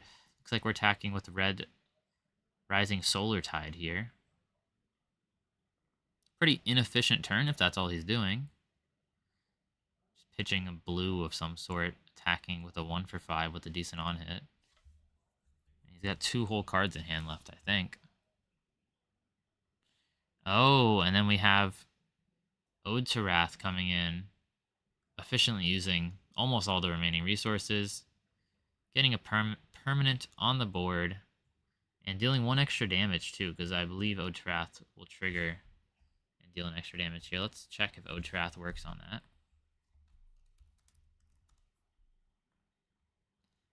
Illusionist attack actions. Yeah, it's just whenever any source, so he took an extra damage. Players do seem to be not favoring the life total counter, which is fine. I'm not going to force anybody to touch my phone if they don't want to. But we've got a pretty decent position from the Prism right now. Developed an Ode to Wrath, had a pretty solid hand after a few more back-to-back hands. And Ian's just attacking with some very kind of default attacks. Here's a red Overload. Here's a go again attack. Just kind of chipping away at the Prism. Looks like the Overload actually did hit, gaining go again. Which is a bit interesting, because I believe the Prism could have just blocked 3 on it. And then we're just going to attack at the opponent with the axe. Basically going to make him block or take it. If he's blocking, is he going to give it go again? Courageous Steel Hand and give it go again. And then you've got to clear the aura at the end here, right? Beautiful turn by Ian, though. I mean, this is a perfect Very perfectly done Bolton turn. Got both the axes in, got the courageous steel hand. I mean, that was a very good aggro Bolton turn. I think Prism's attacking back with impenetrable leaf red. Which is about as bad as it gets.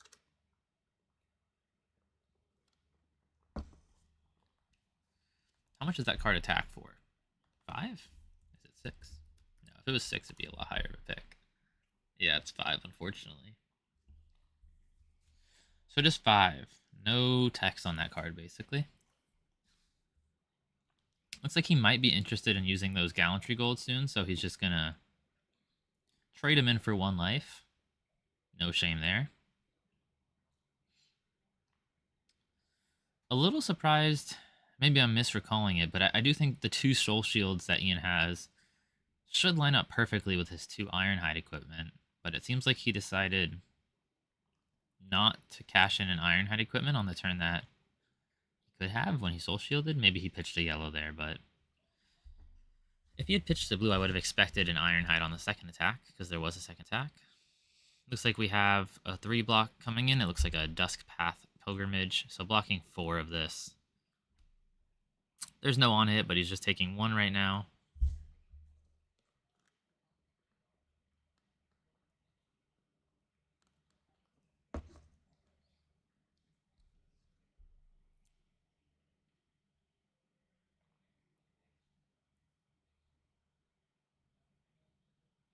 And yeah, just going to take 1. Totally fine. Oh, I think we're realizing that maybe we should use the life totals.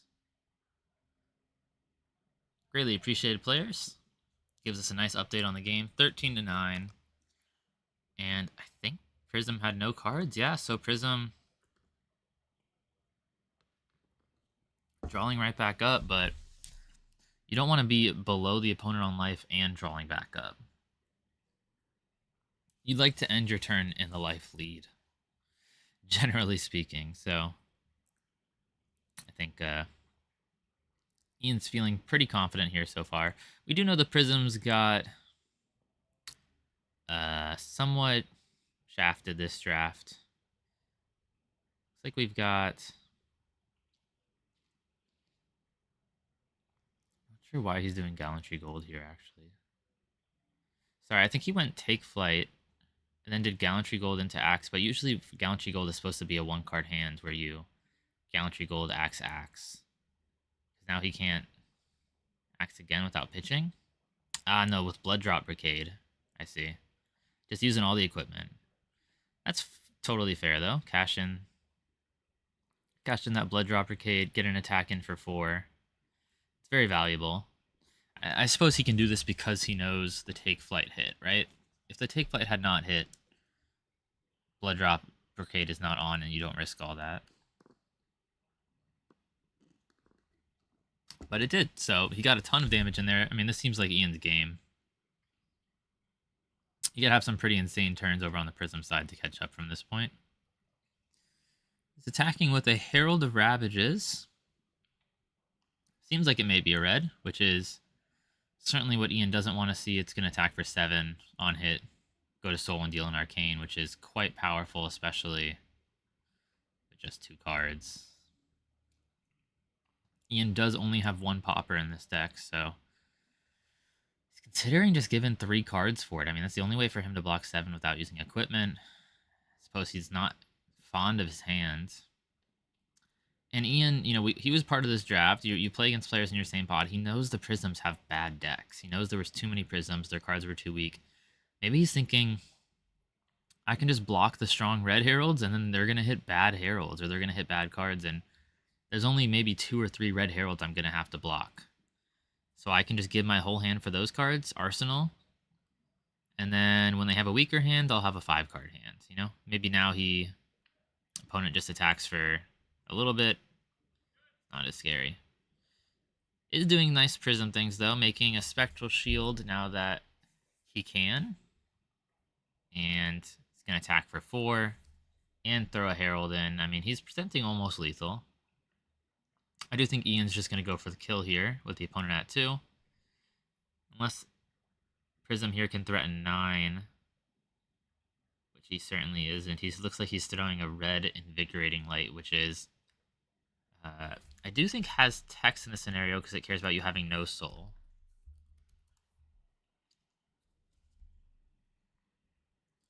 Yeah, when the combat chain closes, if you have no cards in soul, it goes into your soul. So he will get a soul from playing this, which is lovely. He's attacking for 6, which isn't bad. But past that, it's not amazing. I am surprised to see Ian almost thinking about blocking with 3 cards here. I mean, if I was him, maybe his hand's quite bad. We can't really see it. Opponent's at 2, though. This card has no on-hit except 6 damage. He can certainly go to 3 and kill an opponent with a 5-card hand, no? Maybe he doesn't think he can. Once again, we don't know his hand, so could be any varying level of bad. Would have been a great hand to have a blue and a soul shield. Could have blocked with your equipment for 2 on the spectral shield attack and then a full 6 on this invigorating light, but as it is, it looks like he might just give it 3. Yeah, throw across the line into it. One of his weakest cards outside of the fact that it blocks for 3. He's really got to finish him off soon. Not that he's in a rush, but he's just going to, right? I mean, the opponent's at 2. Seems like it'll happen. I feel like he could have killed maybe if this hand was big. You know, if he had more cards in hand. The opponent has a no block in hand. And now Ian sees it. He sees there's a Genesis. He says, okay, man, that card doesn't block. So you have to give me a 3 block. And then your hand's going to be Herald plus Genesis. I mean, that's a totally fine hand because he can throw back a Herald by pitching the Genesis, but can he? Isn't Ian going to attack with his weapon here for 2 at the end? I suppose he can just let the Spectral Shield soak that up and then go to 1, which is likely the line. But we'll have to see. If he only has an attack, that can block this.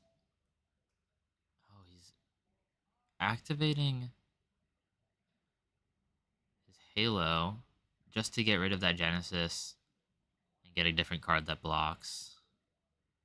Obviously also put something in Soul.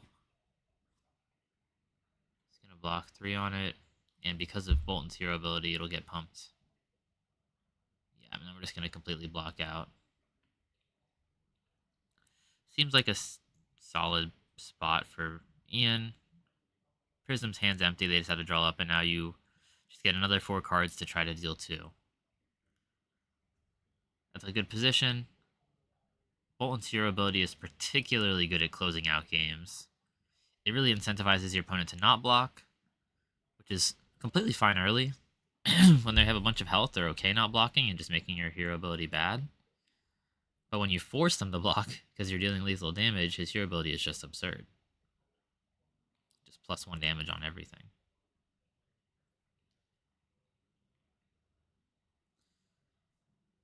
To be honest, I can't quite see what we're coming in with here. I do see that we're making a Spectral Shield over on Prism's side. And he's blocking 4. Oh no, but because he blocked with the Herald, it got +1. Attacking for 2 with the Axe. Gonna have to just throw a 3-block attack in front of it. I think we have a Glistening in Prism's hand too. So he can't block with that card either. Certainly a lot of no blocks. He's gonna give it a go again. Swing with the Axe, and that's game because he had a Glistening. Looks like he had a Glistening and a Memorial Ground, which is just an insane amount of no blocks. But that is game 1. Ian takes it. Not a surprise. The Prism player played great, but we saw that draft. We all watched it together. If you haven't watched it, you can go back, rewind, and watch it. We watched Ian through his whole draft, and looks like the Prisms had a pretty rough time. So I'm not surprised to see the Prism deck be full of no blocks and generics. But Ian takes the first one. I would love if we played a different hero each time. It would be great if we avoid the Prisms from now on. Maybe play Levia and then a chain and really get the whole round table of them. Based on the packs, there was only one Levia and there's 2 chains, so maybe we can see a chain and then Levia will be the final boss, because that is the player I would expect to 3-0 the pod, at least based on how open it was.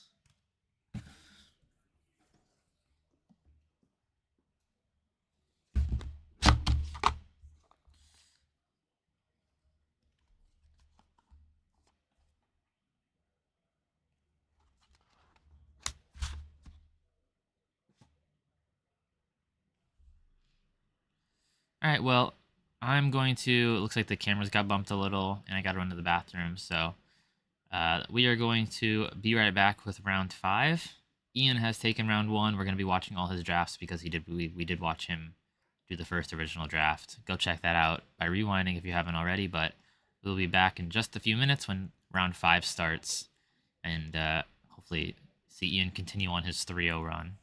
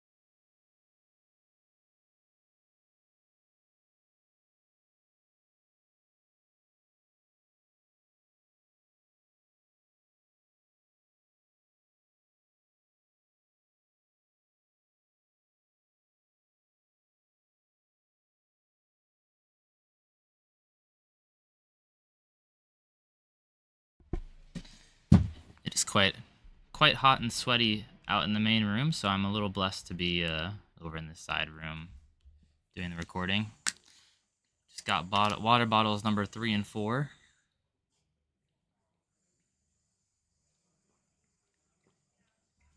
Got to stay hydrated in the heat, and talking for 4 or 5 hours straight kind of hurts. But we just saw Ian take down game number 1 of his road to 3-0. Thank you all for watching. If you're ever in Eindhoven, the Netherlands, where we are playing right now at Game Force, come check them out. They were gracious enough to let us do this stream today.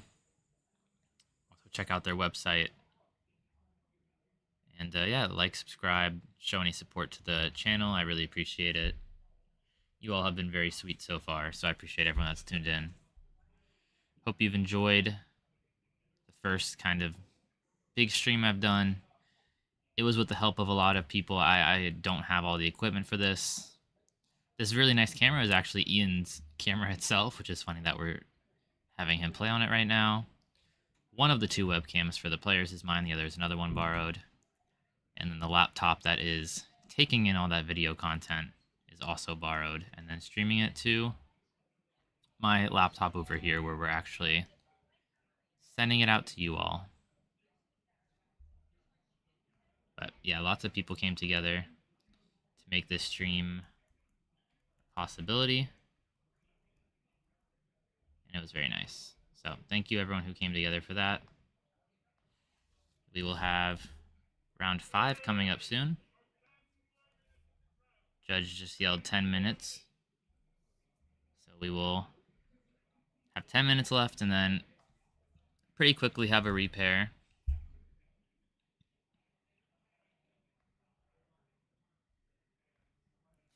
Then be off to the races from there.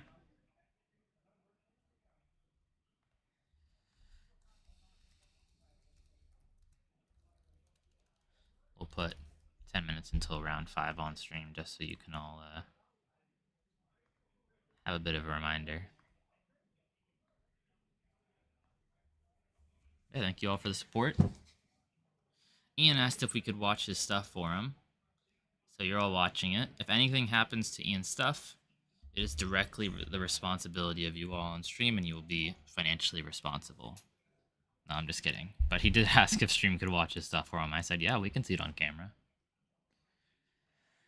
We have almost the max players. I believe max for our country size is 96, if I'm not wrong. So we had either 7 people not show up or just didn't qualify, but pretty close to 100, which is nice to have. Honestly, the space does not feel that big, so I'm surprised we have 89 people in here right now. I mean, we have over 100 with everyone on staff, and it's fairly impressive.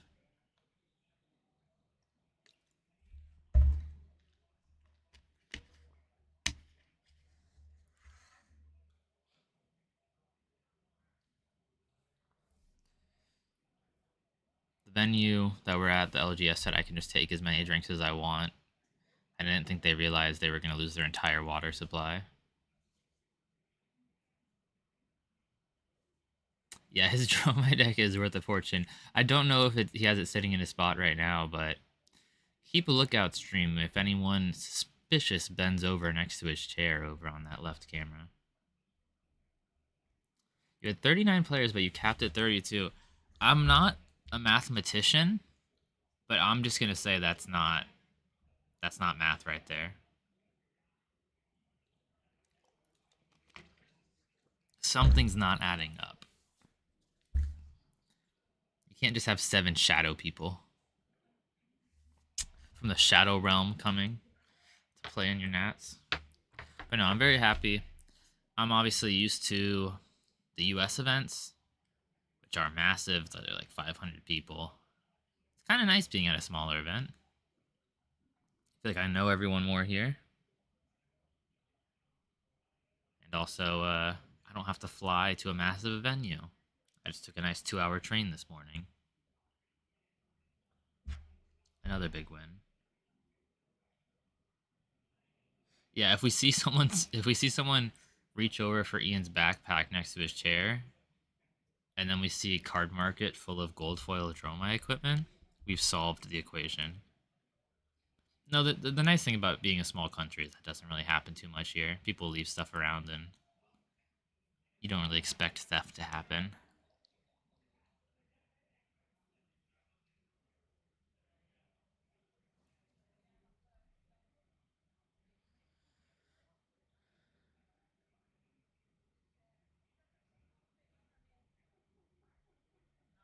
You only had two first edition drafts and 1 unlimited draft. I see.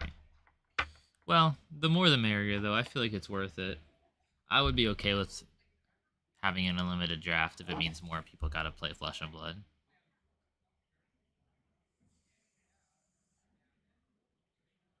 Did you have 3 drafts, though? 2 first and 1 unlimited? Or did you saying you had 3 pods? You definitely have way more than 3 pods with 39 people. But it wouldn't make sense for you to have 3 drafts either, so I'm a little confused. Oh, the packs. The packs was 2 first edition and 1 limited. That's weird, because I don't think you can draft like that. I don't think it works. I think the packs have different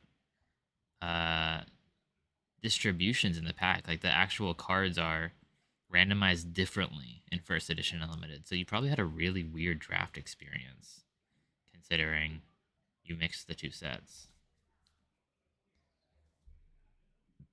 I personally would not want to do that. I would have rather they done the first draft all first edition and the second draft all unlimited.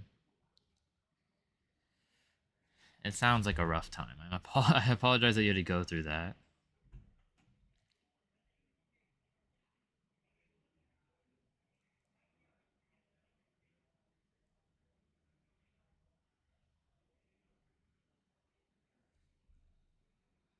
Thanks again for everyone involved in helping put this together. It was quite a lot of people bringing equipment, helping us set up the space, helping it get going.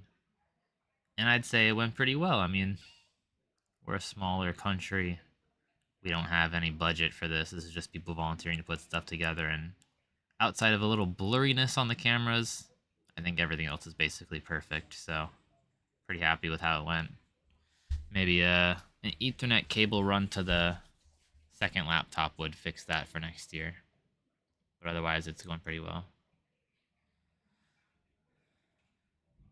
They couldn't make 7 people leave. You must have a very kind country, because I know some countries where they would just make the 7 people leave. Yeah, too bad.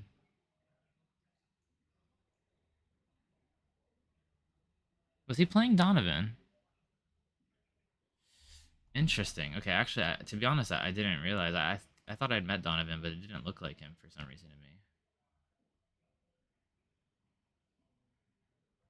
Are you sure about that? I'm pretty sure it's not Donovan.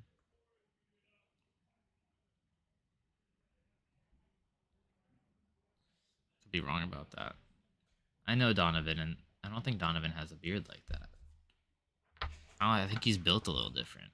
We had 3 copies of Soul Reaping in 1 pack in Germany in the second draft. Wait, 3 copies of Soul Reaping in 1 pack. What do you do in a draft with 3 copies of Soul Reaping? I mean, the chains just all get one, and you have 3 chains now? Open the pack with 2 red take flight. I mean, that's a little less crazy because you could have a rainbow foil one sometimes, but still really good for the Bolton players. 3 Soul Reaping is a little absurd.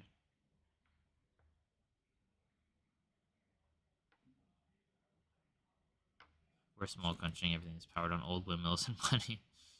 Yeah, we were in between, during our lunch, I think I saw someone eat herring the classic style. If you're not Dutch, that means you take the strip of herring, which is fish, and you just eat the thing whole. Just lean your head back and drop it in there. And it's very hot right now. Yeah, there's no AC. This country doesn't believe in that. Just windmills. But we do believe in good draft players, which is why we have Ian here. Ian to go 3-0 in his draft pod.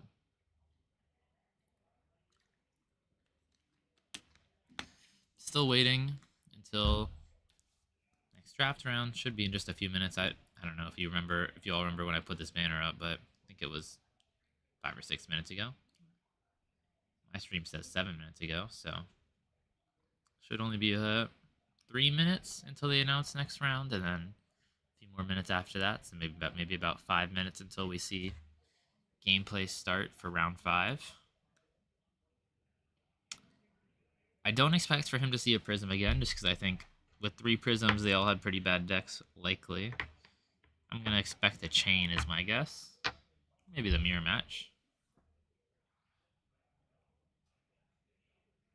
I do have a graphic we can put up, actually. Let's take a look at something together.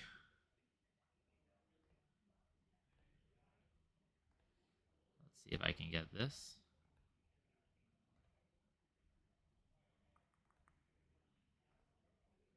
Maybe I can't get it. We had a breakdown of the CC meta. I don't know if I have it for you guys. Let's see if we can get it now.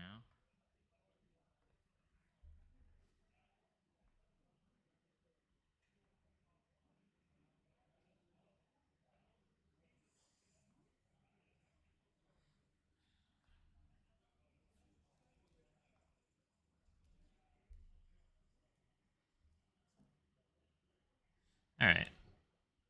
While we're waiting, boom. Look at that. The magic of the internet has brought us a breakdown of the CC. Since obviously we're not really going to get something like this for limited. We've got some time. Let's take a look. If you don't know, the Netherlands really likes Dromai. At my locals, there's a lot of Dromais in general. People really like Dromai here. So you may expect Lexi to be the most played deck like it is for every other country. But no, it's Dromai with 20. Then we've got Lexi with 11. Bravo, for some reason, is his specialization art here. Maybe he just, whoever made this liked it more. We got 10 Bravos, 7 Briars, 6 Dash, 5 Azuri, 5 Icelander, 4 Dorinthia, 3 Levia, 3 Kano, 3 Katsu, 2 Azalea, 2 Prism, 2 Vincent, 2 Reinar, 1 Riptide, 1 Bolton, 1 Viscerai, 1 Fi. So we got pretty lucky with some of our pairings because we had a Reinar versus Bolton. And there's only 2 Reinars and 1 Bolton. So we saw the only Bolton, one of the only 2 Reinars. We also saw a Bravo versus Azalea. There's only 2 Azaleas. So that's pretty cool. And then we also saw a Dromai versus Vincent. There's only those, what do we have? 2 Vincents, but it does look like our odds of seeing Dromai are quite high. Tomorrow, and if we're looking at this field, what do we think people are going to be doing? I mean, if you're good into Dromai, you're going to be doing pretty good. If you're good into Dromai and Lexi, I'm sorry, you're doing fantastic.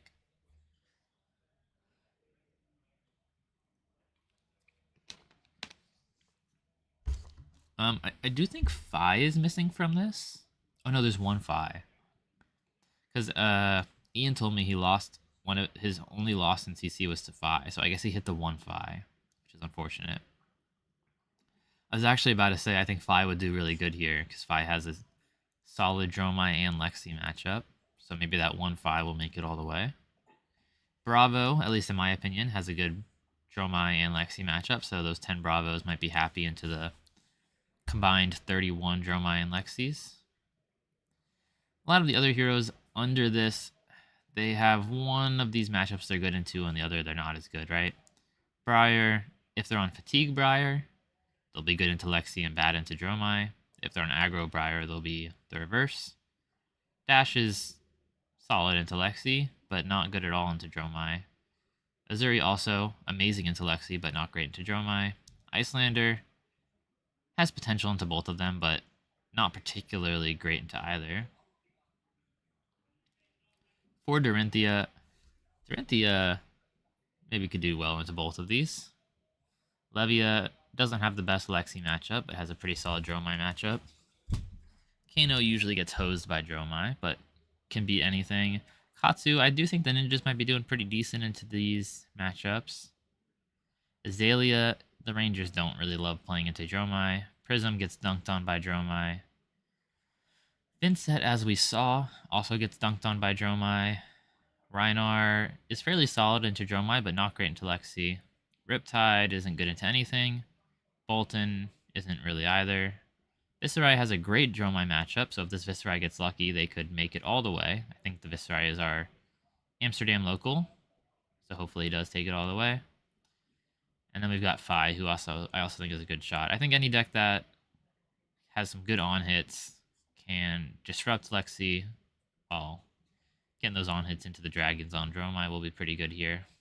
I'm going to guess we get a few Bravos in the top 8 tomorrow, though, just based on this. But I'm going to go ahead and hide this image because it looks like we're getting started here.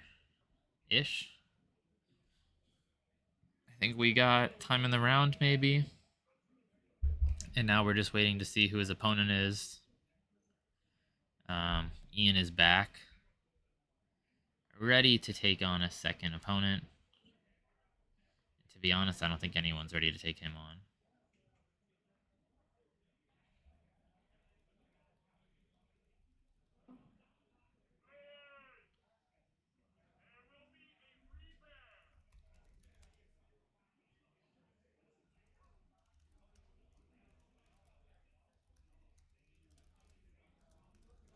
Looks like the judge just said there's going to be a repair. So maybe give it an extra minute or two.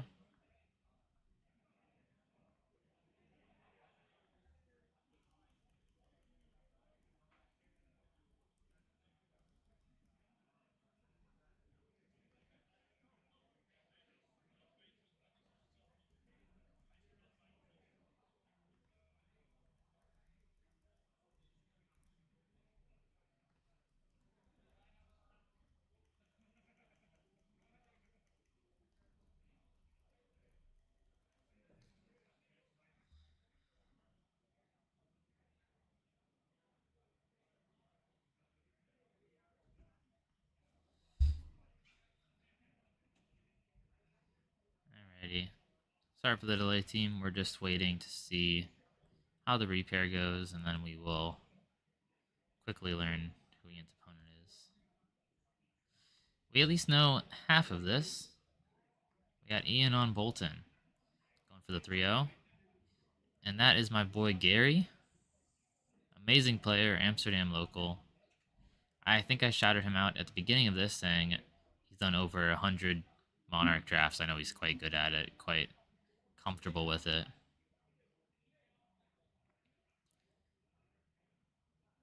And I'm excited to see if he can put a stop to Ian's reign of terror. And it looks like we have the one Levia. I'm not surprised that Gary is the one Levia. He has done, for the third time I've said this, he's done over 100 Monarch drafts. It's no surprise to me. He's the one he's the only Levy at the table. He found that line. So let's see if he can take it all the way. We got to root for the person who did the drafting, but can't not root for Gary a little.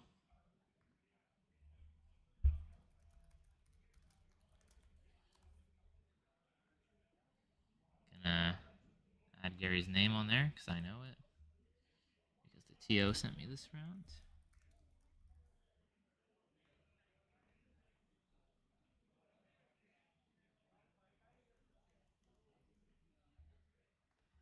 Alright. Gonna get this last frame updated, and then we should be getting started in a second here. Alright, we got Gary versus Ian. Some 3-1 players. Ian on a pretty solid Bolton deck, 1 of 2 at the table. We watched him draft it, and it went fairly well. But we were saying multiple times throughout that draft, man, Shadow's in a great spot. Man, I wish he had gone Levia. And now he is playing against the only Levia in the pod as Gary White. And I'm sure Gary's happy with his draft. If you're ever the only hero in a draft, you can't be that upset about it.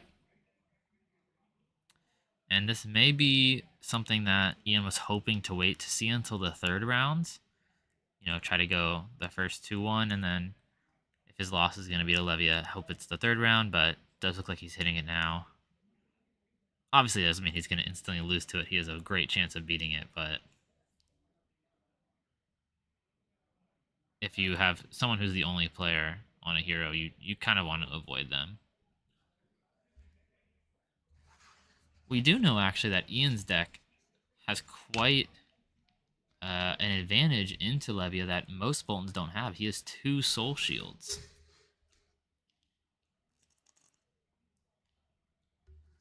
Soul Shield is a amazing defensive card, but it's particularly good into Levia. And then Prisms as well, but particularly Levia. And not only does he have 1, he has 2. He can block, with just 2 cards, he can block 8 with a Ironhide, a blue, and a Soul Shield. So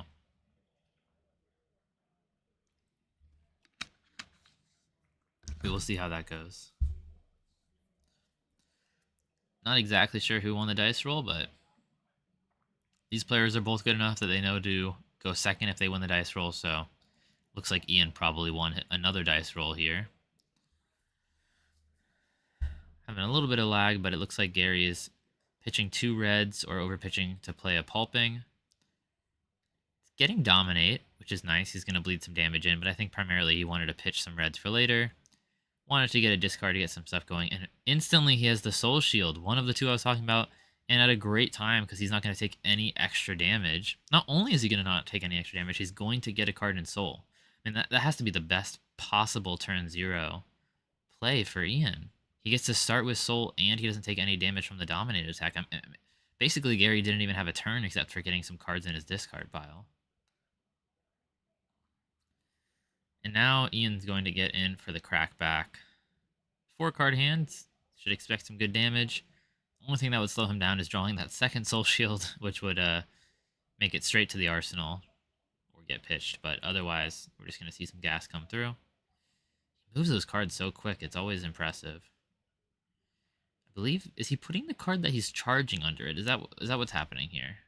Because he likes to place 2 cards down together. Unless he just maybe buffed it and then he's playing the card. It looks like he pitched a blue and then he played 2 cards. I don't think he's going to put the card he's charging under it or over. That'd be a bit odd, so I think he's buffing it.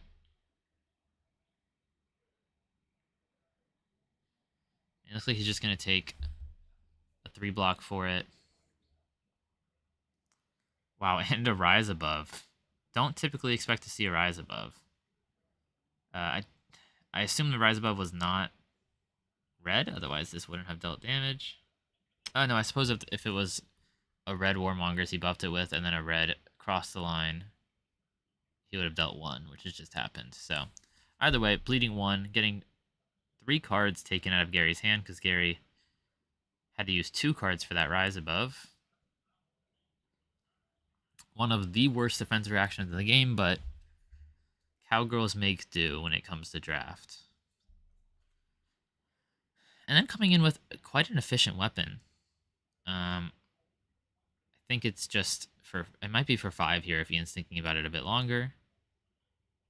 Yep. So 2 resources for 5 damage is the strongest weapon in Flesh and Blood.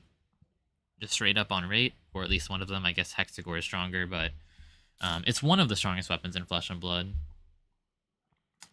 by the amount of resources converted to damage, and he got it in there with it. So pretty efficient from Gary, actually. Levia does want to hold off on activating that Blood Debt as long as they can, because as soon as you start that clock, you can't stop it. As soon as you start banishing, you got to commit to it, because you have to use your hero ability to turn it off every turn. So you got to pick and choose your battles as Levia. You want to kind of start out slow, just attack with the weapon, block, build up that graveyard, and then once you think that you have a big enough graveyard to where you could continue to banish every turn without ever running out of graveyard, then you can get going. Looks like we're going to just bleed 1 damage here as Gary. Then we're coming in with what looks like a Rising Solar Tide. There's some, once again, unfortunate glare about those cards and where they're being placed on the chain when Ian plays them. Maybe we can see if we can put up a big cardboard wall in the way, but as it is, coming in for Rising Solar Tide here. Not a card you really want to let hit, but I'm not sure Gary wants to have to block either.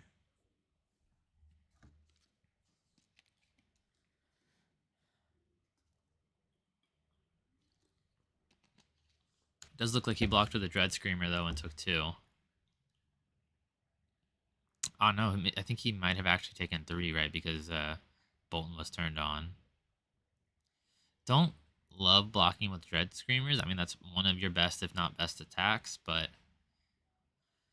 looks like he valued the Convulsions more, and he can't block with the Smash with Big Tree, so that was the only option to block with, basically. And he's going to take 2 cards and deal 2 damage. Certainly not a bad trade at all. This swing with Big Tree is doing what it wanted. The Convulsions is going to the bottom for a Dominate later. No complaints at all there. These are 2 very good players.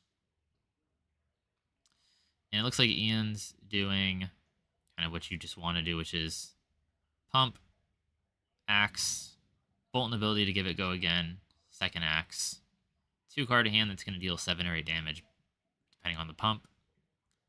Usually you won't do it with the blue pump, but if you do it with the blue pump, it'll be 6 damage. But if it's a yellow or a red, it's typically 7 or 8. Looks like that's what he's doing here. The Sun God Ra is preventing us from exactly seeing what the cards are, but it's probably a red pump because we watched him draft and he drafted quite a lot of them. So we're going to say 5, activate Bolton to give it go again, and then 3. He is doing some pretty efficient damage every turn. Gary's not excited about having to block this. If it's maybe Dusk Path Pilgrimage or something, he might have an on-hit too, but generally the axes don't have much on-hit. The on-hit's just efficient good damage.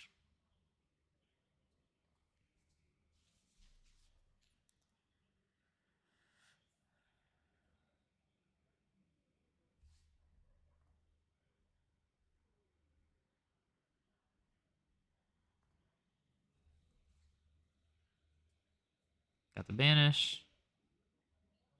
Gonna give it go again. And attack for 3. Not anything we're surprised to see here. I think he took the 5. They just haven't touched the life total yet. Are we giving it go again another time? So if it's Dusk Path Pilgrimage, he gets to attack additional times with that weapon this turn, which it was, and it connected, so he gets to attack an extra time with that axe. So he's able to give it go again, activate Blood Drop to use that resource, and then attack for 3 here. Getting good use out of that Dusk Path Pilgrimage, also good use of that Blood Drop Brigade. Overall, very solid turn. He turned 2 cards and some soul into 11 damage, which is about as good as you can get. And it looks like Gary's starting. I mean, he's taking quite a bit of damage. I know we can't see life total, but Gary should be at 4 if he took all 11 of that. He's at 4 life to 15, which means he has to step on the gas. I mean, he has to do something. He took okay, so maybe it was a yellow Dusk Path. It does look like a yellow Dusk Path. So he's not 4, he's at 5 because 1 less from the Dusk Path. But either way, Gary took all of it. He has to be meaning to attack here. I mean, it's time for him to start going. Looks like we did successfully banish a 6 power, which means this Dread Screamer will have go again. And now it's a 2 for 6 go again. So at this point, once the Levia steps on the gas, you have 2 options as the opponent. Try to finish them off quickly or block them out. If you're gonna, here he might have the option to finish him off quickly. He's at 5. But it looks like Ian might just be moving to the block him out portion instead. You have about 2 options there. Gary's got 6 into a 3 go again here with the belittle. Not the worst. I mean, it's basically bad leg tap, which is fairly okay for limited. Looks like Ian's going to take that one down to 12. I think Gary's got another attack here. He's got 2 cards in hand, actually, so he can do another attack, or he can attack with Meat Axe and get an arsenal still. So he's got plenty of options. He did keep a full grip, so we know he was meaning to be on the offensive, especially after taking 10 damage straight to the face.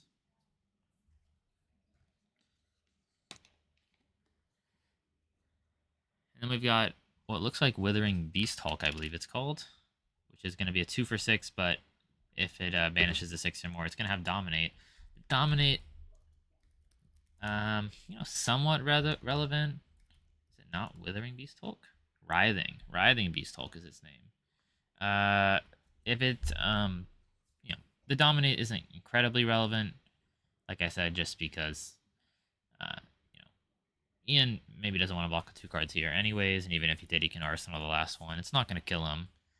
So it's not the most relevant Dominate in the world, but not nothing. It does look like it's actually going to cause some extra damage here. It looks like Ian did actually want to block the full 6, and now he's going to have to take 2 probably.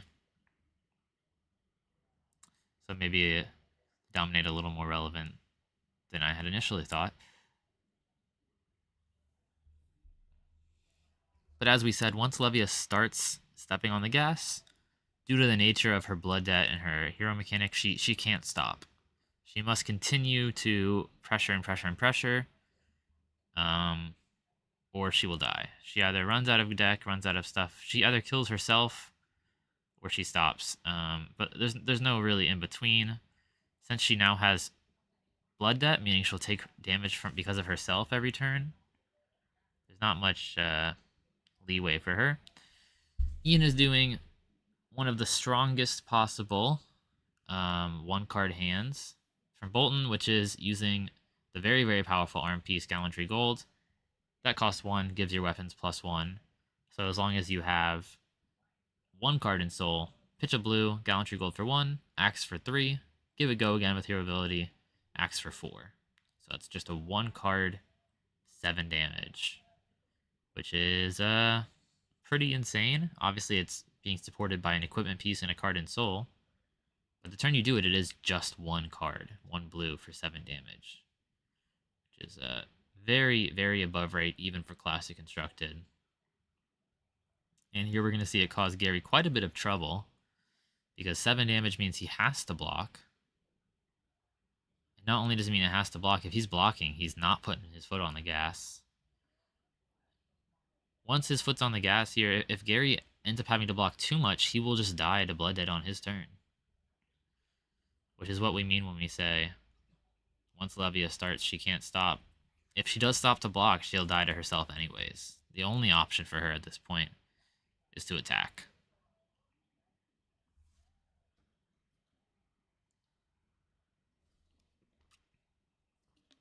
Pretty solid Bolton deck here overall from Ian. Once again, if you weren't here for it, we did watch Ian's full draft, and now we're following him through all of his draft games for this pod. So go ahead and check it out. You can always rewind, maybe not in the middle of a game because you might be interested in what's going on, but in between games, after rounds, or after the stream ends, I definitely recommend it. It was my favorite part of the stream so far, is watching him draft. I think watching drafts is incredibly enjoyable. I really hope Gary can bring this one back. I love my boy Gary here. He's a good friend. But it looks pretty tight, I'm going to be honest. He's put the foot on the gas and is being told that he can't.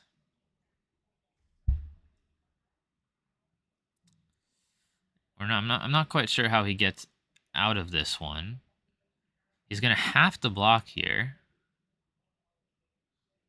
Suppose he could give hooves and go to 1. But no, he's going to block with hooves and an attack. So it looks like because he took 1 earlier, it was because he blocked with a 2 block, I suppose.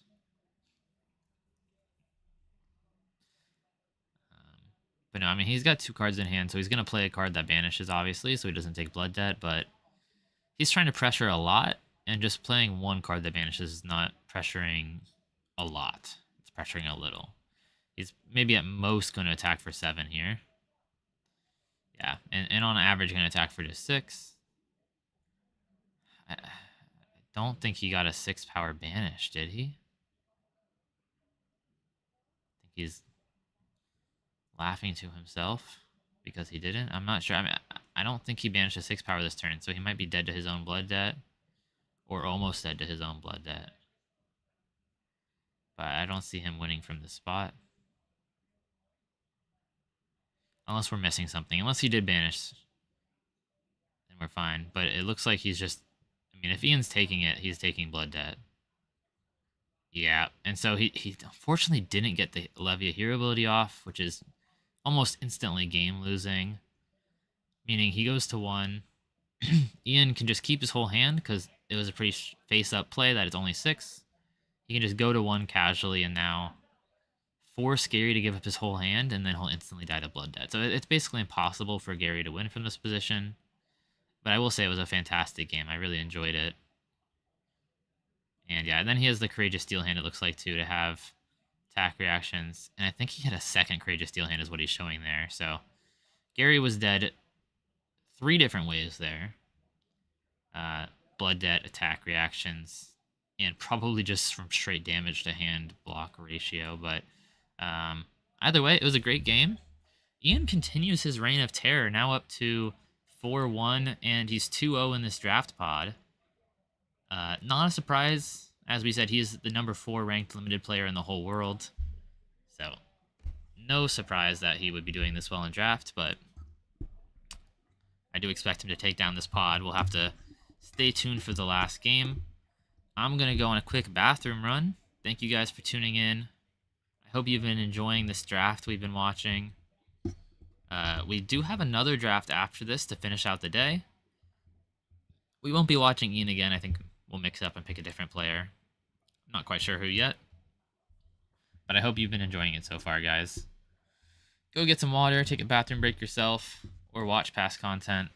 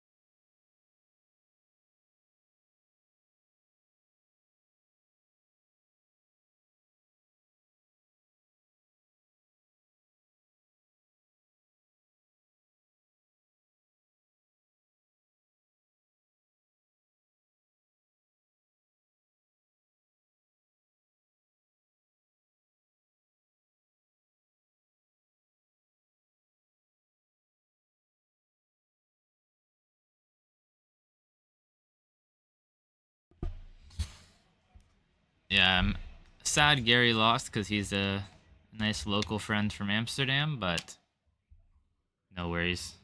Ian is doing what we believed he would and is still undefeated in this draft pod. Camera looked a little tilted to me, so I tried to fix it, and now I feel like it's tilted the other way, but I doubt I'll ever be quite happy with it.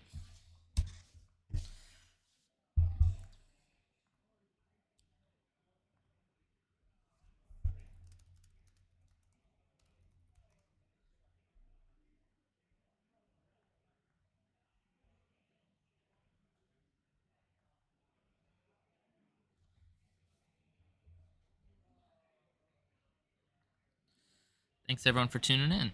Hope you're enjoying it. I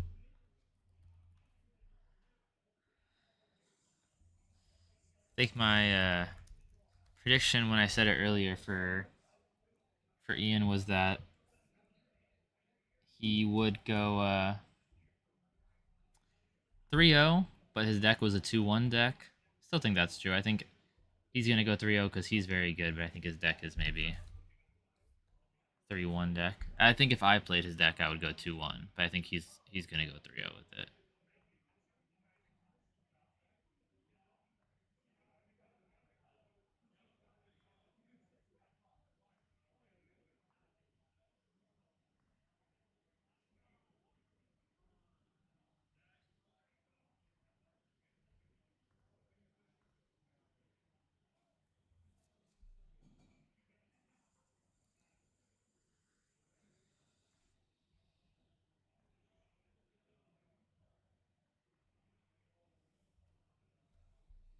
Probably just got a few more minutes here, and then we will be good to start the last round of this draft pod. Then we'll have a short break, and then we will have one more draft pod to round out the day. In your hands, a 1-2 deck. Honestly, I mean, maybe. I'm sure you're great, but the deck isn't like bonkers broken. I'm sure some players could go 1-2 with the deck Ian's on. It's a solid deck. I mean, I certainly think the average person would go 2-1 with it after Ian drafted it for them, but I think Ian's the one making it a 3-0 deck.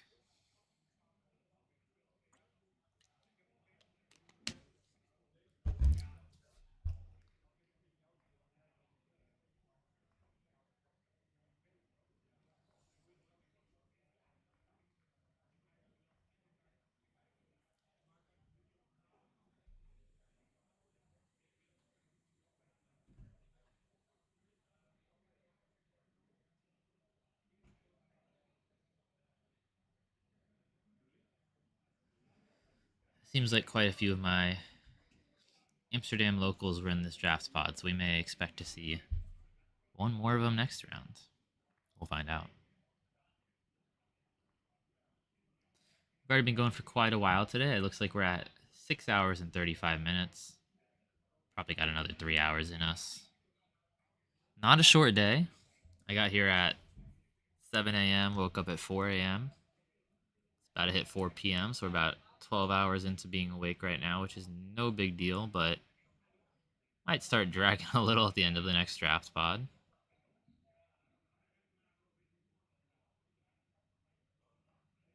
But we're going to get some good sleep for tomorrow, and we will rally hard for some really, really good rounds of CC tomorrow. Very excited. So make sure to tune into that. We're going to have essentially 6 rounds of CC, because we'll have the last 3 rounds of CC Swiss, and then we will have quarters, semis, and finals.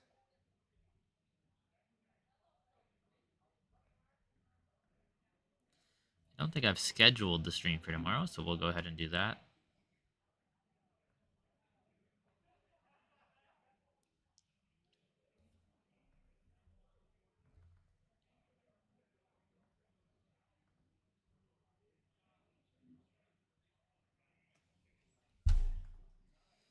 Thanks again, everyone watching. Got a few more minutes until next round, but hang on out, and we will have that for you in a few minutes here. Thanks again for coming by.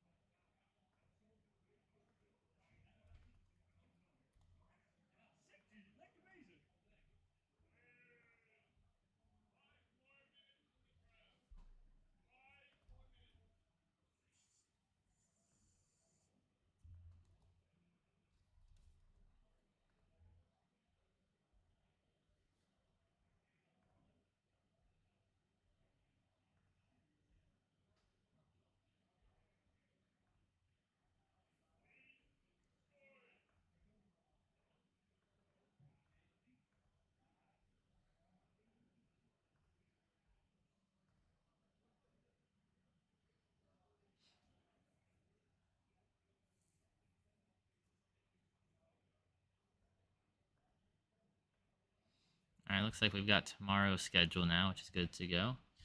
Thank you, Pagotama, for the nice compliment on the commentary. I'm fine. I may be complaining a lot, but that's just me trying to be Dutch, you know? I'm actually having a great time. Today has been really fun. I feel completely fine. Just gonna sleep really good, but still feeling great. Having a really nice time. The games have been fantastic. We had some really fun CC games. Loved seeing Bolton versus Rein, Bravo versus Azalea. And then we've seen Ian do a very fun Bolton draft that ended up already taking him to 2-0. So I'd say overall it's been a pretty interesting stream. Very enjoyable on my end, at least casting. I hope you guys have enjoyed your end as well, spectating.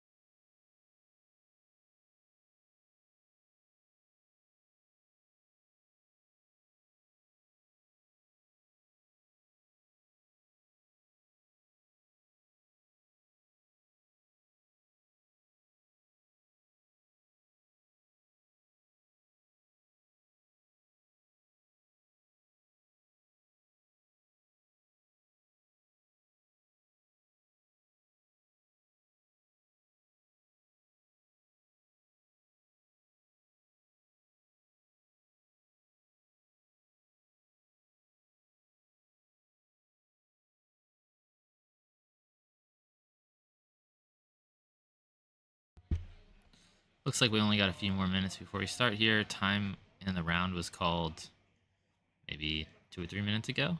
So some people might still be playing if they're in the last few turns, but should be paired within the next few minutes here. Hoping the glare at the top side of the playmats kind of goes away. I think it might. It's getting a bit later in the day here, but we can't make any promises. I am excited to see how this closes out. It'll be beautiful to see Ian take the pod that we watched him all the way through to a 3-0.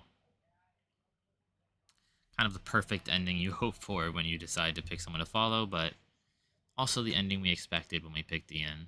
Currently number 4 best draft player in the entire world.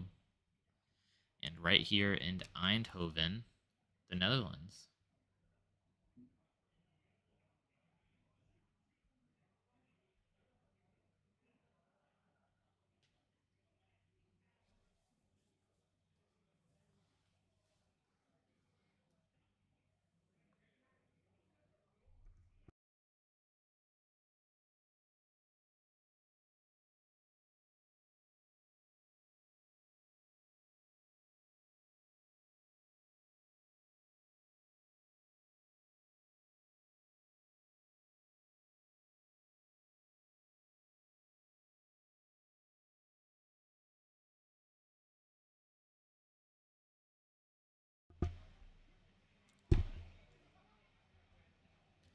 The character on the playmat, I believe that's actually custom art for Ian. I think that is Ian. You'll see him sit down if you just joined us, but we've been following him through the drafts. It looks like Ian to me, and his team and his logo and stuff is him. It's Ian TCG. It's usually his face drawn in black and white. So I believe that's just an anime stylized Ian.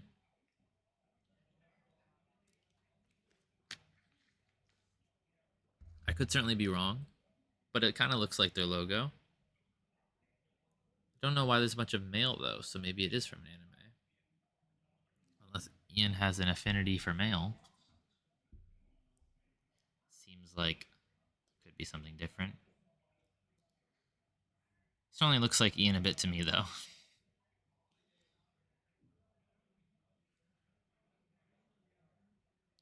It might not though. I mean, to be honest, I don't know.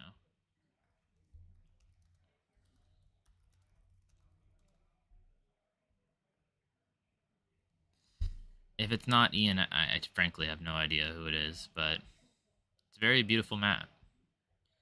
I do like the black and white kind of color scheme that he goes for with not just his mat, but a lot of the things he has. For his day job, he's a mailman. I'm not sure about that one. I don't think so. That would be cool, but I'm pretty sure he actually runs an online card shop. That is Ian TCG, so you can always buy cards from him. But I think that's not his day job either. I'm not quite sure what Ian does. He wins draft pods, is what he does on a day-to-day basis.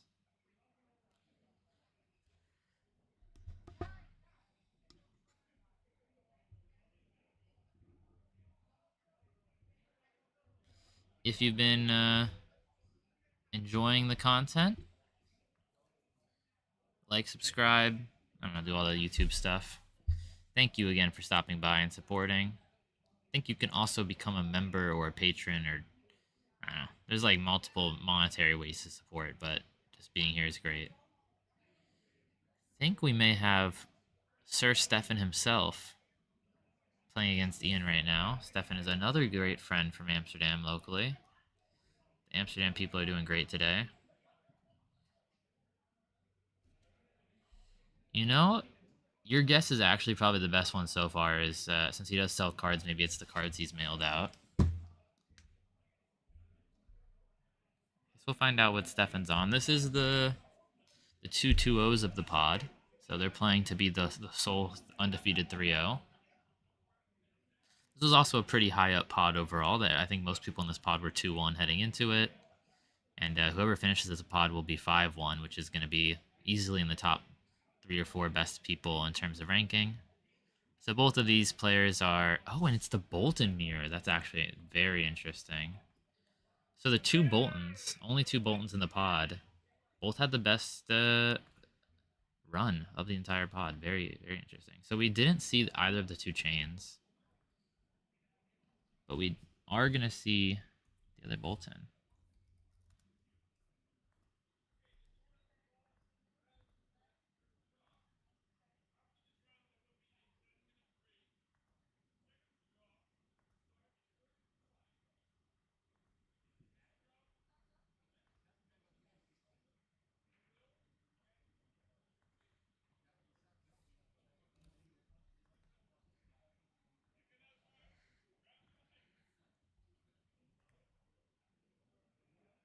Okay, I can get rid of that. Can update the frame a little. And yeah, we got another Amsterdam local. We just had Gary on. He's a local Amsterdam friend of mine, and now we've got Stefan on.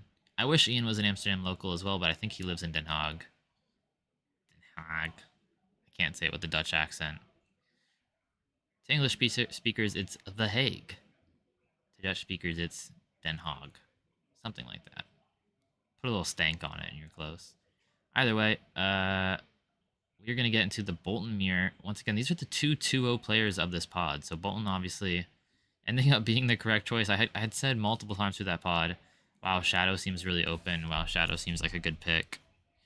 And look where it got me. Certainly not to the 2-0 table. Bolton would have done that. Does seem one of these heroes has a much better equipment loadout than the other.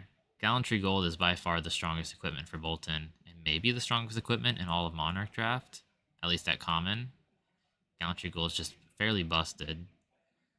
And he also has Blood Drop Brigade and arguably a better headpiece than Stefan. So Stefan's already kind of behind when it comes to equipment. But outside of that, we don't know the rest of his deck. I mean, he could have two Luminas for all we know. Obviously, it's a solid deck if we're going to be meeting each other at the 2-0 table here. And it looks like we're getting into it. Good luck to both these players. Both great people that I've hung out with playing Flesh and Blood in the Netherlands. And both deserve to be going 5-1, so we'll have to see how that goes. Looks like we're starting off with Ian going first for the first time. Looks like he finally lost a dice roll. And it looks like we got Bolt of Courage with the charge. Basically the best thing, one of the best things at least Bolton can do if they're being forced to start is to charge. Getting soul going, any ways to put stuff in your soul is going to be your best bet.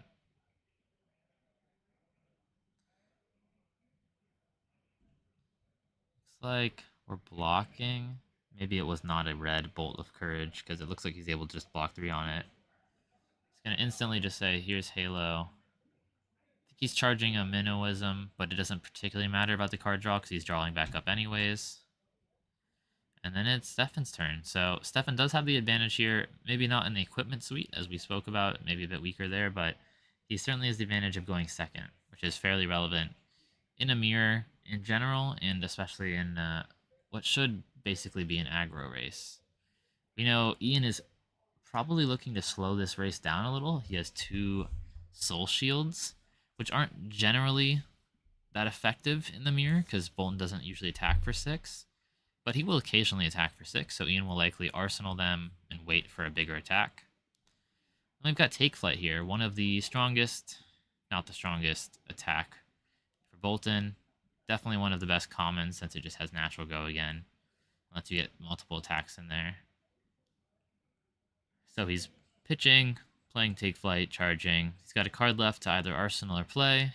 He's got some amount of resources left to throw axes if he doesn't have a card in hand to attack with. Honestly, can't see the second card, but I think it's a Bolt of Courage, which is pretty good. It's already going to have the if you've charged card text, meaning if it hits, he'll draw. And if it's a red, Ian has to block with 2 attacks, otherwise it'll get pumped by 1 with the Bolton ability. Looks like the camera is having some sort of medical issue. We might have to take the camera to the hospital. It was having a bit of blurry vision there for a second, but all good. I think we're back to just slightly blurry. It looks like he is going to block 3, which is going to give it +1, but he's just going to cover that +1 with the gallantry golds here. Already showing why this equipment's so good. And he might even just pitch the blue to use them right here. Just a perfect use of gallantry gold. No, but it's a red frontline scout, so he's saying, let me just play it. You got to show me your hands. And it looks like we've got, I see Courageous Steel Hand, Express Lightning, and then 2 of the same card, but frankly, I can't quite tell what that is. So just 3 here. Nothing else going on. If Stefan's hand is good enough, we'll certainly just take it. If its hand's medium, he'll block 3. Pretty clean cut turn overall. Stefan did have a pretty strong turn to start with the tempo, and it looks like he has a hand that he likes because he's decided all of these cards will deal more than the 3 block is worth. Ian has a clean draw 4. I don't know if you've been watching, but a lot of times he just picks up a pile of cards from the top of his deck and it's 4. That's a Flesh and Blood player.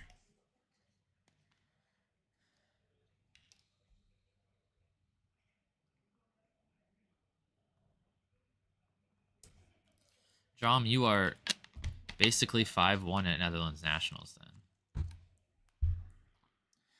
So we have the Stubby Hammerers. These are going to give +1 to every attack this turn. Attack action, I should specify. Every attack action with base power 3 or less. If he's coming in with this Express Lightning, I'm going to guess it's a yellow then.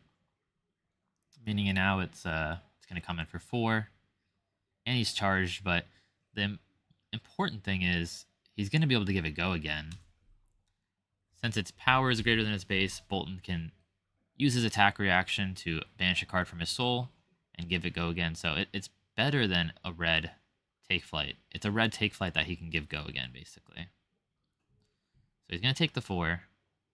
See what else Stefan has before he makes any further decisions. This could be a massive turn from Stefan. He's pitching. Honestly, I wish I could tell you what this card is. It looks like a Valiant Thrust, but I don't actually know for sure. Whatever it is, it's getting go again and dealing 7. Oh, wow, it is a Valiant Thrust. Does he have 2 Valiant Thrusts in hand? That's pretty impressive. I think he pitched a yellow Valiant Thrust to play a red Valiant Thrust. And then attack for 2 with Axe. I mean, that was a massive turn from Stefan. We had 4 into 7 into 2. 13 damage. And I believe Ian took all of it. I think Ian was at 20. Ian was at 20 and just takes 13, which means his hand has to also be quite good. Because he did basically the same thing as Stefan did, just take it all and attack back. But he needs to get the tempo back somehow. And often blocking is not the way to get tempo back. Almost it never is. So he's decided, we're going to take it. There's no relevant on hits. It's just a lot of damage. And I'm going to come in with some decent cards myself. If you pitch for this, this is certainly a take flight. And if his hand's good enough to keep, it's probably a red take flight. So we've charged. Yep, 4 go again. Taking that right away. Stefan says, I'm already in the lead. Why would I block? And truly, I have to agree. I mean, if you're in an aggro race and you are healthier than your opponent, unless they've got some nuts on hits, there's almost no reason to. Now we have a red brandish. This one is pretty relevant. 3, but an on hit of giving your next weapon attack +1, which would then let it go again. And he's going to take it. So this actually is going to end up hurting him pretty bad. Now we get an axe for 3. We can activate Blood Drop Brigade, and then another axe for 3. Off of just this one remaining resource. Which is really strong.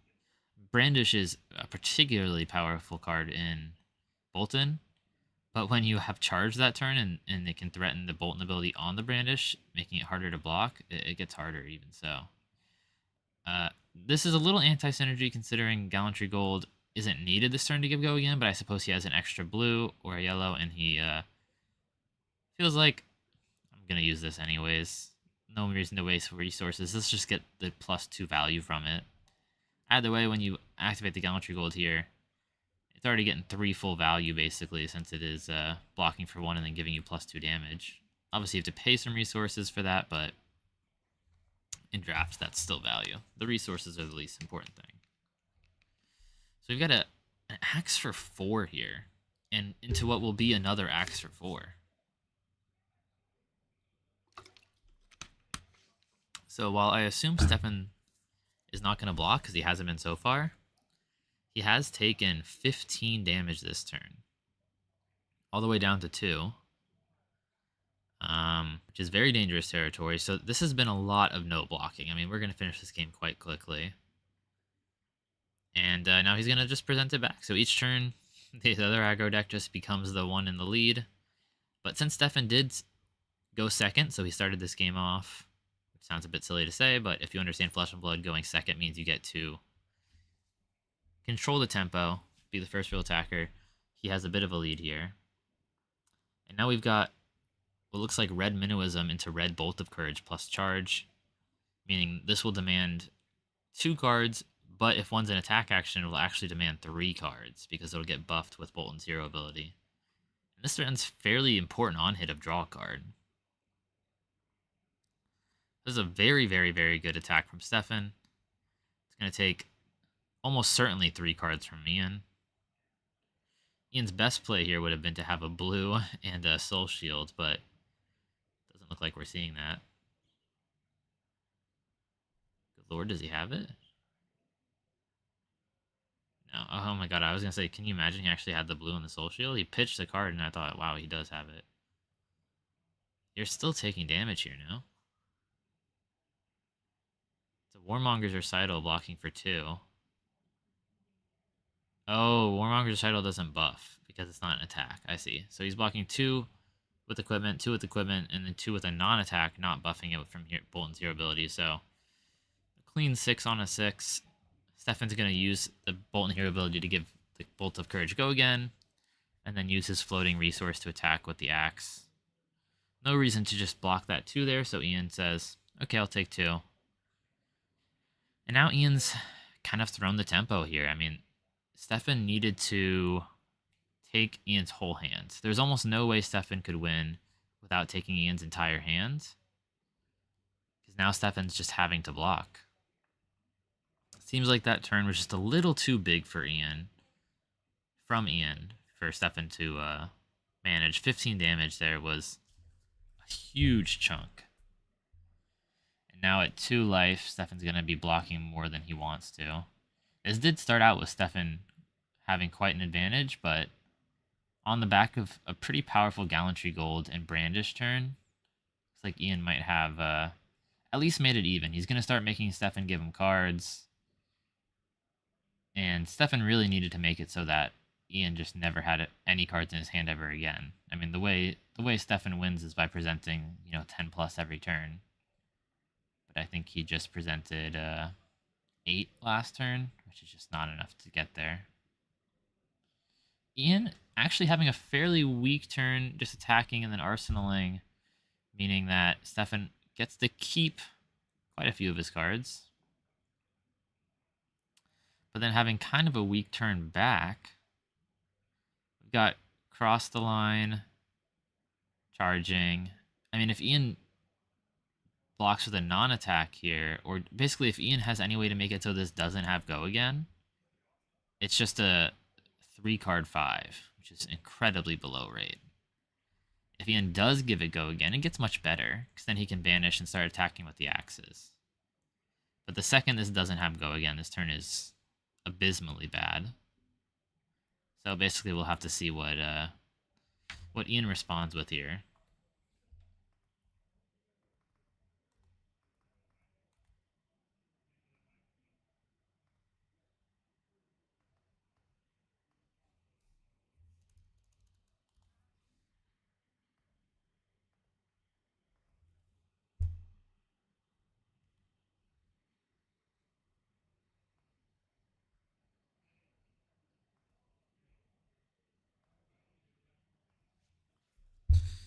And yeah, not gonna have it with go again there. But going to 1, which is very relevant. Now it's actually close, but he's going to make... Yeah, he's going to make Stefan block back. So even though he went to 1, I mean, we saw Ian go to 1 last game, and he still won that one, so... It's getting pretty close, but I think he's going to make Stefan block just a little more than he's comfortable with this turn. It's a very close game, though. I think this is maybe the closest one we've had so far, which I suppose makes sense for a mirror. But it is very back and forth. I have to block, you have to block. This is going to be a pretty solid turn for me, and though overall, looks like we played Seek Enlightenment into a nice attack, which is going to take 2 cards from Stefan at least.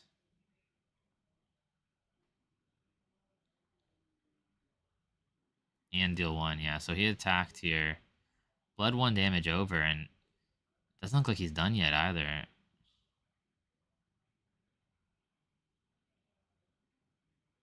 Well, if it hit and went to soul already, he can no longer give it go again unless it had it itself. Maybe it was a take flight, or yeah?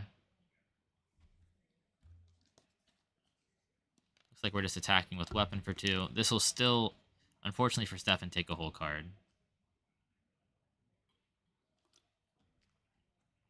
I don't know if I love pitching for that equipment. It doesn't really do anything better for you than blocking. Actually, it does look like he had to pitch an attack that was a 2 block, because he needed a 3 block attack to stop that. All right, a little bit of a risky maneuver by Stefan. He's arsenaling. If he had a attack for 4, for example, he could have taken 2 cards from Ian's hand since Ian's at 1. But letting Ian keep all 5 of his cards means that he's almost certainly dead here. The only way this gamble on Stefan's part pays off, basically, is if Ian has too weak of a turn, then he has a 5-card hand, maybe, or at least a few more cards because the arsenal, then he can come back with it. But it does look like likely, or just only being able to arsenal there is going to make it to really just be the nail on the coffin here. And we got red second swing. I think that's actually the first time we've seen red second swing this turn, or this game.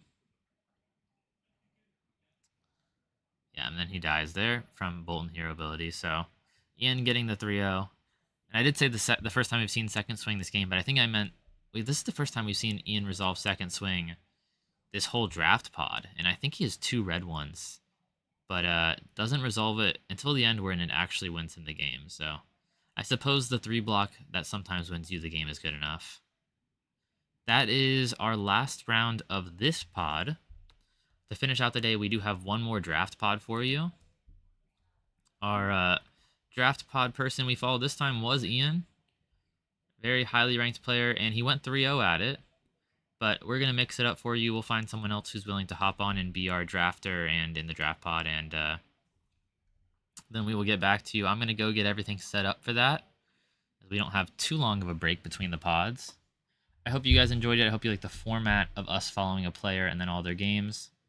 They did it pretty often in the Magic the Gathering Pro Tour, and I think it's pretty cool, so we wanted to copy that over here too. But yeah, we're going to go find another player and get set up to watch a draft. See you soon.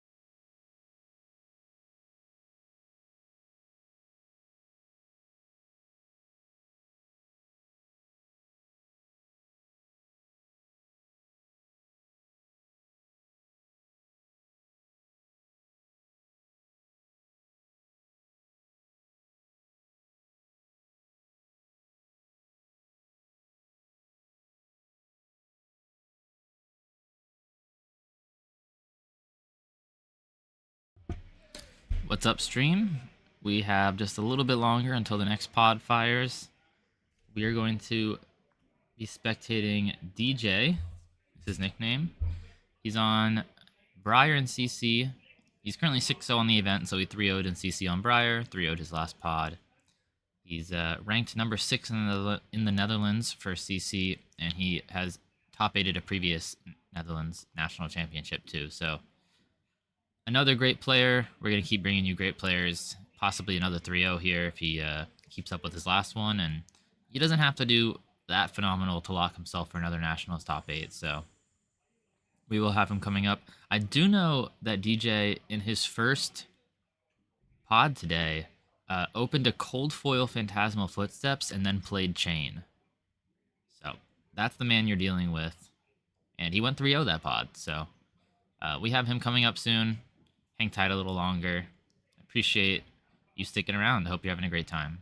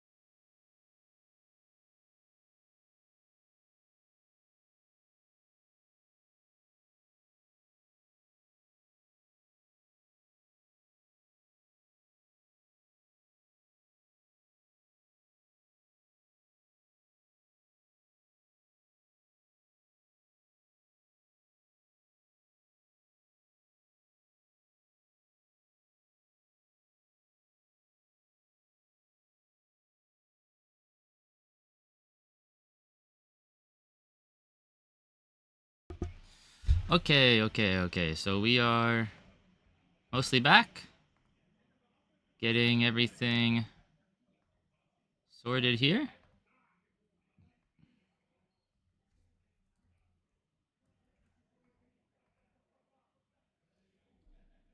Think we can see what our player's picking fairly well.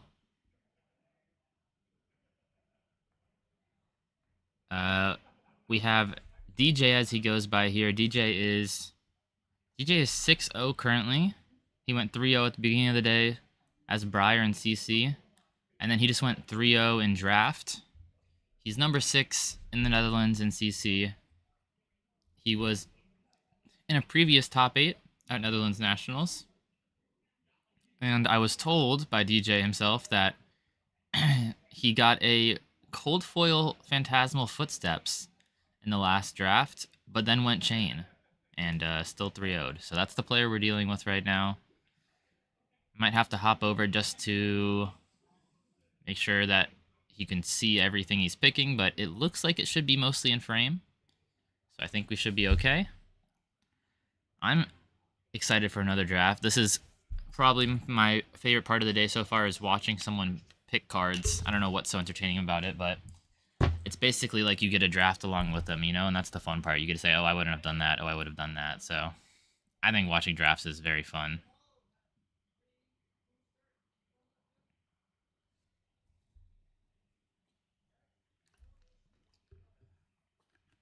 If we do have to move the camera, we'll move the camera, but I think for now it looks okay.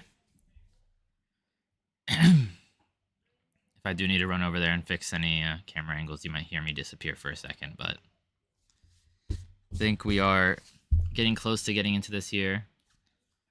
Once again, if you're just joining, you can see all of DJ's credentials on the side there.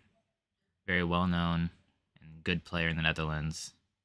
And apparently good at cracking cold foil Phantasmal Footsteps. If you ever need someone to open packs for you, hand them to him.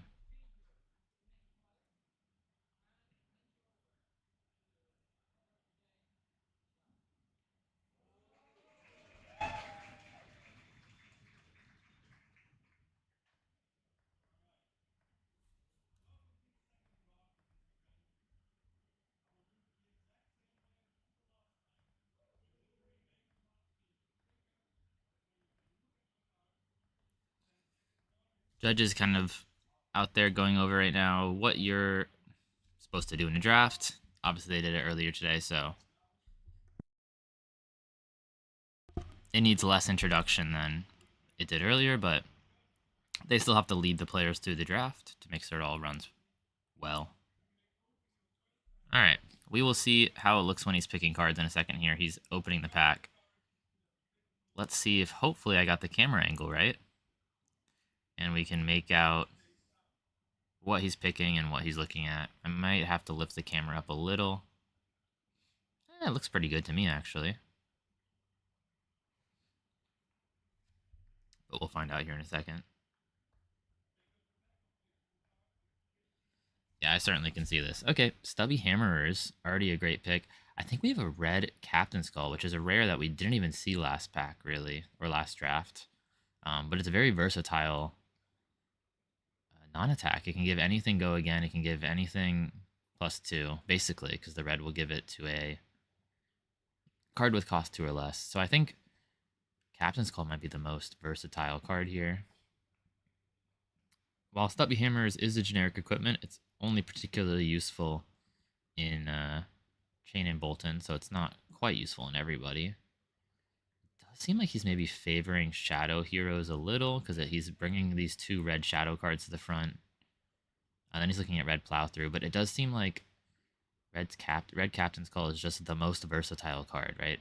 It applies to anything with cost 2 or less, and it'll give it +2 or go again. I mean, that card almost does everything you want. And I don't recall seeing a Captain's Call at all last draft, so a nice rare for DJ to see right off the bat. He's taking nice and slow. It looks like we see a red Vexing Malice, which is a very strong card. 1 for 5, but on split damage. That is not easy to block. And then we see a Gallantry Gold. I just finished talking to Ian about how insanely strong Gallantry Gold is. I mean, it has to be the strongest common equipment in the set. And if I see a Gallantry Gold, it almost makes me want to go Bolton right off the bat. I'm not going to lie. It does seem like he likes the Shadow Heroes, though. He keeps bringing the strong Shadow cards to the front. Not that it's a bad idea, but we're looking at Red Vexing Malice and Red Hungering Slaughter Beast here, which are both fine, but I do think Gallantry Gold is stronger. Each of these cards don't commit you any more than the others, right? It's a Warrior card, a Brute card, and a Runeblade card, but it does look like he likes Runeblade. I know he went 3-0 with Chain last draft, right? So maybe he's more experienced with Chain, maybe just has a little bit of confirmation bias surrounding Chain. Whatever it is, he likes Chain because he is taking that Red Vexing Malice and saying, I want to play Chain. Certainly Captain's Call is going to be best in Chain, but it'll be playable in anyone. You can even see here he's kind of sorting the Runeblade cards towards the front. Blooddrop Brigade is a very solid card. Doesn't seem like he hates Levia either, putting that Dread Screamer in front. I mean, it is probably the strongest Levia common, but looking through the pack here, I mean, Blooddrop Brigade seems like the most open pick. We saw it be quite strong for Ian in the last draft, but there's quite a few good reds here. I believe this Arcanate Crackle has to be a red too, if it's this close. And yeah, he's certainly liking Chain. I mean, second Runeblade card, not particularly stronger than any of the other reds in that pack. I certainly don't think stronger than the Blooddrop Brigade, but getting slammed. He certainly either feels comfortable on Chain or just thinks he's the strongest hero, but he's wanting to play Chain from the second pick. And Red Minnowism and the Seeds of Agony is going to line up great with Chain. Now he's thinking, I'm kind of interested in Levia too. There's quite a few good cards here. We see obviously Levia Specialization. We see a Courageous Steel Hand, which we saw last draft do great. And I think we see a red Lunartide Plunderer, which is one of the only Shadow Poppers and something I would personally be interested in. Seeds of Agony, obviously a fantastic card. I think the red is particularly strong because it's going to apply to anything. But I feel like you must take the Popper here. I mean, the Popper, there's not that many of them. And they're always of good value to pop with or resolve. It almost feels weird not... Yeah, and he's going to take the Seeds here. He's showing us the card very nicely. I do think I would have taken the Lunartide Plunderer, but no hate on the Seeds. If it's the red Seeds, which it looks like it might have been, particularly strong Seeds, it's going to work really well with Chain, and he is very clearly wanting to force Chain here. Looks like Light is still... I mean, I think that was another red Illuminate, which is a very, very strong card. It might be a yellow, but overall, looks like Light isn't that closed off yet. I think we've got a yellow Ghostly Touch he's considering, as well as a yellow Bounding Demagon. I mean, those are both good Chain cards, so seeing them both in the pack still isn't a bad showing. He looks like he's still considering the Levia cards, which is interesting because he has picked like 3 Chain cards in a row. But, I mean, there is Levia cards in the pack still, so maybe he's just considering, wow, she's still open. Looks like he's going to take the yellow Bounding Demagon, though. Certainly the best card in the pack. I don't think yellow Ghostly Touch is nearly as good. Yellow Bounding Demagon is played in constructed formats, whereas yellow Ghostly Touch is not. We see a red Rip Through the Reality brought to the front. Blue Captain's Call is a fantastic blue and a rare, so you won't see it very often. And then red Belittle. I mean, he does have his choices cut out for him here in terms of which one's the best to pick from. He's got quite a few good picks. Red Rip Through Reality, red Belittle, and Blue Captain's Call are all frankly constructed playable cards that he's getting to pick from here. I don't even know what I would take. I mean, maybe Blue Captain's Call because it's a rare and I'm not going to see as many. But Belittle, yeah, Belittle's a fantastic little card there. So I don't really blame him for picking Belittle or Captain's Call. I think Rip Through Reality is clearly the weakest of those 3, but Belittle and Captain's Call would both be solid picks. I think that's a red Surging Militia at the front, which is a very strong common. But we do see another Bounding Demagon. This one looks like it's blue or red, but either way, all Bounding Demigons are pretty strong cards. So it's likely what he's pick. Yeah, the camera quality is questionable at best. That's what you get from this 89 player draft here. Actually, the camera, I kid you not, is gorgeous quality. It's the internet connection. I mean, the camera is a really nice quality camera that Ian's letting us borrow, but unfortunately, the internet can't quite keep up with what the camera is capable of doing. At least the audio quality stays somewhat good through the upload. And here we have an Aether Ironweave, which really rewards him for not picking that Blood Drop Brigade. And this is a very, very good chess piece. Very, very good. And the exact one that all chains want. So we're pretty deep into the packs at this point. I mean, this is almost the end of their first cycle around the table. And we're still seeing an Aether Ironweave, which makes me think he may be the only chain, if not, maybe a second chain. But that's a pretty big signal. It's about the same level of signal as Gallantry Gold, which is great for him considering he's been forcing chains since the second pick. If not forcing, at least leaning heavily towards it. It looks like we see a blue Riftbind and a red Rip the Reality here. The red cards are usually the better ones to take, but blue Rip the Reality is also... Sorry, blue Riftbind is also solid. But we're going to take the red card. More power, the better. And red Rip the Reality is a pretty solid one. Looking at this pack, just going to throw the chain card at the front. And there we have what looks like a yellow Unhallowed Rites. Something Rites. What's that card called? That's certainly a good contender, but I think he might take blue Rifted Torment. Just because it's a blue. But no, he's going to take yellow Unhallowed Rites is its name.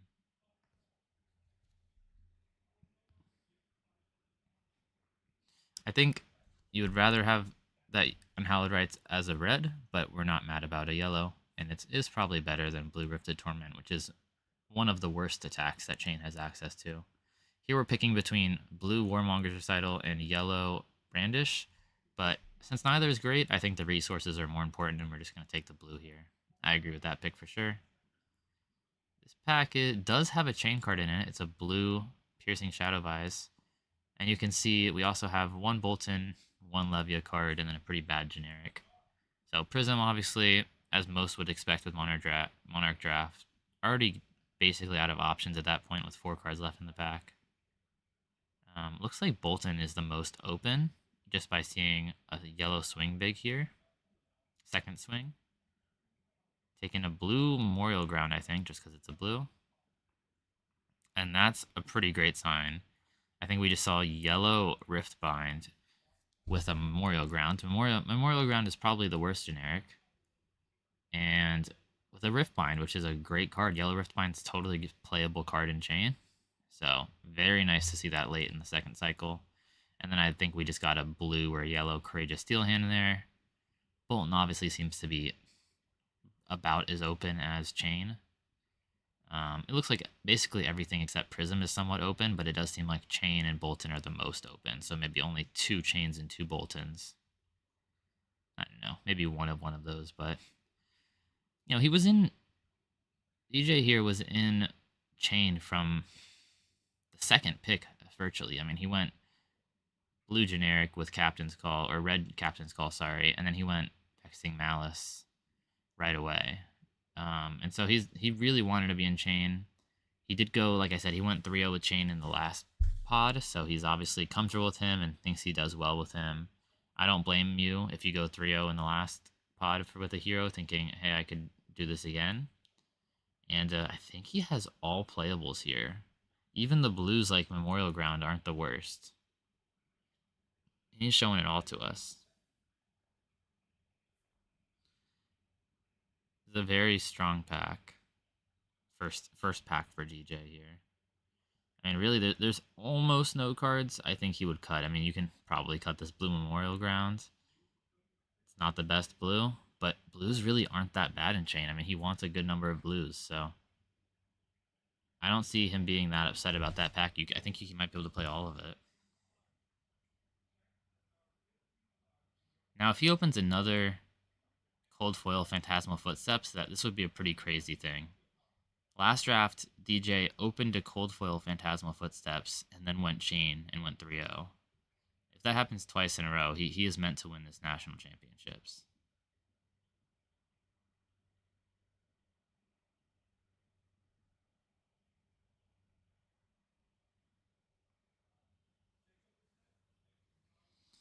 Pack 2 here, pulping off the bat into... Yeah, these are all solid cards to start. Minnowism is probably the most interesting to him so far.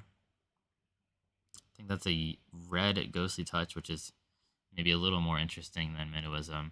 Although I think if it's the red Minnowism, you're slamming that. You already have a Belittle. You need to guarantee you have at least one target for that Belittle. Red Ghostly Touch is a fantastic card, but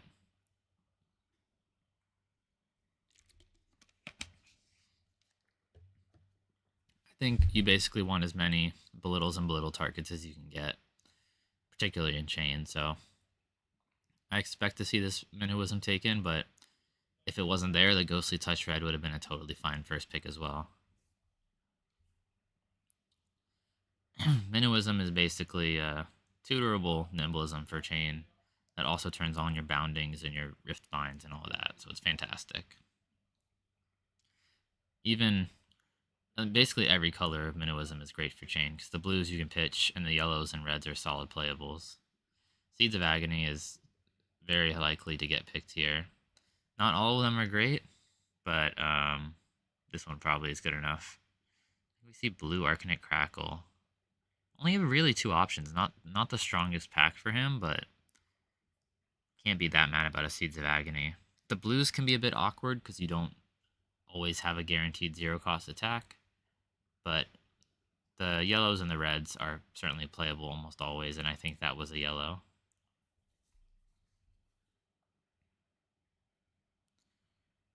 That pack is not going to be the best pack to see next time around the table, though. I mean, I think his only other pick was a blue Arcanite Crackle, which I probably expect to make it back to him because it's not an amazing card, and I'm not even sure there's another chain, but it's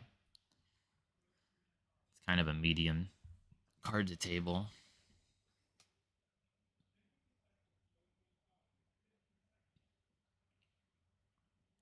I think we're on pack 3 or 4 here. Stubby Hammers are a very, very strong arm piece for chain. Probably the best one for him in this set. I see a Rift Bind as well, but Stubby Hammers are going to end up putting a lot more work in than what looks like maybe a yellow Rift Bind.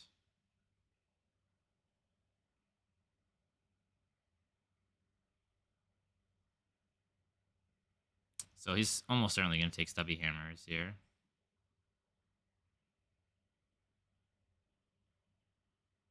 So now we have Aether Ironweave and Stubby Hammers slowly filling out that equipment suite.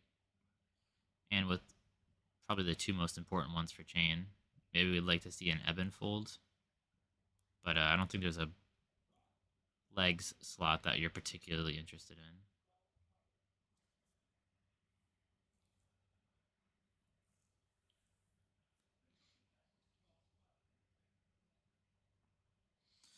Alright, we see Consuming Aftermath. There's a head slot. Not as good as Ebb and Fold for our deck, maybe, but not bad. And then we see a Seeds of Agony. This one does look like it might be a blue, but I think we'll take almost any Seeds of Agony. Ideally, they are all yellows and reds we're putting in our deck, because sometimes blues get stuck a little since we don't have a ton of zero cost banish cards. But this is an interesting pick. I do think I would take the Seeds as well. The Ironhide's certainly not bad, but I'd rather maybe wait till next pack and see if we can find an Ebb and Fold. Shadow does not seem to be super contested. Maybe there's 3 Shadow heroes. Likely not more than that.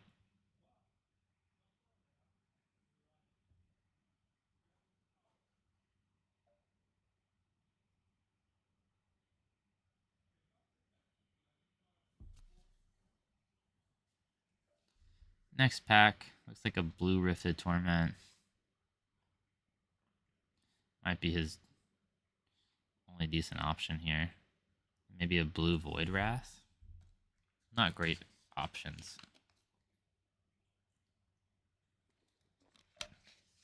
But they're blues, and some of them are blues you can play from Banish, which is fine.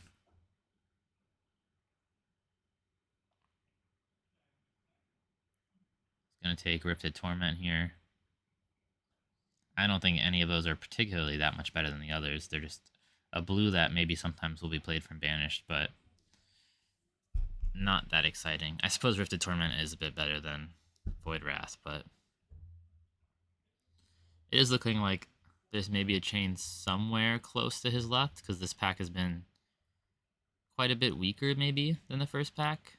Although suddenly we just see a gas pack. I mean, what is going on here? Is that red Riftbind, red Warmonger's Recital, and then I think we saw another third red that's good in chain. Yeah, red Void Wrath, I think. That's pretty absurd. I mean, we just had maybe 3 or 4 pretty bad packs in a row. Void Wraith, I keep calling it Void Wrath. But and then we have a pack that seems suddenly very, very strong. I think I might take the Riftbind over the Warmonger's Recital, but that's fairly close pick as well. Yeah, and he does go with the Riftbind.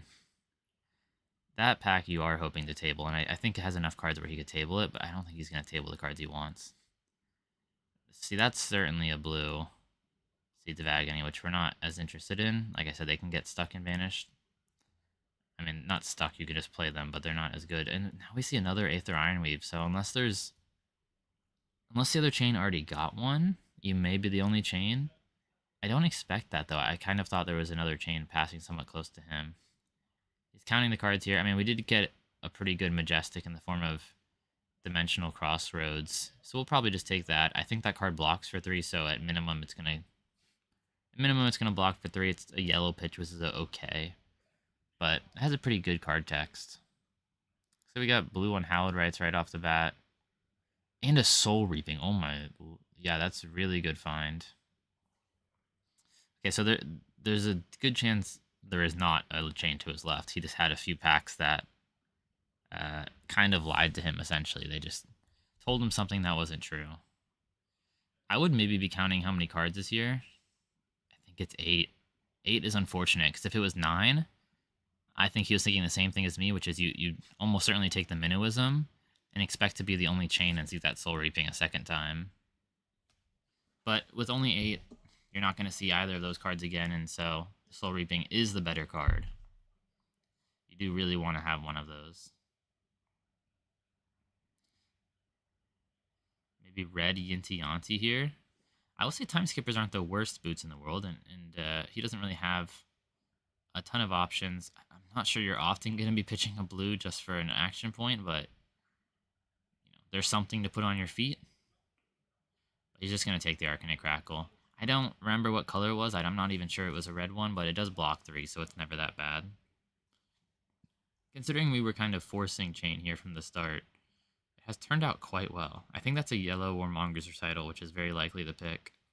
Unless he wants more blues, in which case he'll take this Yinti Yanti, but I don't think he'll ever resolve the Yinti Yanti, and I think he will resolve the yellow Warmonger's Recital. Yeah, and he takes the yellow Warmonger's Recital. That card is okay.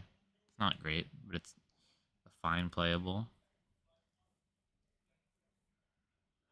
Prism seems much more open than the last draft we watched. I mean, there is a Herald in this pack still, with 5 cards left. There might only be 2 Prisms. This actually might be a pod where there's a 2-2-2, like, perfect split with 2 of each hero. Because if we look at these packs, they're still pretty even for everything. I mean, we've got 2 shadow cards and 2 light cards. Well, Spears isn't a light card, but we've got basically something that everyone could pick, even with only 4 cards left in. Yeah, I mean, this pack sure has a Levia card, but I would not be surprised if we had a perfect 2 of each hero split in this pod. Which also wouldn't be a surprise that it worked out that way in this high ranked of a pod. I mean, seeing a Dreamweaver's this late. Yeah, there's maybe not more than 2 Prisms, which bodes well for our Prism players. I think he just showed us think he's showing the camera a little far to the side, but I think that was a red Yinti Yanti, which is a great card for chain, an amazing card just to get packed at the end there.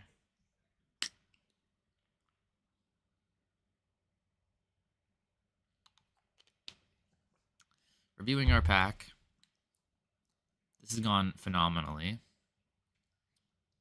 I do think if you're gonna, kind of force a hero in Monarch, the Shadow ones are maybe the best shot of not being contested.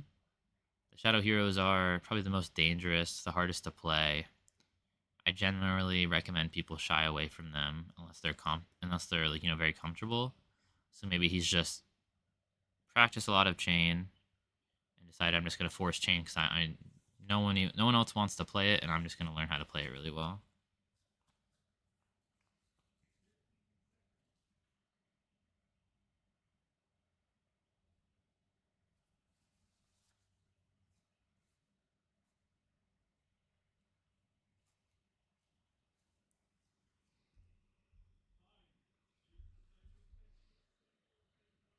All right, time to see how the draft really ends up.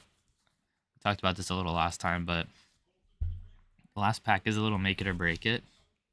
You only have 28 cards at this point, so if your last pack isn't good, your deck won't be good, but the last pack can also save your deck. I don't particularly think he's worried about this last pack not being good for him. We've seen chain is fairly open, but you do have to have a good last pack to be able to close out that draft.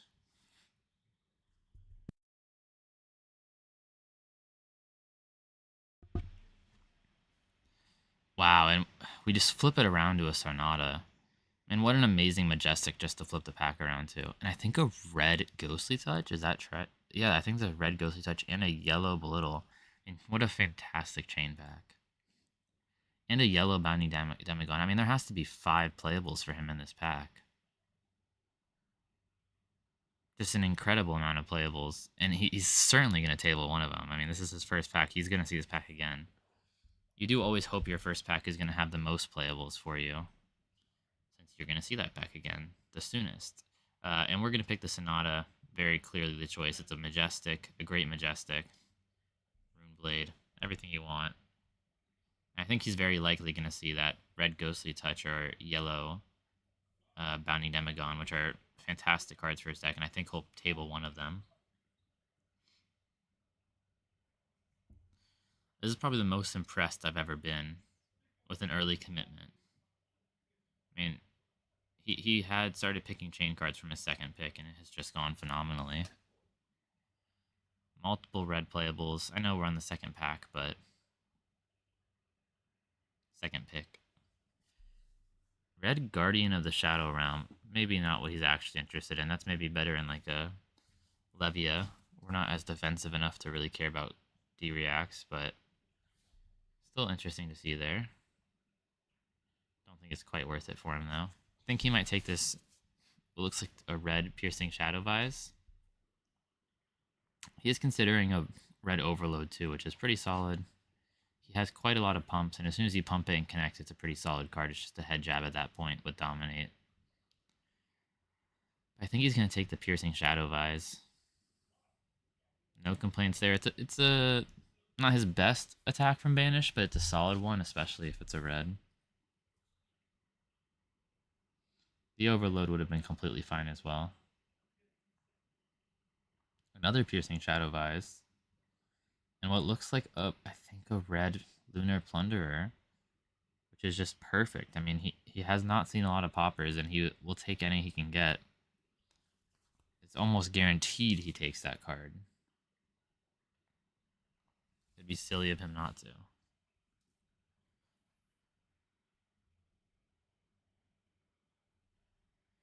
Poppers are already a bit hard to come by. And he just found one 4 picks into it, the last pack. I mean, that's a great timing.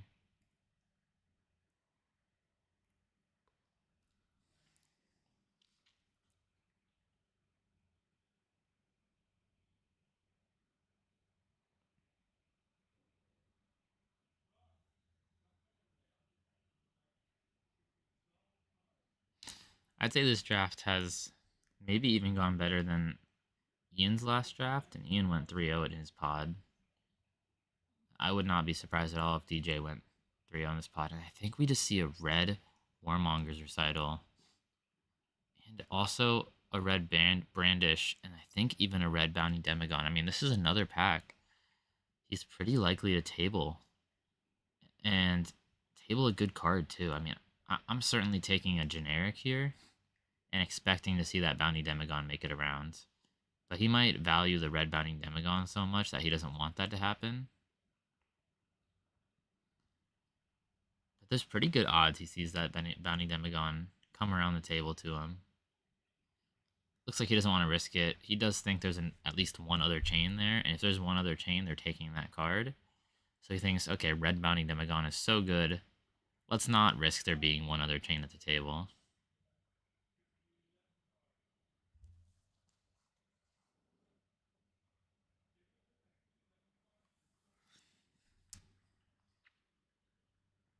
Mutated Mass, another Majestic that fits decently into the deck. It's not amazing. It's often going to be a 1 resource for 2 damage, but sometimes it's a 1 resource for 4 damage. Probably worse than blue Ghostly Touch, though, to be fair. Or even this blue Riftbind. This pack doesn't have a lot in terms of power, but it does have quite a few blues that are all going to block 3 and pitch 3, which our deck is totally fine taking. I think maybe Ghostly Touch is a little better because it'll always deal 2. But I do think Riftbind has higher potential. I think I might consider taking the Ghostly Touch there, because I'm more likely to table the... It doesn't matter that much, they're both blues. We have a yellow Riftbind, which seems to be the only option here. Blood Tribute, or whatever that card is quite bad. And the rest of the picks are for all the other heroes. There's some Levia cards, there's some Bolton cards, 2 Bolton cards, 2 Levia cards, a Prism card. But looks to be just the 1 chain card.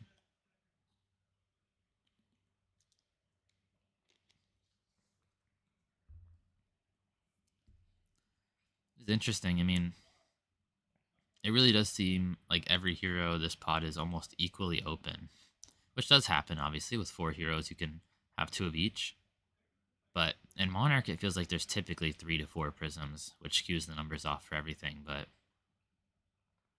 it seems like there's a decent chance this pool is 2 of each.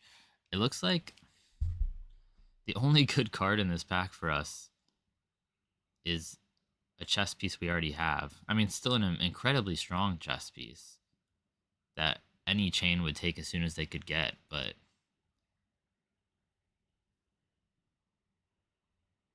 one we have nonetheless. We're taking a blue Rally the Rearguard. That card can work synergistically with an instant or another 2 block to turn whatever the other card is into a 3 block, which is nice. And it's a blue. It's really not the worst blue you could take. We got a Belittle here. Basically any of the Belittles are good, just like any of the Minnowisms are good. Although the Minnowisms are almost always better than the Belittles, so he's certainly taking the yellow Minnowism first. The Minnowisms have so much synergy with your Bounty Demigons and your Riftbinds, which are your main damage cards, that there's really no reason not to take basically every Minnowism you find. Oh, and he's taking the Belittle. Okay. I'm a little surprised by that. Maybe it's a blue Minnowism, but I thought it was a yellow Minnowism.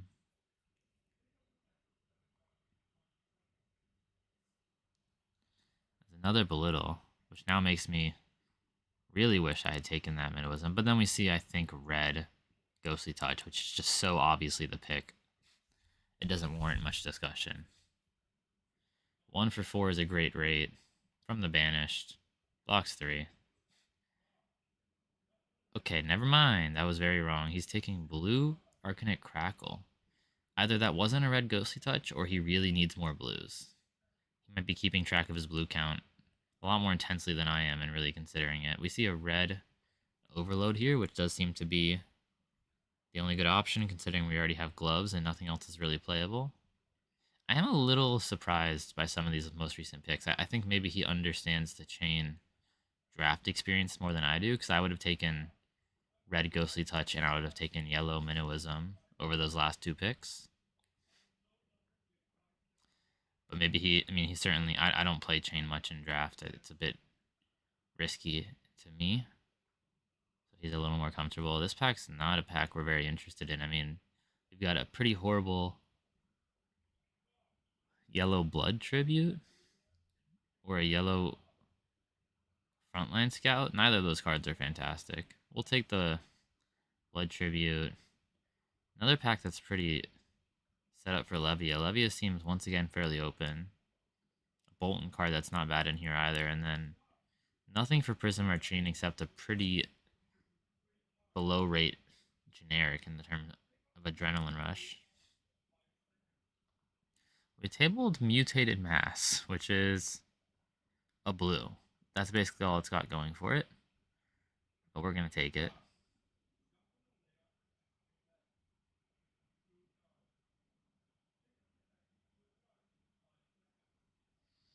Looks like maybe another Blood Tribute we're going to take. Does work better with our deck than Memorial Grounds. And then, wow, we see a second Aether Ironweave. I mean, either he's the only chain or there's two chains and they both just found Aether Ironweaves really quickly. That is very impressive that an equipment so strong has become his last pick. So really the only two options is A, he's the only chain, or B, both chains have found their Aether Ironweave already.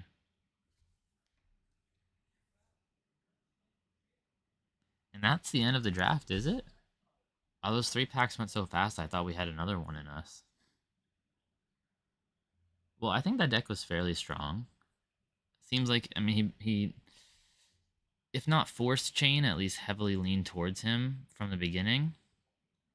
We were taking a Runeblade card as our second pick, and then from then on, we only took chain cards. So obviously, fairly interested in playing chain. He's showing off his cold foil Phantasmal Footsteps that he pulled in his first pod. And now we're going to do some registration. Hope you enjoyed my casting of the draft. We're going to pop a little graphic up on the stream real quick just so you guys can take a little look at that CC meta we just had. And then we're going to let our player register their pool. And then we'll be back soon with the games for this pod. So thank you guys for watching. Excited to see Chain. I'm happy it's not Bolton again. Not that I have nothing against Bolton. I think Bolton's a great hero, but you know, don't want to watch just the same hero and draft again. So Chain is exciting. Also, no Prism both times, which is pretty fun because I think most people expect Prism to be the most played hero. And while she is, we got lucky to not see her. So pretty lucky for us seeing Chain and Bolton. We're going to have some fun games coming up, so stick around.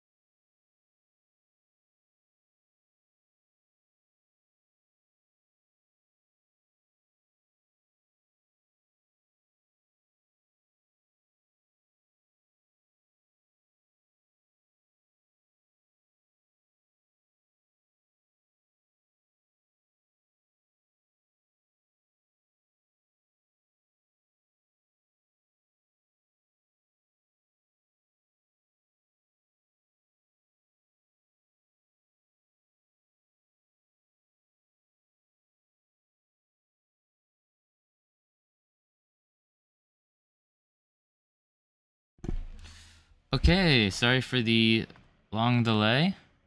We are back. We are better and blurrier than ever.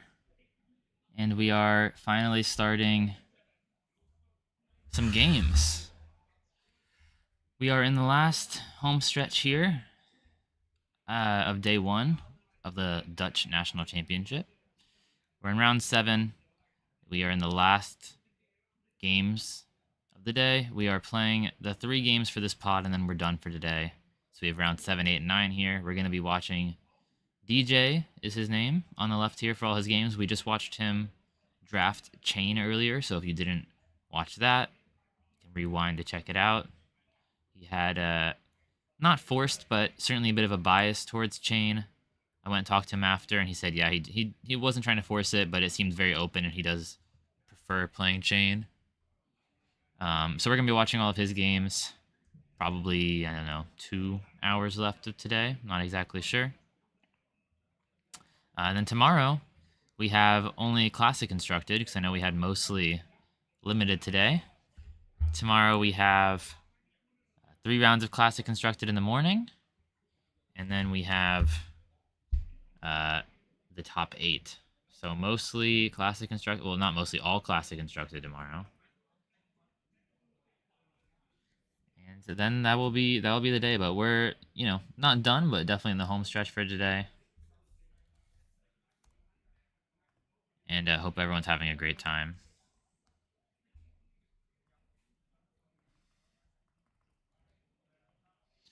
We've got Kaju back.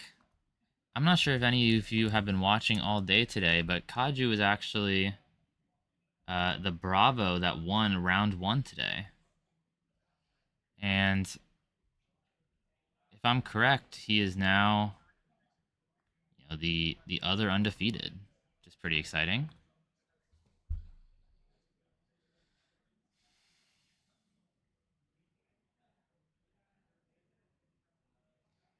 So yeah, we're in the home stretch. We're gonna get started with the game here. I think they might be ready to go. I'm gonna pull my chair up a little, lean in, and be excited to start this game off. It looks like they're basically ready. I think the judge had already said they're good to start.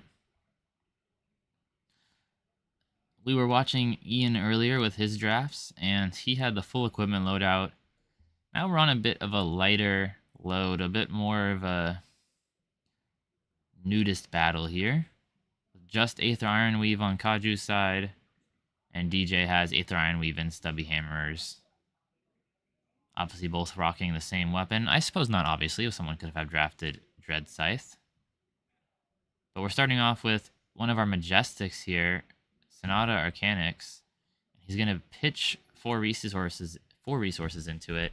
This is pretty notable because this card can deal arcane damage, which is not blockable in any way by the other chain.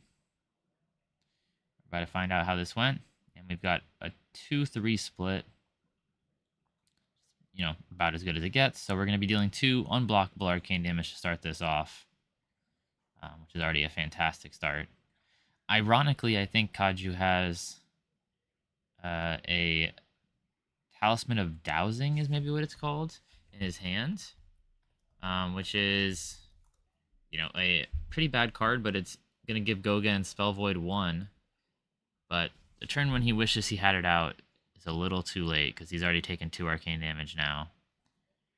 Now the real question is, can DJ get some more arcane damage in there? Obviously, he's going to want to start by getting that Soul Shackle. But outside of that, the turn's a bit up to him. The best case scenario is obviously getting some damage through, and so Arcane's the easiest way to do that. He has a Vexing Malice in his deck. He's got some Arcanic Crackles. I think he just took one of those Arcanic Crackles, so he seems like he's going to get at least 3 damage in here, in addition to the Soul Shackle and Arsenal, which, while I do think going second is still better, is a pretty solid turn 0 if you have to go, first.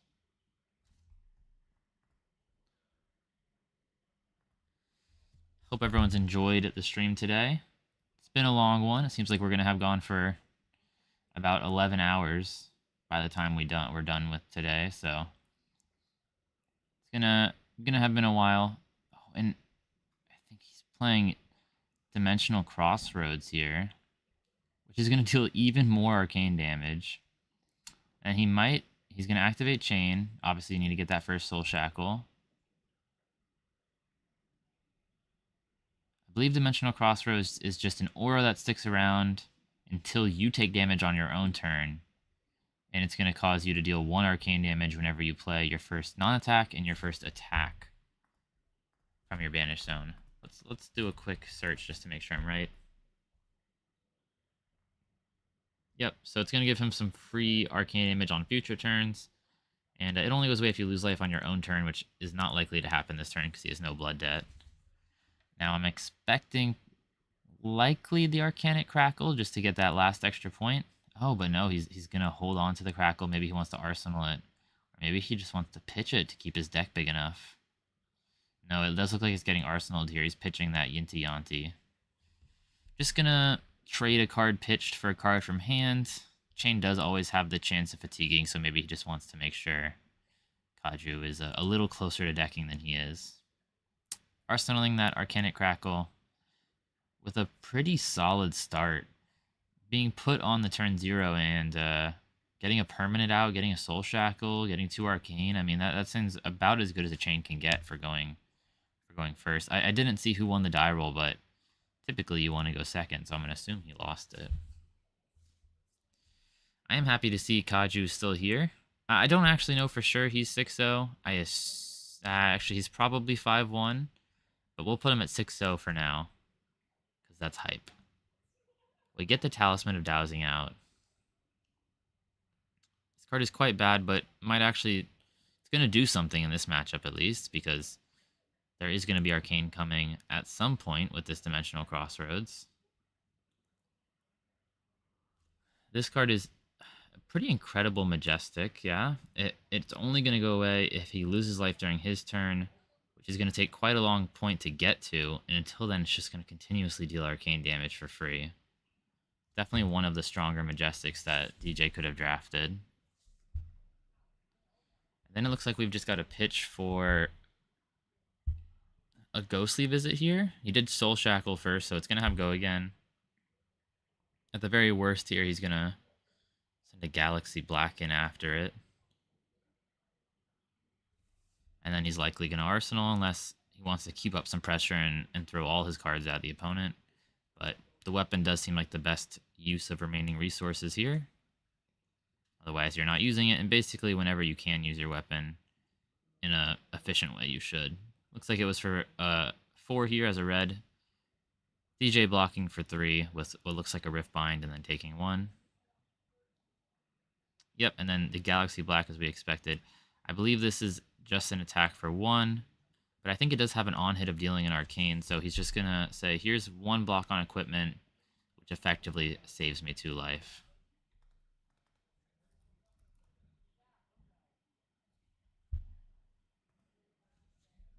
We've got the first Soul Shackle flip, and I mean, DJ is just... He's going to 3-0 this pod. I mean, from that starting turn to flipping a Rift Bind right away, 1 for 1 already on Soul Shackles, and this Rift Bind is going to deal an extra damage because of the Dimensional Crossroads. The only way this goes wrong is if DJ has no non-attacks, because then Dimensional Crossroads is going to just pop itself off the Rift Bind.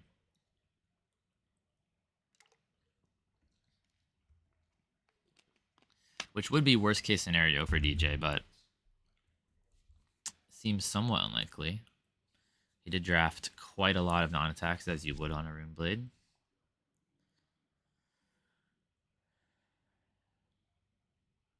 I'm quite surprised Kaju is playing Talisman of Dowsing. I'm not sure if his draft went poorly.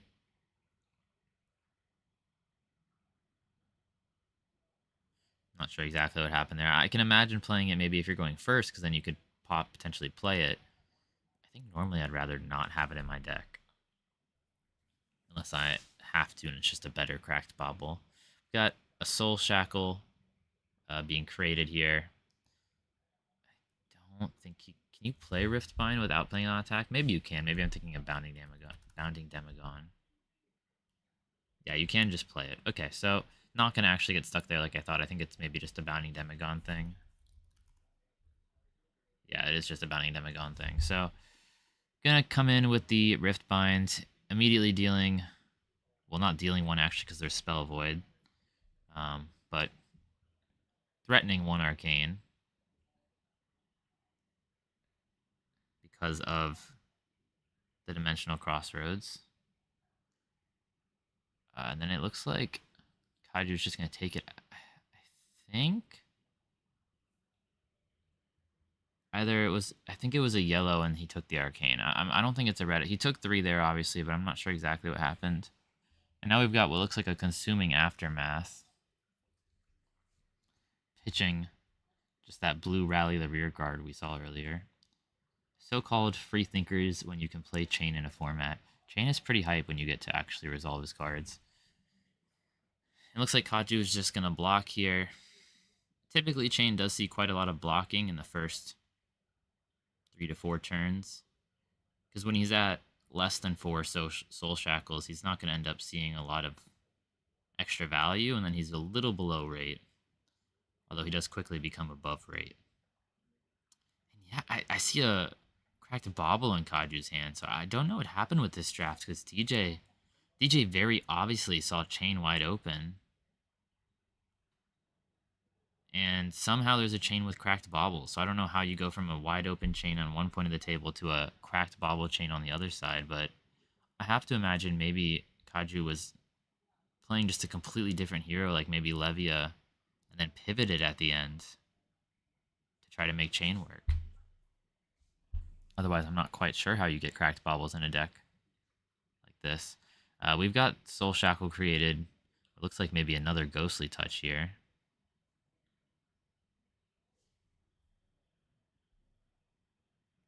Expecting just block 3, take 1. Saw this last turn. It's going to happen again. A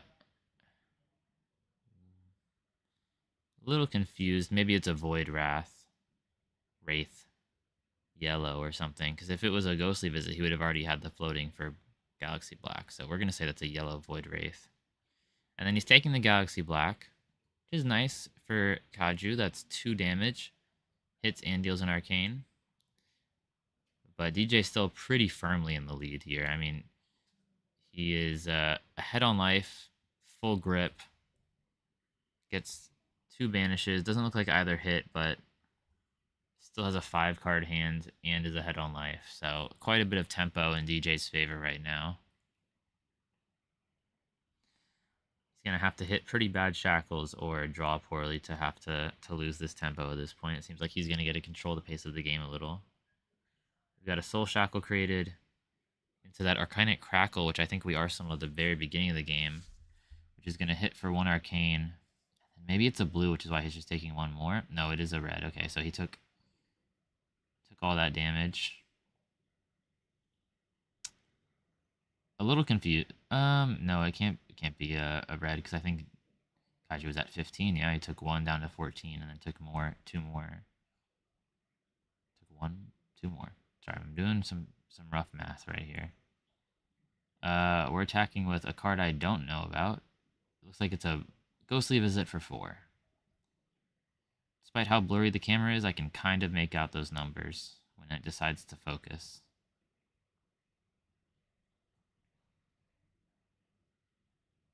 Hope you all appreciate our vintage stream. We're coming to you from a windmill ran computer in 1960s Netherlands. See, it's very high quality. I only had to dial up this internet twice. Still looks like DJ's pretty firmly in the lead. He's going to connect for 4, but it just dealt 6. Maybe it was something bigger than I expected. I think it might have been a Piercing Shadow Vise, if that's the name of that card, which is going to deal 6 here because he had already dealt Arcane. Yeah, Piercing Shadow Vise had +2 because he dealt Arcane with that Arcanic Crackle. Pretty good combination of cards. And DJ is just really taking hold of this game. 16-6. Kaju trying to get the tempo back, so just taking all that damage which is how you get tempo back in Flesh and Blood. You have to just decide to take the hit sometimes so you can hit back harder, but it's a bit questionable if he can hit back harder. Starting with the Captain's Call, very solid rare. Giving go again to what appears to be his own Arcanic Crackle. Taking the 1, don't have much choice there.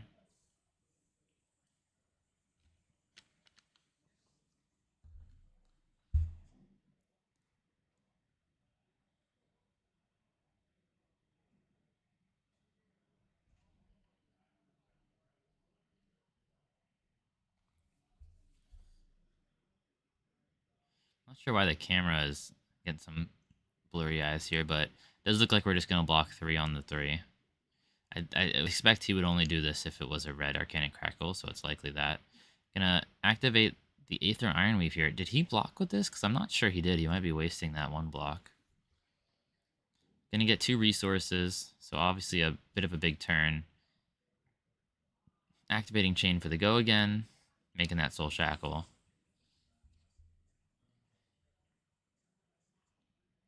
Using those 2 resources.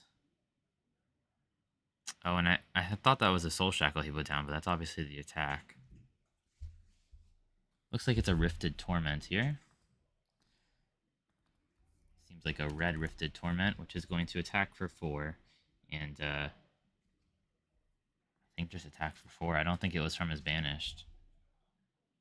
If it's from your Banished, it deals 1 Arcane, but I don't think it is that. He took 3 here, so maybe it was only a blue Rifted Torment? No, he blocked the Arcanic Crackle. Okay, so he took 1 from Arcanic Crackle down to 15, and then 3, so maybe a yellow Rifted Torment. Another attack coming in here. This looks like a Brandish. Red Brandish. I don't think he has any floating, so it's not going to have an on-hit. That is significant. I do apologize that I'm having a bit of trouble figuring out the cards.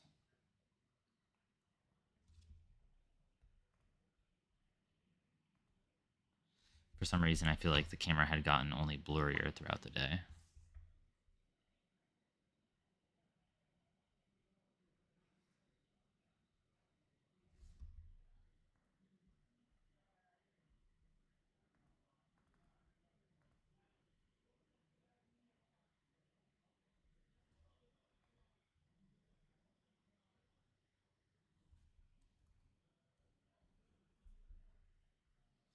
Quite a bit of a think here. I mean, this is a pretty strong power turn coming back from Kaju. Kind of the only way he can come back, right? He has to take damage and come back. Otherwise, he's just permanently out of this game. Now we're seeing if it's paying off. It's obviously at least concerning DJ, as he's putting in quite a think over this block. Seems like this is really dependent on if DJ likes his hand or not. It's a pretty solid block 3-on-3.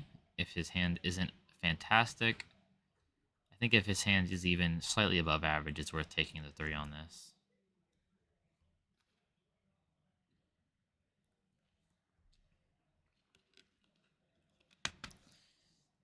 Now he has the trigger. Does he have the floating? Suppose he does. Okay. And he takes the full 4 from Galaxy Black. One of those attacks had to have been from Banish then, yeah?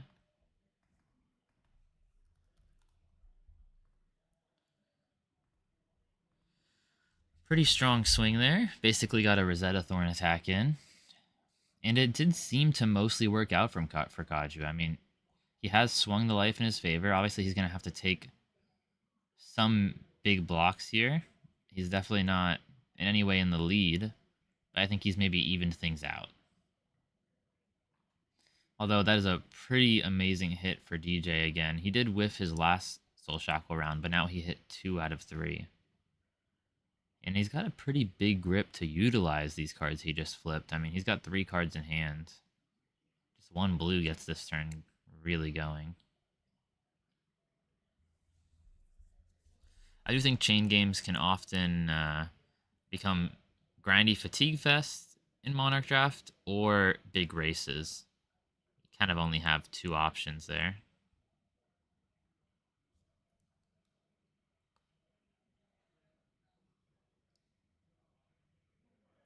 And this one does seem to be the more exciting big race. Chain takes a lot of thinking to decide what line you're going to go for, so no rush for DJ. I certainly don't think they're going to hit time in this game. It's quite hard for Chain to hit time. You're usually going to deck yourself before that happens. But really thinking about this,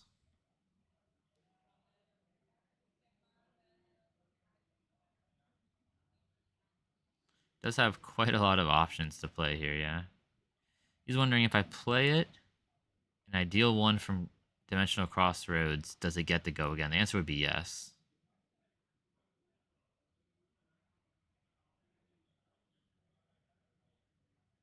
So that seems like a pretty good way to start the turn. You could also start with what looks like a Seeds of Agony also in his banish, if he has a good target for it. I think he probably does.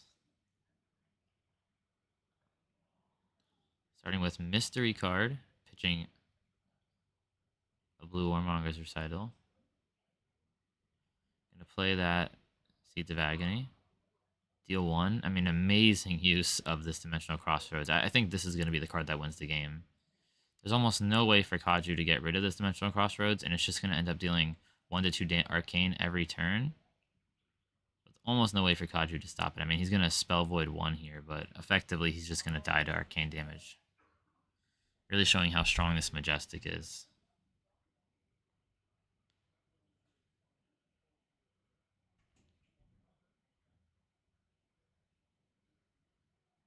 I can understand how frustrating that would be for Kaju. I mean, it feels like you're losing to something that you had no way to even beat in the first place.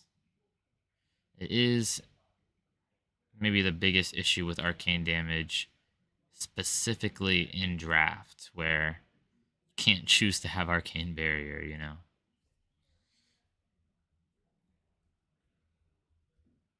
Activating chain. Getting a soul shackle, giving his next shadow. Action go again. And I think this might be the mutated mass he drafted.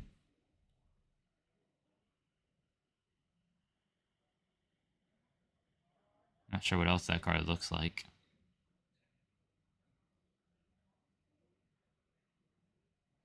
We're doing some math here. And he still has a Rip Through Reality and is banished. Although, does he have any cards left in hand? I don't think he does, so he has to play that Rip the Realities to not lose his Dimensional Crossroads, so he's likely popping the Aether Ironweave here. Using that Spell Void 1 to prevent the Seeds of Agony. Now we've got a buffed up attack. We got that, what I believe is a Warmonger's Recital to start this off. Blocking some amount here.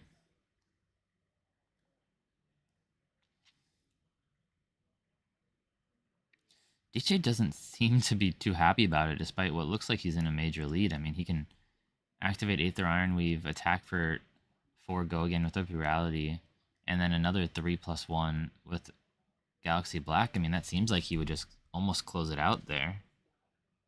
But he just doesn't seem too happy about it.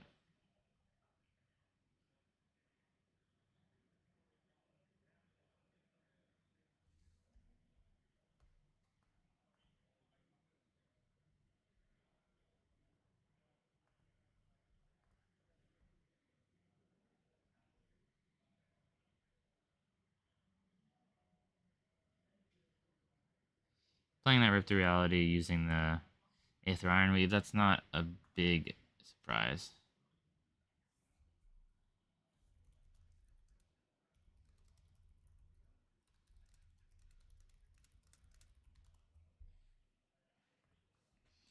And assume he attacked with the Galaxy Black there. I didn't see it pushed up though. Maybe I was mistaken about how much he had floating, but I thought I saw one floating, and the Rip the Reality should have had go again. A little confused.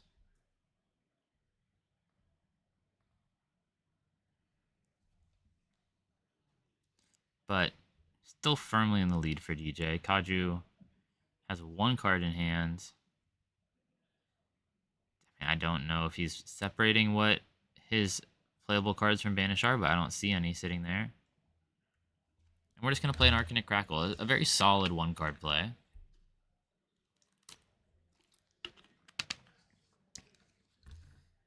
I mean, is it a blue? Because he's just taking 2 here.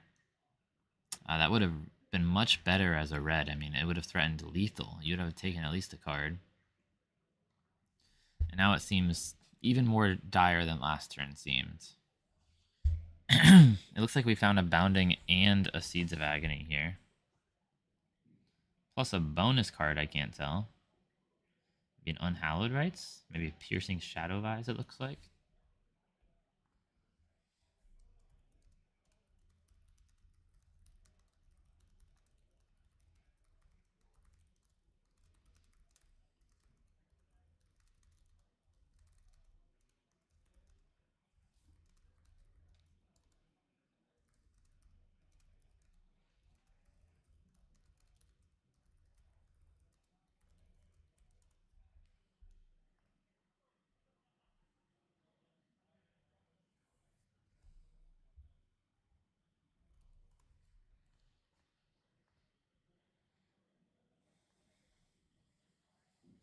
Another pretty big turn, using the stubby hammers.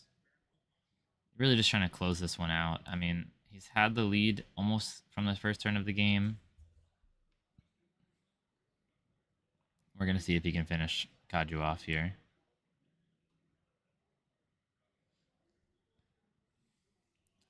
Seems likely that he's going to play this Unhallowed Rites. Probably a card that's going to be dealing more than the Bounding Demagon he's looking at, and it maybe doesn't have a target. Oh, he's going to target the Seeds of Agony that was played before it, which is a very legal play. The Seeds of Agony is not on the chain at all. Any non-attacks just instantly go to your graveyard, even if you're being friendly and representing them on the chain. Looks like we got 4 coming in here off of this Unhallowed Rites. He's taking some Arcane here. Looks like he's taking both of the Arcane, the Seeds of Agony, and the Dimensional Crossroads. I'm not sure what the last 1 point is. Maybe another Arcane that he had that I just didn't notice. But then we have got this attack for 4, which is just going to take another 2 cards. Because at this point, Kaju's at 1. He's basically giving 2 cards for every break point. And yep, there's 2 cards.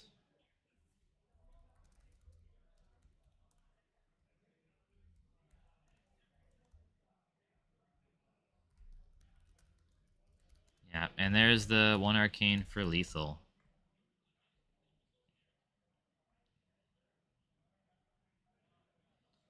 Good game. Did seem like there was a pretty strong lead from the start there, coming from DJ.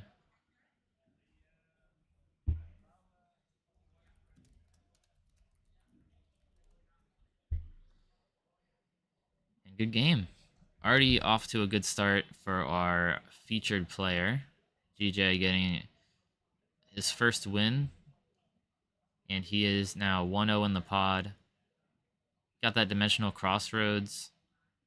And a Sonata Arcanix turn 0 was just a phenomenal start. He seems pretty happy with it too. I think he's explaining how good it was, likely, to his opponent, or at least commenting about how ridiculous of a line it was. It did end up being pretty close, but I think that's partly due to DJ's letting himself get smacked so that he can do that. I truly don't understand what exactly led to Kaju's deck. We saw Cracked Baubles in there and Talisman of Dowsings. But Chainhead looked so open in the pod from DJ's point of view.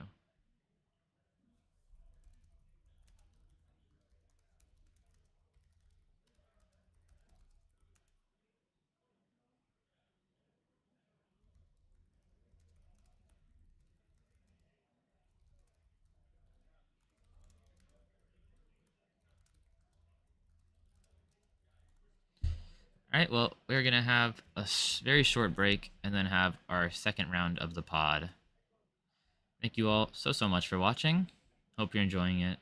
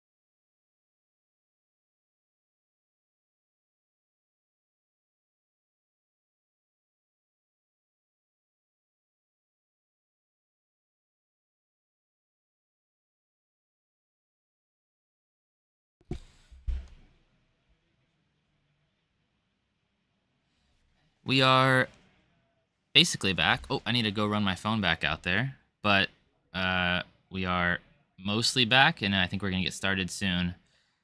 We got, obviously, DJ on chain, trying to go for that 3-0 run. We've been watching all of his stuff so far. We watched him draft, and we're going to watch his games. And then maybe against a Prism. They've got a Prism playmat and a Spectral Shield sitting out.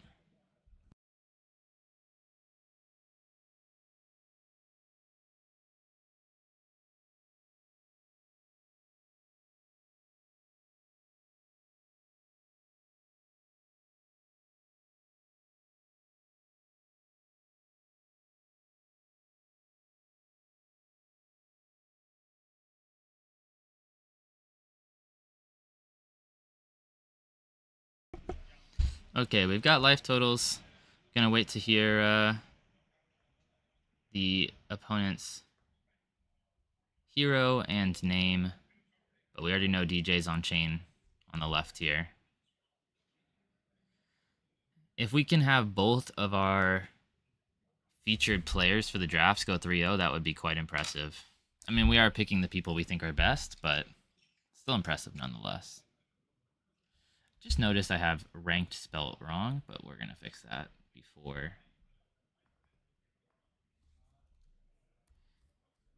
we publish the overlay again.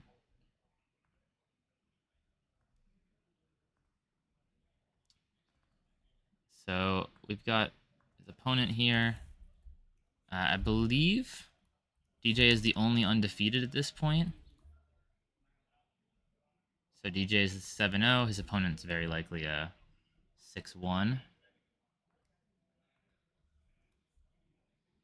And is on Prism. I mean, that's a Luminaris, isn't it? That is the exact weapon every Prism wants to see. And is very likely going to stop the potential 3-0 run from DJ here. I mean, Luminaris is pretty absurd in the draft, and we didn't see that many poppers come in from DJ's side. And if you remember during the draft earlier, I was saying that Prism, or all the heroes in this draft, seem to be about equally represented. I thought maybe there was 2 of each. And even if that's not the case, there was maybe a little more room for Prism than the first draft we watched, making it even scarier that we've got a Luminaris here. This is probably the best card to draft if you're playing Monarch Draft, so might turn DJ into a 7-1 here, and we'll have no undefeated players. Thank you, AgroBlaze, by the way, for the nice message. I'm happy to stream. Gonna try to get the video quality a little better tomorrow, but otherwise I think it ran pretty well today. We've got the Dimensional Crossroads played by DJ, activating chain to get a Soul Shackle and give your next Shadow action go again. Dimensional Crossroads was an absolute house. Last game, it's basically permanent and just makes you deal extra damage the whole game. So it's almost certainly the only way he's going to have any chance of beating his opponent here. Sorry that we don't have the opponent's name. I'm going to see if we can grab that.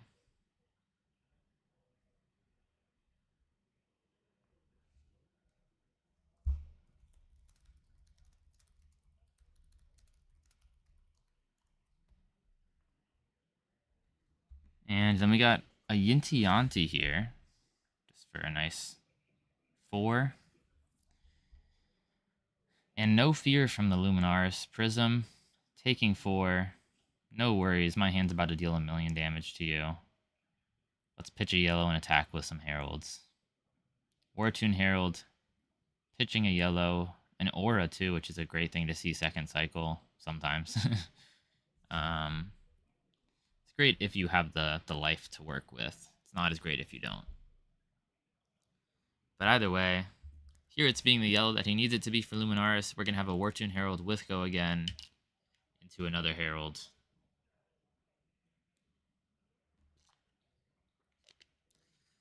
Don't think he has another 1-cost Herald, so he's probably pitching one of these cards for the other, but either way, it does seem quite impossible for DJ to win this game without some really relevant poppers or just some big aggro turns. He will eventually be able to out-aggro the Prism with enough Soul Shackles. We're just really trying to see if he's going to make it there or not. He needs maybe 4 or 5 Soul Shackles before he's going to be dealing more damage than the Prism. So we'll have to find out if he can get that far. So he's blocking with what appears to be 2 cards in his chess piece for the red War Tune Herald that came in first, and then he's taking the second Herald, which looked like Herald of Tenacity? Got 1 banish. Immediately getting looked at by the opponent. I think it's a Majestic. It might be that mutated mass he drafted. It is wild that he has 3 Majestics in this chain deck, but maybe actually not as wild as a Luminaris. So we've got Mutated Mass, not the best card in the world, but a totally playable card, which is important. And it is improved by the fact that he has Dimensional Crossroads, which is going to deal 1 when he plays it from his Banish Zone. It could potentially attack for 4. It gets double whatever you have in your pitch zone, basically, to simplify it. So if you have 2 cards in your pitch zone, it'll attack for 4. If you have 1 card in your pitch zone, it'll attack for 2. They do have to have different costs, but it's likely going to attack for 2 or 4 here, and then get that +1 Arcane from Dimensional Crossroads. DJ was in the tank a little last game, in a tank again a little this game. Just trying to see what he can do here. I mean, I'm certainly worried in his position as soon as I see a Luminaris across the table. How can I possibly win this game? And it starts with activating Chain to get a Soul Shackle and go again on your next Shadow action. We're just going to play that Mutated Mass out. It's going to deal 1 Arcane with the Dimensional Crossroads, and it's going to attack for 2 because we've got 1 card in our pitch zone. Prism seems like they're mostly going to be taking the damage here. They do have just so much more firepower than the Chain does with that Luminaris, so unlikely they're going to need to block until much later in the game. Although DJ is going to try to make them block. We've got a red Bounding Demagon come in here. Not a bad attack. Might take a card. Yeah, and it's just going to trade card for card. And then an Arsenal.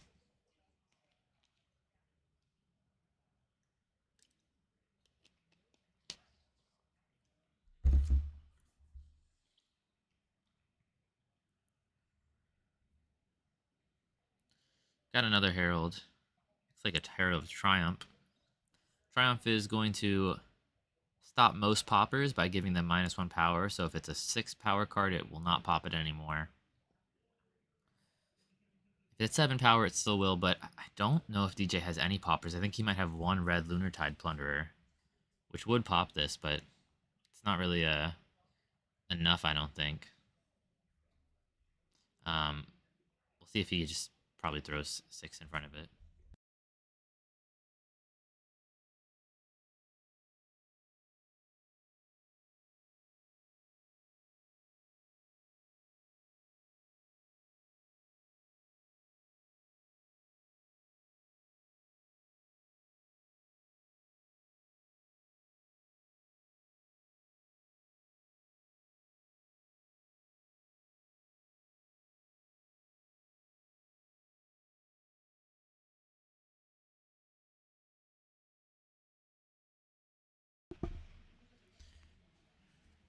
DJ's still thinking on this Herald of Triumph here.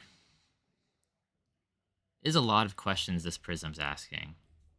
By that I mean he's just going to be every turn throwing 2 Heralds at him, which is more than most decks can handle in draft.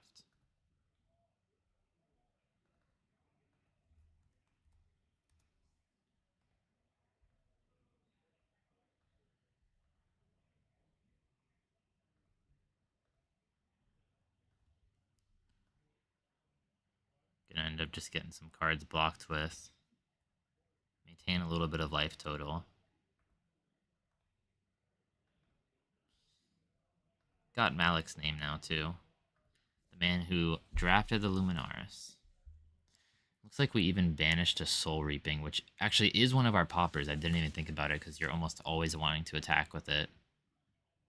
But man, this is going from bad to worse for DJ. It's going from my opponent has Luminaris to I'm banishing my best cards that are poppers. He was our hero last game, but we'll have to see how far he can make it. He's getting some damage in. He's keeping some life till that. I mean, he's doing the appropriate things. The way you win this game is blocking the Prism until you're at a high amount of shackles and then trying to go for the kill. I'm just not incredibly confident he'll make it that far.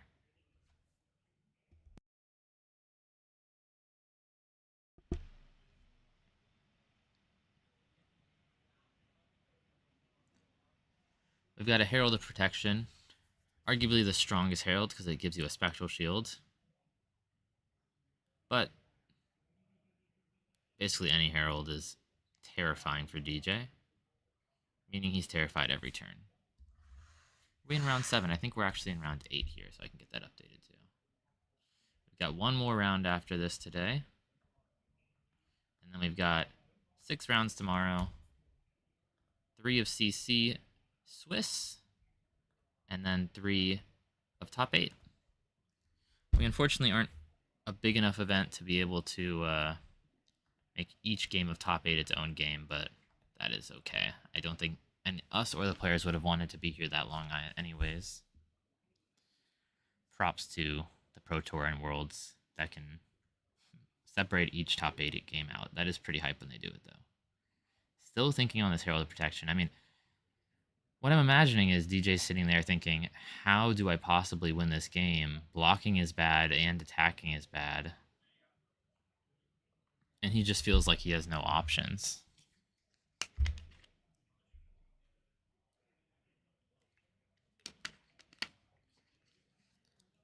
This is the look of a man defeated when he goes, okay, I'll take 6. Oh man, he took 7. It was a red one. Gets the Spectral Shield, attacks for 1 with the Spectral Shield.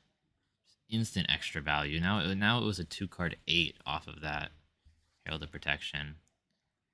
Does he really have 3 cards left? Pitching a Genesis. I mean, does he actually have a Genesis here? And then playing a what looks like a red War Tune Herald, another 7 power attack. I mean, this doesn't feel remotely beatable. And he's saying, I give up. Okay, here's 3 cards. You're dealing lethal damage at this point. Prism has 2 floating, so I guess he didn't pitch a Genesis. He pitched a blue. He's going to make a second Spectral Shield and attack for another free point of damage here. Bringing DJ to 4. With almost no cards in hand. He's got 2 Soul Shackles, which are his only hope in the world. I think he might have missed both of them. No, he hit something. Looks like he hit a Seeds of Agony, which I'm not confident is going to even have a target here. It is going to deal 1 when he plays it just because of Dimensional Crossroads, and he has to play it anyways so he doesn't lose his Dimensional Crossroads. But I don't think this +1 free damage is going to be enough. It is going to stop a Spectral Shield, which actually is quite relevant. It's reducing the amount of damage he's going to take. And then we've got a Sonata. Sonata is another solid card in this play. It's going to get rid of this Spectral Shield if it hits. I think he missed. I mean, there's just no break for DJ this game. He missed his Sonata, getting smacked by a Luminaris with a bunch of Heralds. I think this is maybe the second roughest game we've had today, other than the Vincent getting smacked by Dromai in round 3. Really does not seem possible for DJ to win this game.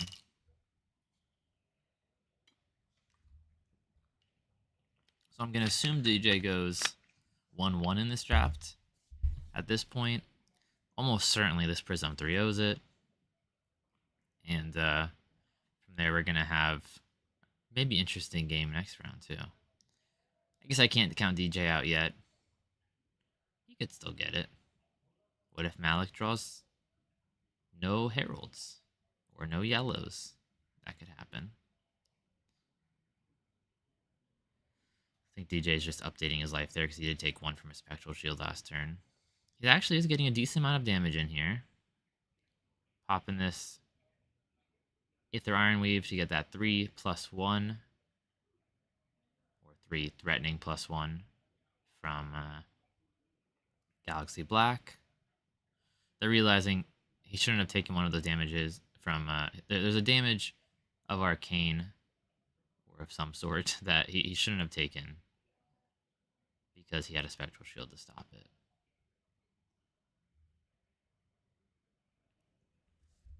And then we've got, looks like just the full brunt of the Galaxy Black, 3+1. Which would put Malik at 5. But I think Malik has his full grip still, so he's just going to almost certainly kill, if not next turn kill DJ with these hands. He's put him in the position of, here's an Enigma Chimera. Yeah, he's putting them to 5, as we saw. Here's an Enigma Chimera.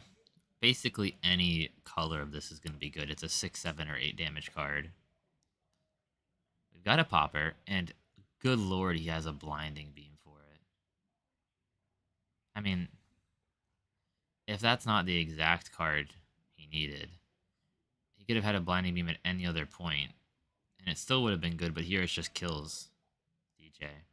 Well, that was a rough game to watch, but we will have a much less rough game next round in our final round of draft, because I promise you there is not 2 Prisms with Luminaris in this pod. And if there is, I don't know, I'll cry or something. I was going to say I'll eat a Luminaris, but I wouldn't actually do that. But DJ getting taken down a game there to 1-1. He's now 7-1, and Malik is also 7-1. DJ was the only undefeated player at the moment. But now 7-1, still looking pretty locked for top 8 tomorrow, but we'll have to see.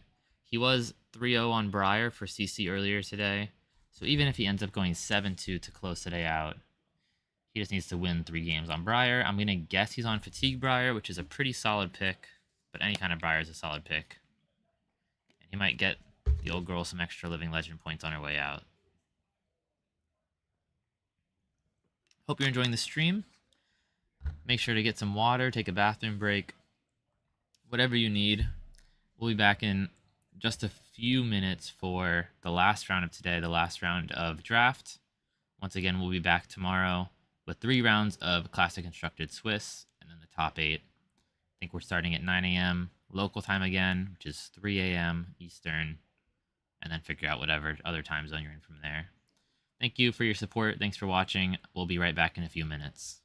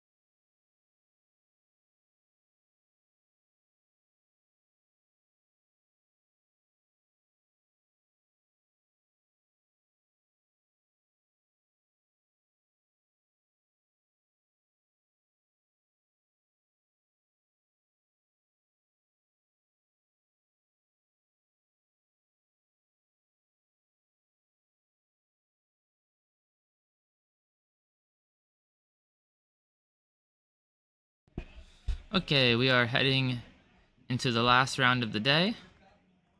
Really appreciate everyone who joined us.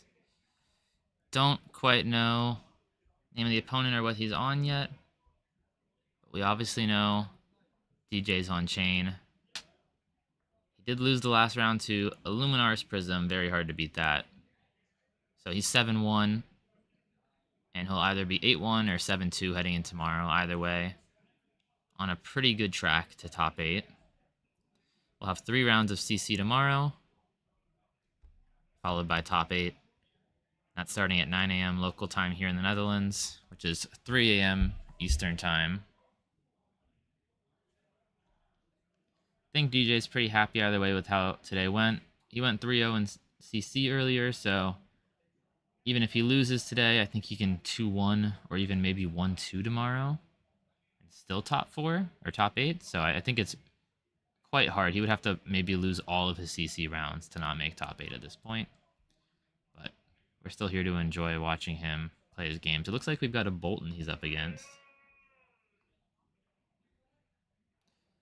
which is great. I think so. We've seen him play against the Mirror, a Prism, and Bolton, so we got to see something different each round, which is great.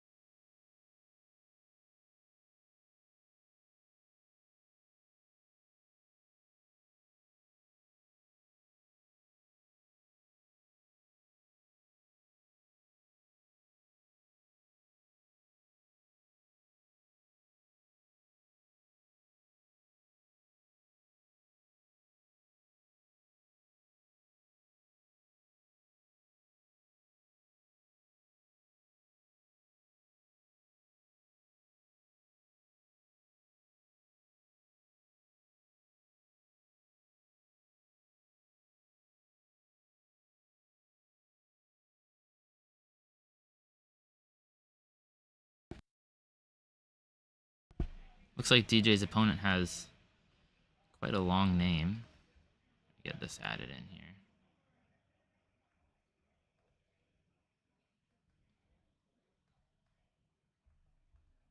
All right. And we're already off to the races, actually, so we've got a Sonata to start here. We've got another huge turn 0 Sonata. And life total is having a bit of trouble. Taking 2 damage here. It looks like he hit 2, so I'm not sure why. Not sure why it looks like he only took 1 damage. Maybe he had Spell Void headpiece there. Whatever it was. It does seem like he should have taken 2. Maybe there's only 1 hit. We're just not quite seeing it, right? Yeah, so there was only 1 hit there, which is unfortunate with that much resources pitched into it. The opponent did seem to pop off a little over that. We got whites here, plus a bunch of other words.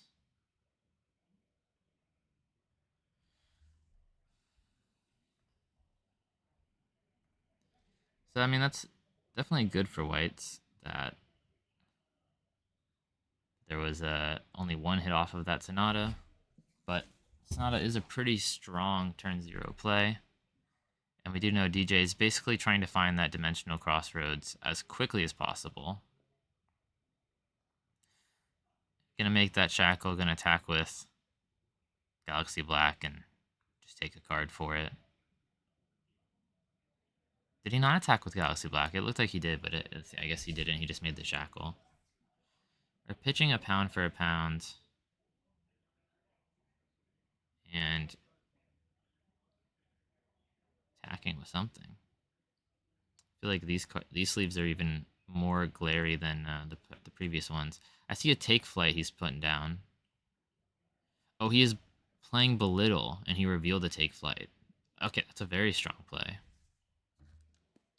Very good start to whites. Especially as the player going second, he's going to get to start all the tempo here.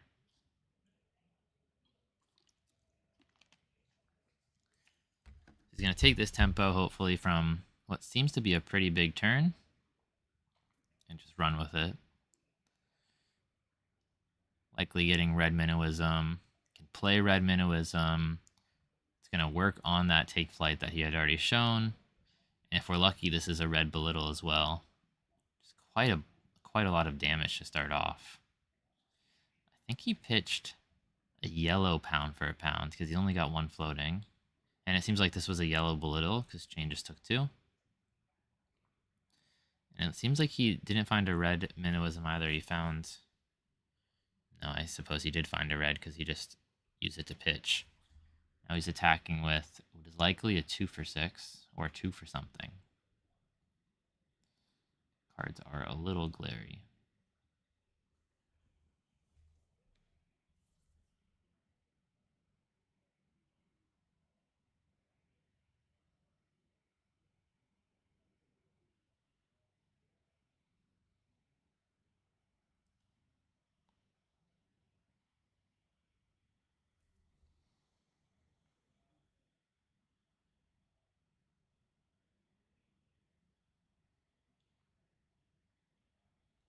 We're just gonna block 1 with the equipment, take the other 5 of this 2 for 6.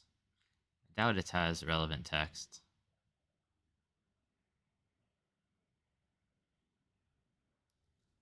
And then draw up. Pretty good starting turn from whites. It's gonna fix the life totals here. 13 to 19 is a totally fine start. Oh no, and he banishes the most important card. The most important card in his whole deck. The Dimensional Crossroads. I mean, that could be a game-losing banish right there. That card single-handedly could have won him the game if he just found it and resolved it, and now he has to really just fight a, not uphill battle, but maybe a fair battle, where otherwise he wouldn't have.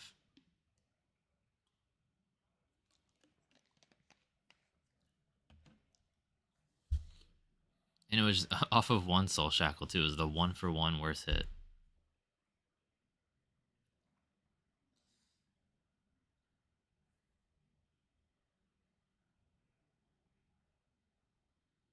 Playing Soul Reaping for 6, banishing that Bounding Demagon. And I believe it's going to have go again because white has cards in Soul. Text that is usually only relevant in draft, but still quite relevant. Free go again is not bad at all. And white has no way to get them gone. Stubby Hammers means this is going to be a pretty big turn. We already know Bounding Demagon sitting there in Banish, which is going to deal some pretty solid value. And now we've got a Belittle of his own. So we've got Belittle, plus the card he revealed, plus a Minnowism, plus the Bounding Demagon. I mean, this is going to be a 15 plus damage turn. And we just attacked for 6. Now we're attacking for up to 3. We could grab +3 and then attack for 3 with the revealed attack and 3 from the bounding. So if they're all reds, this is with possibly 12 more damage coming after this initial 6. Making it an 18 damage turn. Almost threatening white's entire life total.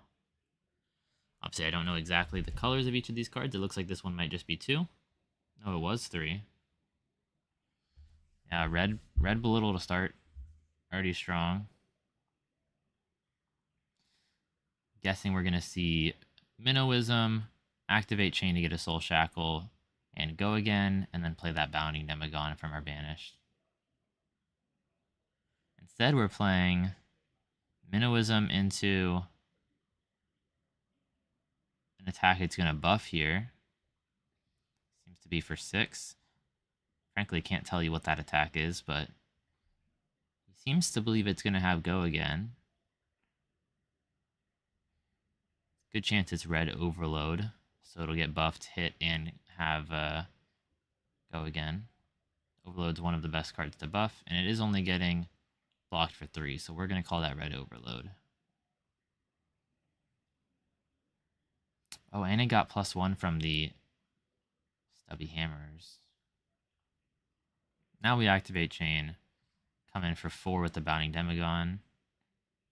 Actually, this turn's more than I thought. I said 18, but I was counting up 3s. We activated stubby hammers this turn, too. This could be a 20 damage turn. Because that belittle was for 4. And now we have a Bounding... Is that for 5?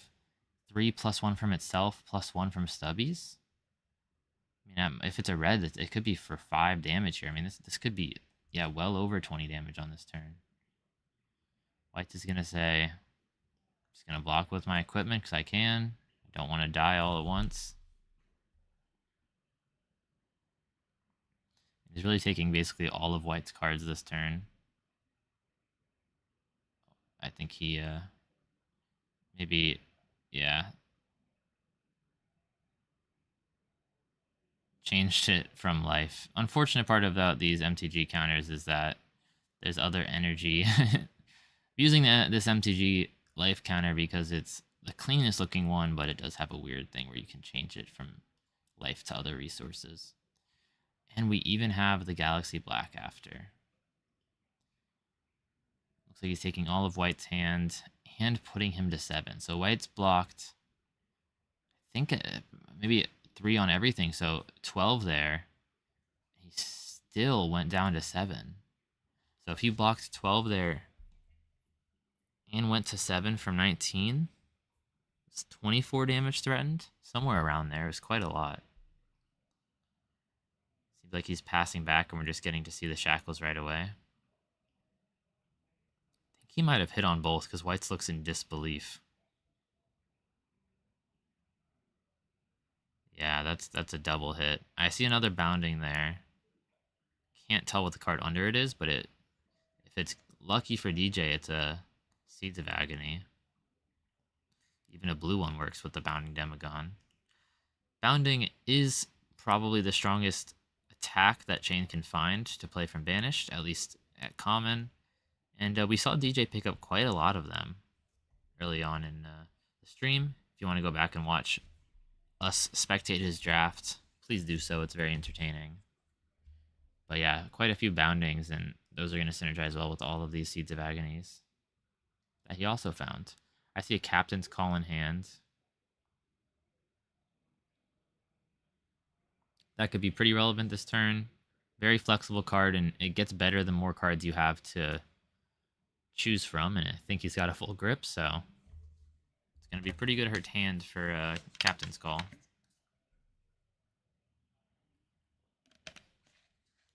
I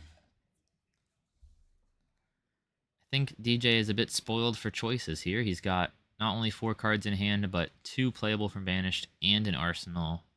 He's got 7 playable options here. If you count his weapon, he's even got an 8th thing he can use.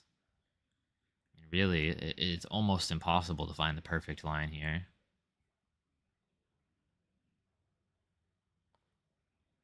It does seem like this game's pretty heavily in DJ's favor so far. Just with that massive turn he had. I mean, that was a CC level power of a turn. And it does seem like it put him far enough ahead where he might just be able to close it out in the next turn or two. We got some buffs. We've got Bounding Demagon. Looks like we chose go again off of that captain's call. Otherwise, he would have activated Chain. I think he's played a Seeds before this. Just going to deal that 1 Arcane that White's just took. Now White's is just going to block 3 on 3 here. Activating Chain to get that Soul Shackle and go again on his next Shadow action. We're going to pitch to attack with a solid Galaxy Black. This is going to have go again from that Soul Shackle. It's for 3 physical, and if it hits, 1 Arcane. Almost certainly going to find another 3 block from White's here. He's getting a little too low just to say take 4.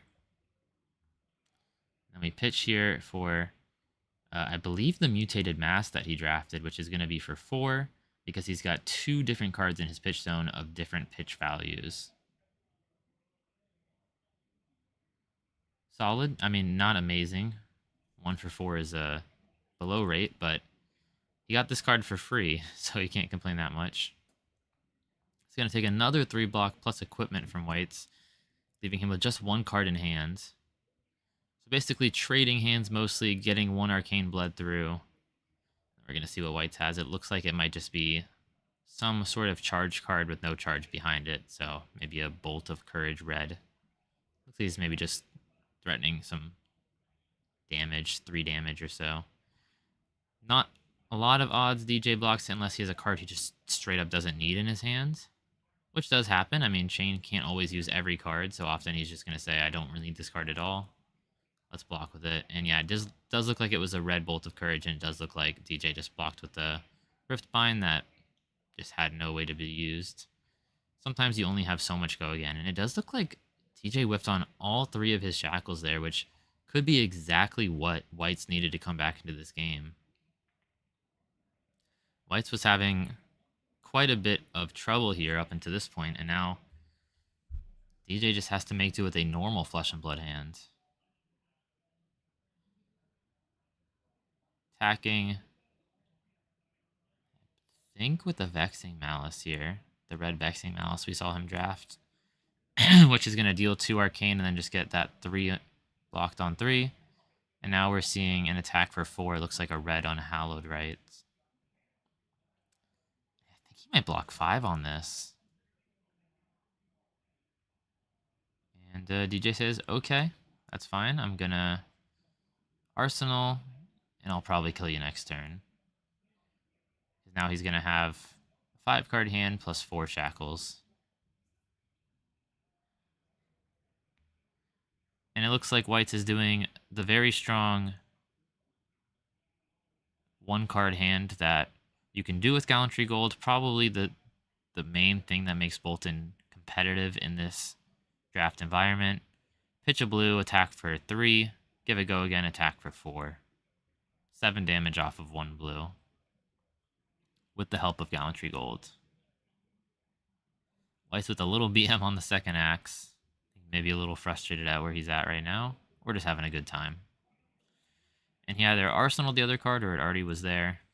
But either way, he had a nice 7 damage turn. Dealt quite a bit to DJ. It looks like DJ just took all of it. But DJ just had such a massive life lead here that he can say, okay, I'll take all that. You'll be dead next turn anyways. Banished 4, he hit 2, which is probably as many as he needed to kill White's here. Looks like we found a Rip Through Reality and a Seeds of Agony. We've got 4 cards in hand plus an arsenal. He's just got to deal 4 here. I don't think White's has any equipment that can block. I think maybe he's got a Blood Drop Brigade over there, which does not block. So it's really up to maybe if he has a lucky defense reaction in arsenal. We're going to start with that Seeds of Agony. That's typical. So give 1 Arcane to a future attack. Which is important for giving that Rip Through Reality go again. Very good to banish those together. And he's attacking with Mystery card. Dealt 1 with that Arcane. think this is a belittle. Just with no reveal. Just slightly awkward, but maybe not a big enough deal to stop him from killing this turn. We dealt the Arcane. Rip Through Reality has Go Again. We've got 2 floating. Here's 4 Go Again. I think he's got 2 cards in hand. Still, he pitched 1 and played the Belittle. But he's still got 2 cards in hand, plus an Arsenal and an activated Galaxy Black, so threatening quite a lot still. White's is going to have to choose his blocks carefully and hope he's got all 3 blocks.